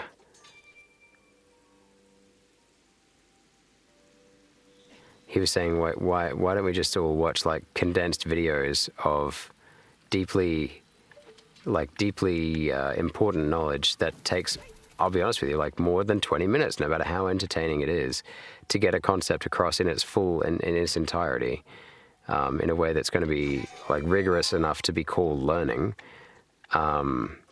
Instead of just chucking a few really nice little metaphors and random factoids at the audience. Which, don't get me wrong, I'm all for it. I love that style of learning. It's very kind of like sitting at a cafe, like, tell me about this concept in 12 seconds or less. But yeah, it's just fucking bullshit. If you're going to call that education. And I'm just worried. I'm worried when younger people, to be honest with you, I did talk that way as well. I talked exactly like that. So, I shouldn't judge too harshly. What were you saying? He said it was... Oh, hang on. Sorry, I haven't caught up. I haven't been keeping up. You're not particularly an expert. It's about unlocking everyone's potential, peak potential. It's about unlocking... I don't know. Not about one common line, which is dumb for some, big for some. Yeah, well, this is what I'm saying. Like, the mass education thing, AMS, is the key here, because, like, if you're educating, like, I don't know, like, how many kids are in my country of school age, but if you're trying to educate that many people at that at that one time, and you're doing it out of a national budget or a state budget, justifying the money has become the issue. And because we have election cycles of like 3 to 4 years in our country, getting funding put anywhere anyone wants in a meaningful way is sometimes tricky, because we can't agree on what to do, and then it's used as an election promise and then reneged on, because that's just what happens. And we live in basically a two-party system in my country, and they're both, two sides of the same coin, if that makes any sense. So yeah, it's just used as a political tool, funding for schools. And so, but part of the problem is that the debate goes on about what should be taught in schools. And whoever's got the most social power, economic power, whatever power, is highly influential in that debate. And that's a problem. We try to overcome it, like I said before to Sefik, we try to overcome it with meta studies about data around education, and it has led to, interesting results. Anyway, I won't go into that bit, but yeah, okay, so, but my point is, yeah, like, you would be better off to have, I mean, is the argument that you would be better off to have everyone at an average level of intelligence and literacy and numeracy? I don't like to use the word intelligence. Let's talk about literacy and numeracy. Everyone has a base level of literacy and numeracy when they leave school. Is that better or worse than having, you know, people, all like some people reaching their peak potential and others completely just dropping to the bottom? Or would you rather have everyone at least at the base level and then try and start at that middle place and then try and differentiate? The word we use in education is differentiate for those who are gifted and talented, who are showing signs of being gifted and talented in certain areas, and tailor that experience. And also then dip and try and bring people up from the bottom to the middle. So like a good teacher and a good school and a good education system should be spending just as much time trying to lift people to gifted and talented status. Gifted and talented is a term we used in education, in our state anyway, where we're talking about students who achieve above and beyond or show that potential, and they actually are considered special needs. They should be considered special needs in a different way to people who are not reaching the minimum standards, because that is a special need. You need to be able to push that person beyond the average instructional experience, and that means you need to tailor your teaching to them as well, just as much as you are to people bringing it up. What ends up happening due to underfunding, under-resourcing, lack of teacher aides, all that kind of stuff, right? Consistent funding across election cycles, is that those get left by the wayside. And in news cycles, it's much easier to cater towards bringing students up because, like I said, at a bare minimum, you want everyone to be able to, for example, have functional literacy and numeracy enough to be able to read instructions on the back of a packet of tablets, pills, so that you can not kill yourself or kill your children when you're trying to give them medicine. You can follow the doctor's instructions. Like, that is the base level that we expect, right? That's functional literacy and numeracy.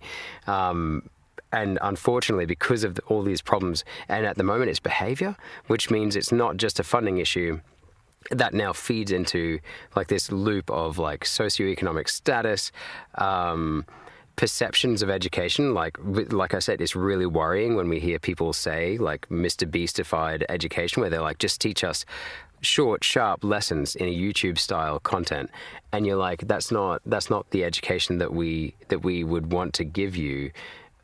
Anyway, that's one issue. And so behavior is in the mix now as well. It just disallows us to be able to access students and give them the education that pushes them above and beyond, you know? So although I understand what you're saying, making sure that everyone is at that base level of middle level numeracy and literacy is actually really admirable. If you can get that, that's actually a beautiful place to start.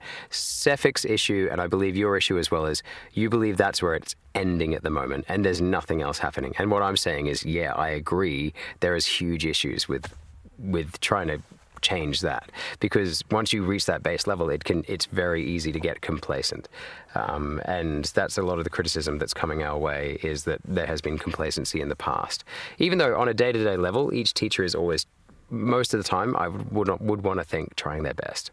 You know what I mean? Like, your teachers are trying, is what I'm saying. Okay, sorry, well, I haven't caught up. I haven't been keeping up. You're not particularly an expert, Cephic says, but at the Nobel Round Table, the Econ Prize winner talked about the Israeli system where they maximize student potential. He said it was a key reason they were so advanced. Okay, Cephic, and Amos says, Cephic, that's exactly what I'm saying schools are for. Yep. And that's what I'm saying they're for as well, maximizing individual student potential, as well as social, emotional well-being and learning. Like, don't forget that if you're not at school, you're not interacting with people your own age. Developmentally speaking, that has a whole bunch of really good effects, being around other people your age and learning about them and learning from their mistakes and them learning from your mistakes, and learning about things like social dynamics and how to be around other people, which, you know, we talk about people being chronically online these days. That's anecdotal a lot of the time, talking about the social effects of that, because like, as I tried to push in that short that I made ages ago about you guys, is that it's complete bullshit that you can't have socially advanced, and with an advanced and complex social dynamic, you can't. There's no reason you can't have that with an online community, and that's this myth that people keep on butting their heads up against. It's also true that being chronically online is fucking bad for you as well. But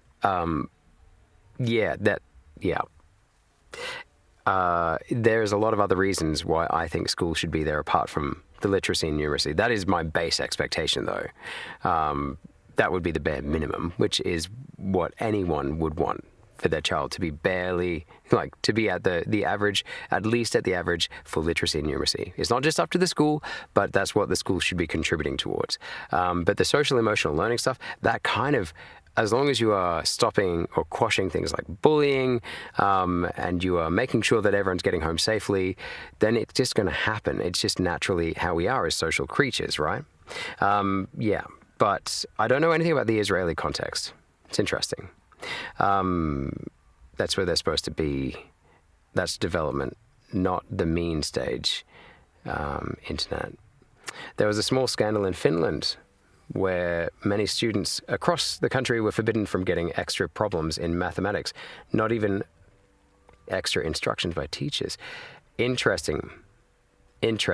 Yeah, so like I said, erring towards cautiousness in terms of trying to get everyone to that average point of, and standardizing standardization is for the good of the masses.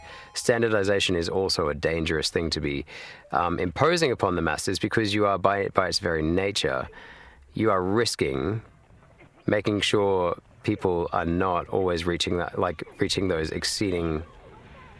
You're not helping them exceed those expectations, like you guys say, right? I'm not disagreeing with you, though. That's really interesting about the people getting in trouble for giving extra instructions. That, I have never heard of that before. Oh, look. Oh, I could get a little view of the pink. Oh, outside the render. Very cool. All right. Now, I was here before. This is really frustrating, because I was here before. I knew that there would be nothing new here, and yet I had to come back. So frustrating.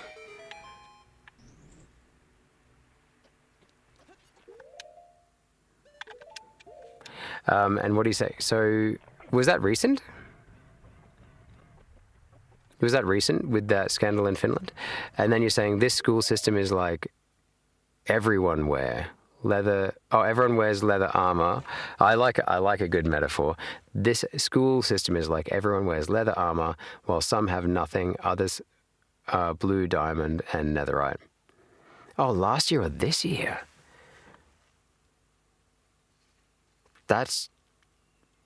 I'd have to read up a little bit more about that. That sounds really interesting, actually. From a professional point of view, that's very interesting. I wonder if I'm just trying to think about it. In an Australian context, it would be, okay, you've got to understand as well, I don't know what it's like in other countries, but in Australia as well, just because you said it's national policy to do this or that. Oh, what's that up there? What's that? What is that? How do I get up there?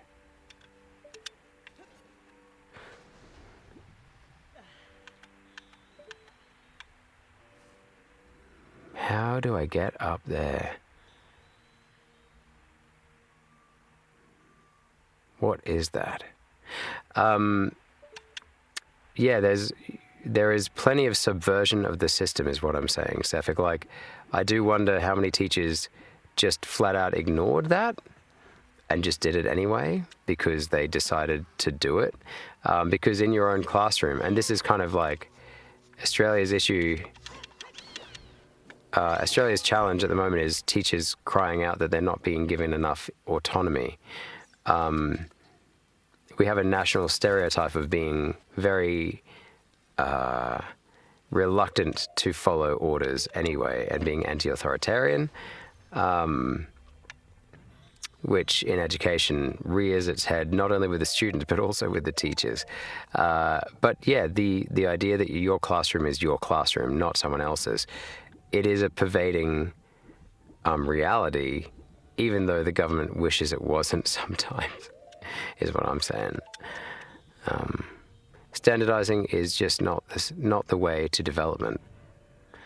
Well, it depends on the context, AMS, because keep in mind, standardization was a response to basically the Industrial Revolution, and the Industrial Revolution was a response to standardization.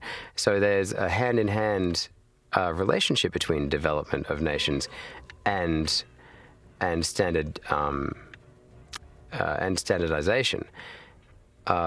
People were moving into cities because standardization of factory procedures had led to people wanting to move into the cities, and people moving into urban areas meant higher population density, and higher population density meant poorer living conditions. Poorer living conditions meant things like kids having to work in factories, which is, we all know that is slave labor or child labor, which obviously is a big no-no, but it was a reality of the time.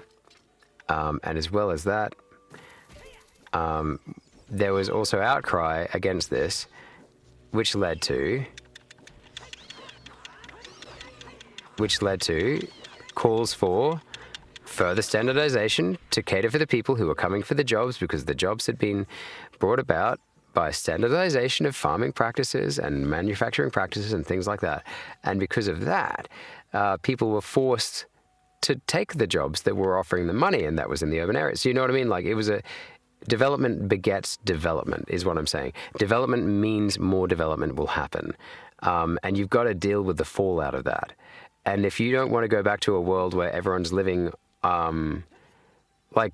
if you want everyone, it's kind of a one-way street, is what I'm saying.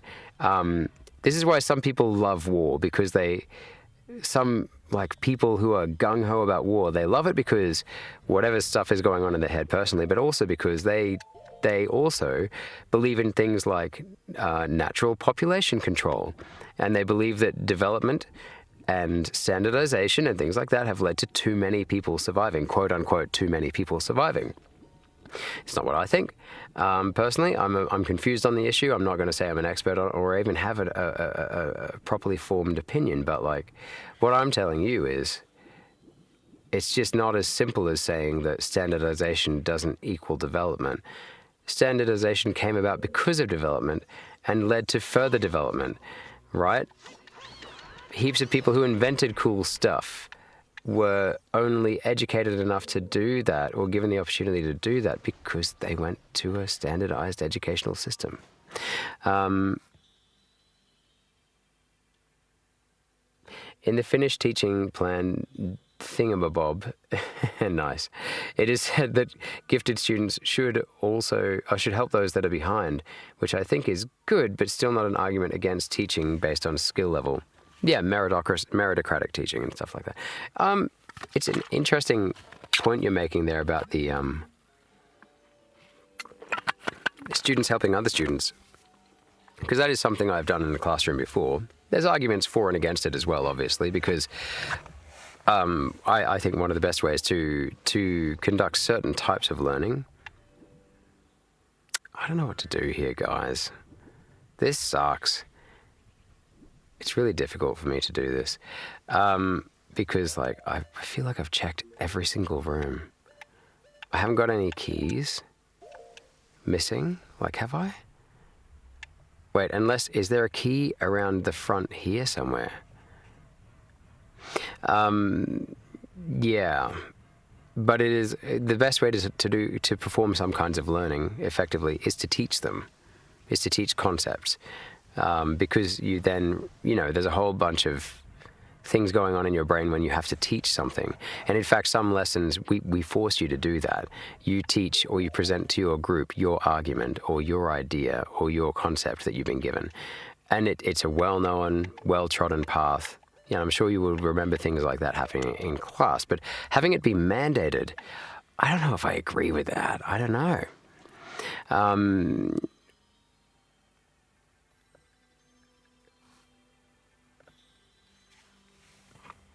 hang on. Have I misinterpreted something someone said? I mean, I probably have. Let's see.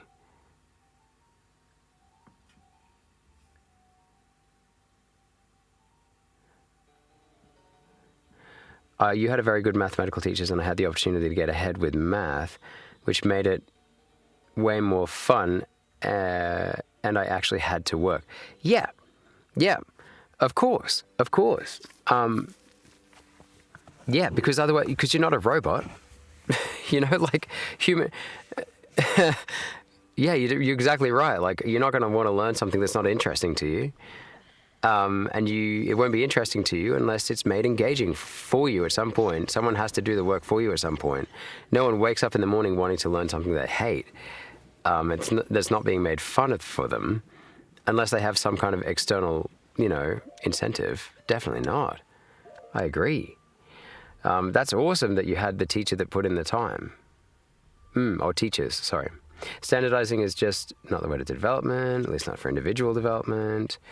In the Finnish, slavery was also a thing of its time in the forests here in what? In 2022, slavery. You had slavery in Finland in 2022. What? And you don't think that's what AMS means? I must have misinterpreted what he meant then. It's good that we'll have standardized phone codes and all, but a rigid system in education hinders development. And you're talking on an individual level and probably collectively as well, right?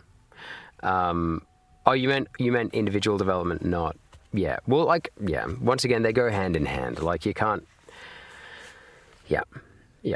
If I'm understanding him right, I see what you mean, yeah. But a rigid system in education hinders development.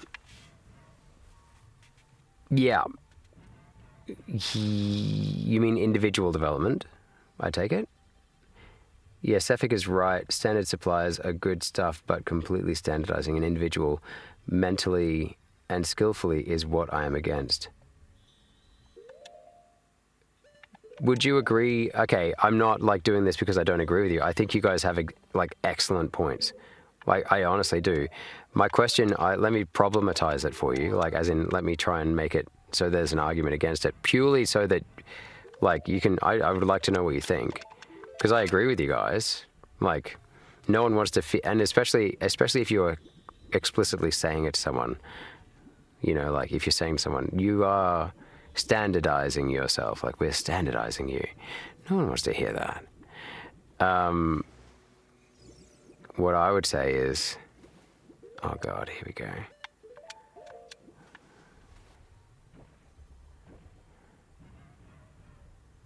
Huh.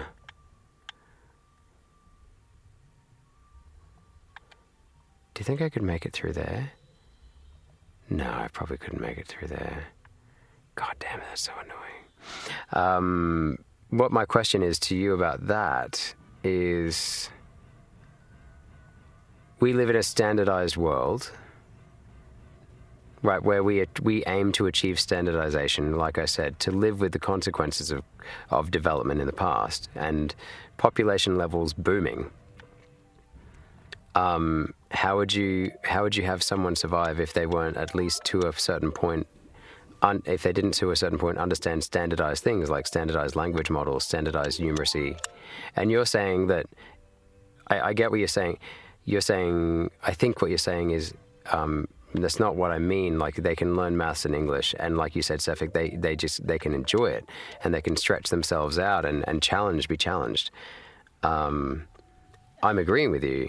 What I'm saying is, oh God, I've been here before. This is so annoying, so frustrating.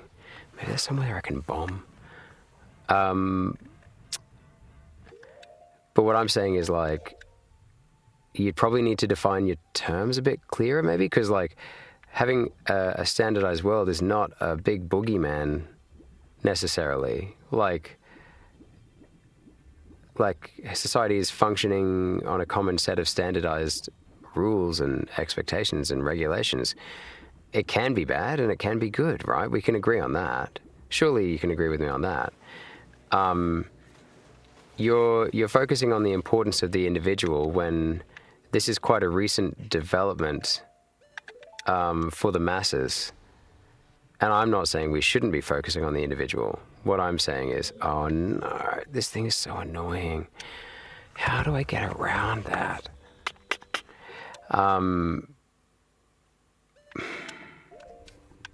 I just wonder, what I'm saying is, things you're saying make complete sense to me. And what I'm saying is they are debates that people are having in education and politics right now. They are hot topics. And if anyone tells you not to worry about it, I'm not saying don't worry about it. I'm saying you should take an interest in this because this is your future. But at the same time, like, you've still got to go to school. You know what I mean? Like, you've still got the systems within which you need to work. And I would suggest, for now, a good way to look at it that I've found anyway, is learn the system. And then if you still think that you've missed out on something, go learn that too. There is no reason that you can't do that. Especially you two. Yeah, definitely.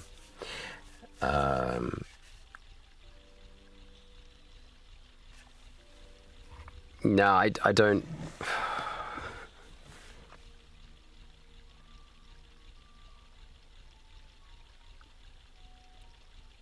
The Feynman method. I'm going to have to familiarize myself with the Feynman method. Safik is right. Standardized supplies are good. We can continue this talk in Discord later. My connection is way too bad. Oh, fair enough. Fair enough, mate. Sorry to push you like that with the connection speed. A friend of mine was forbidden doing math independently under a different teacher in middle school, and I think that is a bear and a gardener's situation. I'm going to have to look up, there's a couple of things. Okay, first of all, is this a hypothetical situation?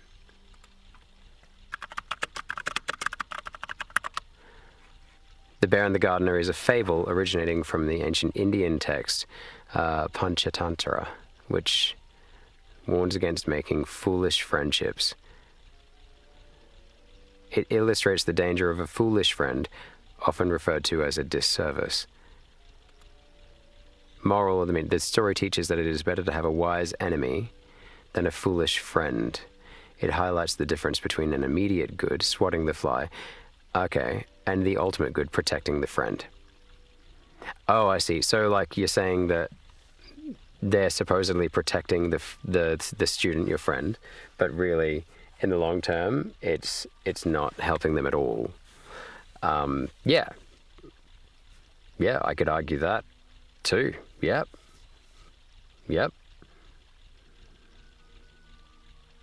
Yeah, I'm in agreement with you. Like, I don't know what to.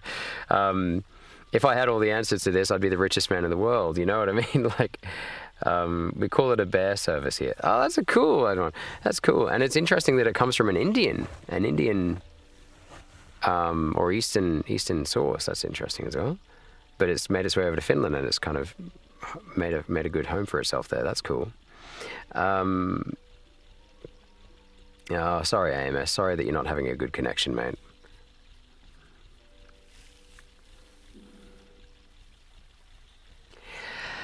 How do you guys go in Finland then? If there is some discouragement around, maybe I can try and shoot that thing up above the door here. I'm just literally trying anything I can at this point. How do you guys go around tutoring, like external tutoring outside of school to catch people up? Because that would be discouraged under this philosophy too, right?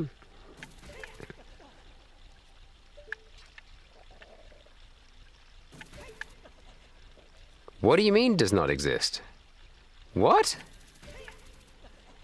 Like, what? That, you're gonna have to clarify that one for me, buddy. That's that, what? Because they're like, say for example, except for matriculation or entrance exams.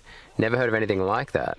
So, like, are there no companies, for example, that will provide tutoring services for students outside of school, like not school related. These are private businesses that provide tutoring that supports school learning for students that, for example, might have insufficient support in school, or their parents have just decided that they want their kids to get their better grades and they're worried about whatever. They might not be accessing it in class, or they just want to hear it from a different perspective, or they want to specialize in that field, so they get them extra tutoring in that one area. Certainly some, but I've never heard of one. Oh, except for one matriculation. Certainly some, but I've never heard of one. There you go. That's interesting. See, they don't hold a prominent place in my society here in Australia. Like, not amongst state schools circles anyway, but like they hold a place in other, they exist in other places. That's really interesting. That's really interesting. Like, there's TV adverts on all the time about them and stuff. Like, well, there used to be when TV existed. Yeah, and there's also like personalized online. What about online tutoring? Is it common for people to get online tutoring over there? Do you know what I mean? Like, I'm just trying to get at the point of like where you were saying, people are discouraged to get independent learning from other teachers. And I'm like saying, well, what do you do about people who get extra tutoring? But you're saying that doesn't really happen except for matriculation exams. That's really interesting. That's really interesting. There we go. Yeah, nope. Wow. Well, there you go. We're all learning something today. I'm learning a lot from you guys. This is really interesting. What's really cool for me is that you guys are actually giving a shit about this too, by the way. Like, don't take it for granted the fact that you give a shit about this, because can't make change if you don't give a shit about changing. So yeah, I'm mega impressed on a personal level. Like, yeah, that's really cool. It's really cool. I wish more kids.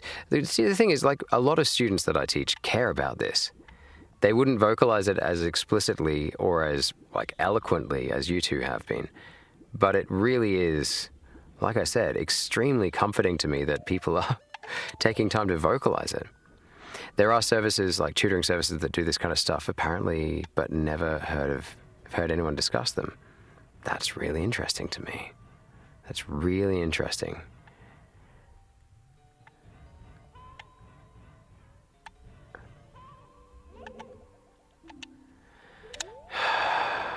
No, I've been in there already.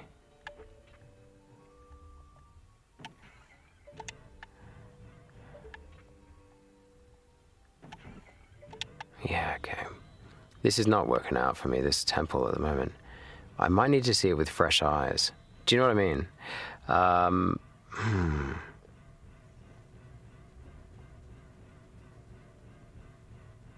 Yeah, you're just proving to me over and over again that I've made the right choice in making this channel. Because it's been such an affirming thing for me to, like, I know it's not a popular channel. I don't really, you know what I mean? Like, I would love for it to be a popular channel. I'd love for you guys to, like, for people to come along and watch and have a chat, because really that's what I'm getting most out of this channel is other people. Can I use this? Actually, can I use the hammer? That'd be cool. No, I can't. Damn.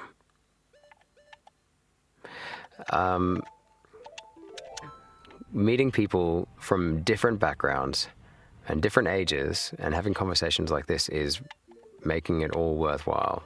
Really, like, as you said earlier, there is a bit of anti-intellectual-ish culture in Finland, where learning more than necessary is not appreciated, but also in my area and community is especially rednecky. Yeah. See, this is the thing. Like, I am in a pretty redneck area as well. Like, and I don't even say that with any shame, like, attached to it. It's just, it's just how it is. and there's a lot of pride around the redneckiness.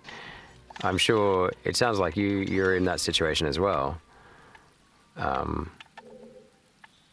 Yeah, I mean, yeah. Context is everything. Pardon me. Context is a lot. It plays a large part. In this kind of argument. You think redneck is the wrong word? Conservative?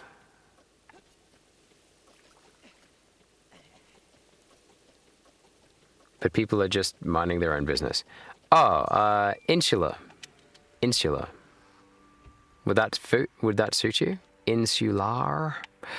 Oh man, this is really getting me down. Is the water level currently at the top it can be? It is, isn't it?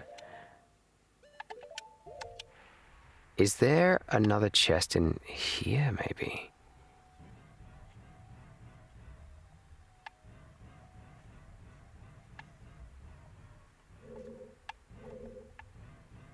Just like hanging around somewhere in here?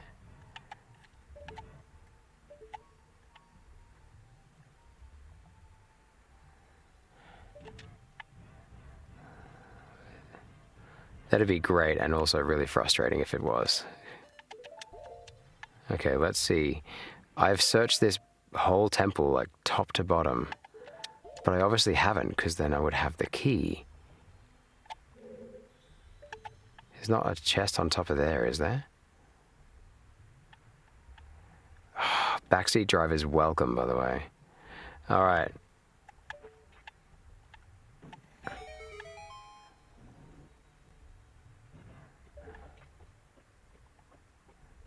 Nah, if I can't find some kind of hint within the next couple of minutes, I am just gonna quit for the night. Because it's been, we've been streaming for 5 hours now, and it's been great, but I need to get to bed at some point soon. That's all right. We'll keep going for now. No. I am probably going to call it quits, I reckon. Hang on, like, not insular either. Okay. Like, layman. People are not interested in doing anything big or deviating from norms and traditions. Yokel? Are they yokelish? Which is kind of a nicer way of saying redneck, but it's not the same. Yeah, like they're just, a rural mindset, a yokel mindset. I don't know. Would that work? I suppose it's hard to gauge it because I'm not there, but it sounds very similar to kind of not really the area I live, but like there is a large there's a large proportion of people where I live that would agree with everything you just said. So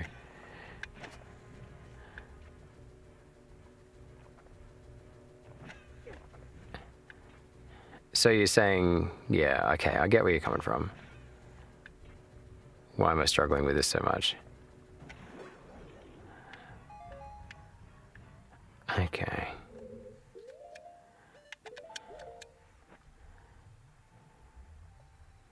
Like very stereotypically Finnish. Vocational school and holiday is building cars. Yeah. I mean, it does sound like it has a bit of an overlap with redneck, but like I think I know what you're kind of saying. Yeah, yeah, like a lot of agriculture happen. Is that what you're kind of saying? Because that sounds like it fits the bill as well.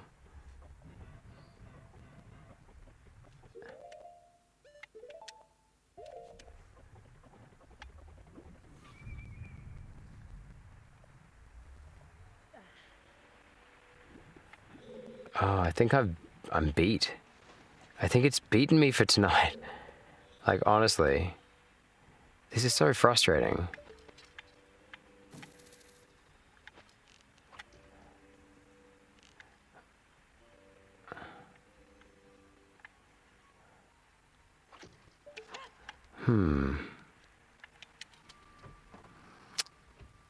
Darn.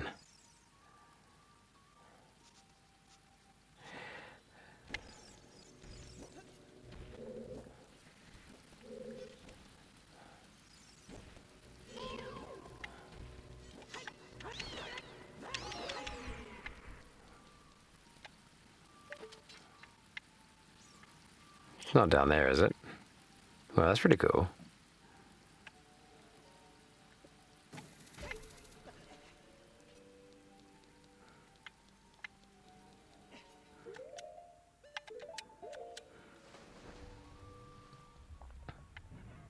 For example, I am first in my family to ever go to high school instead of vocational school. Yeah, and that's the other thing as well, though. We don't have, like, there are, how do I say this? There is one high school, like there is one stream for high school in Australia, but there is an increasing push toward having we call it trade training or vocational educational courses, vocational educational teaching, which is called VET. And that is available from the third last year of school onward. Vocational educational training, vocational education and training is available for the last 3 years of school. Increasingly so in the last 2 years of school. No, I'm not going to do this again. It just disappoints me.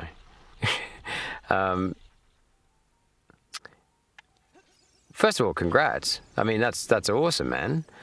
That you chose to go to high school. I mean, I am biased, but like I said, I just give students the advice of like, you should keep your options as open as possible. Do you know what I mean? No, I don't want to go out.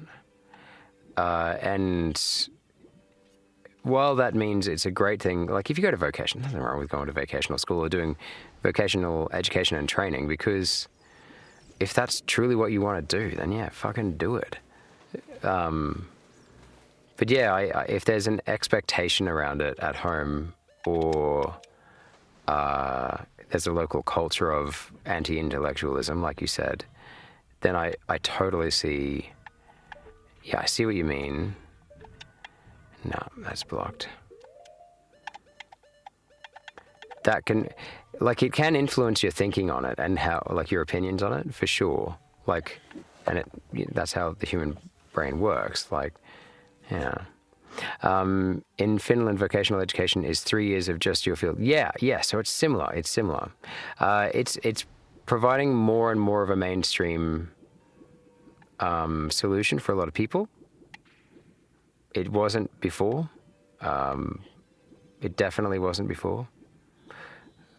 Whereas there is a bigger push for it now. But once again, I could be biased there, like in my opinion of that, because it is an opinion, A, like obviously I'm just giving you my opinion, but also B, it could just be based on my area as well. So, which is same as yours, like mine is what I would call semi-rural. So I wouldn't even call it, it's not rural, like we have access to an international airport within a relatively short drive, but at the same time, once you are where we are, there's not much out here, but more than a lot of other places, if you went further west. So, yeah, very interesting. This has been a good conversation.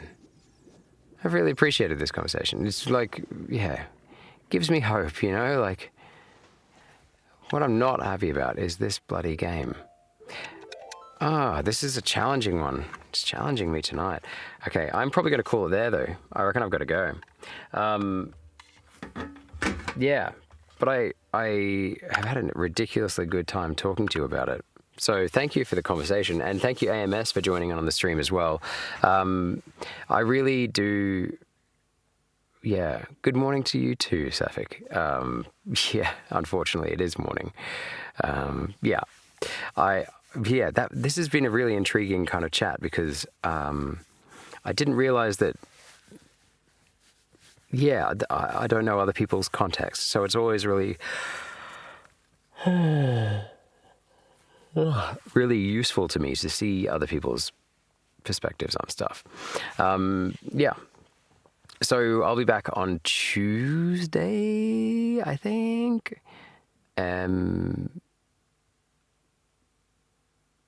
Is that right? Am I streaming on Tuesday? What's the routine? What's the schedule? I should know that. Let's have a look at the schedule.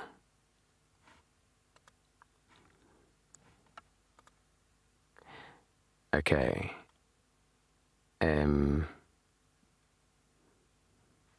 Yes, and it is the 22nd. So we're streaming on the 22nd, which is Monday, Tuesday. No, Wednesday. My time Wednesday, anyway. So that means Wednesday. Thank you. Yeah. Wednesday, and it's a group games thing. So I'm going to have to create the poll. So yeah, please do let me know what you're thinking, Sefik, in terms of group games. Do just vote on something. Otherwise, it's just going to be like another situation where I just have to pick a game. And I don't mind doing that, but I'd like it for it to be fun for everyone.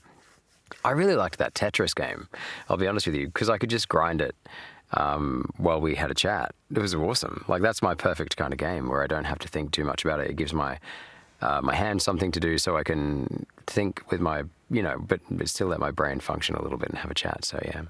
Anyway, thanks as ever, man, for the support. You're my probably most consistent. You're my audience. My audience is Sefik, and then some other people come along sometimes too. I'd love to have more people in the chat, but at the same time, I could chat to you for hours. I think, my friend. Like, honestly, yeah, solid chats. Anyway, thanks very much, man. Have a good, I suppose, evening, and yeah, stay hydrated, get a good rest, try and figure out if you're going to study or not, and be good to your parents. Obviously, be good to your people. All right.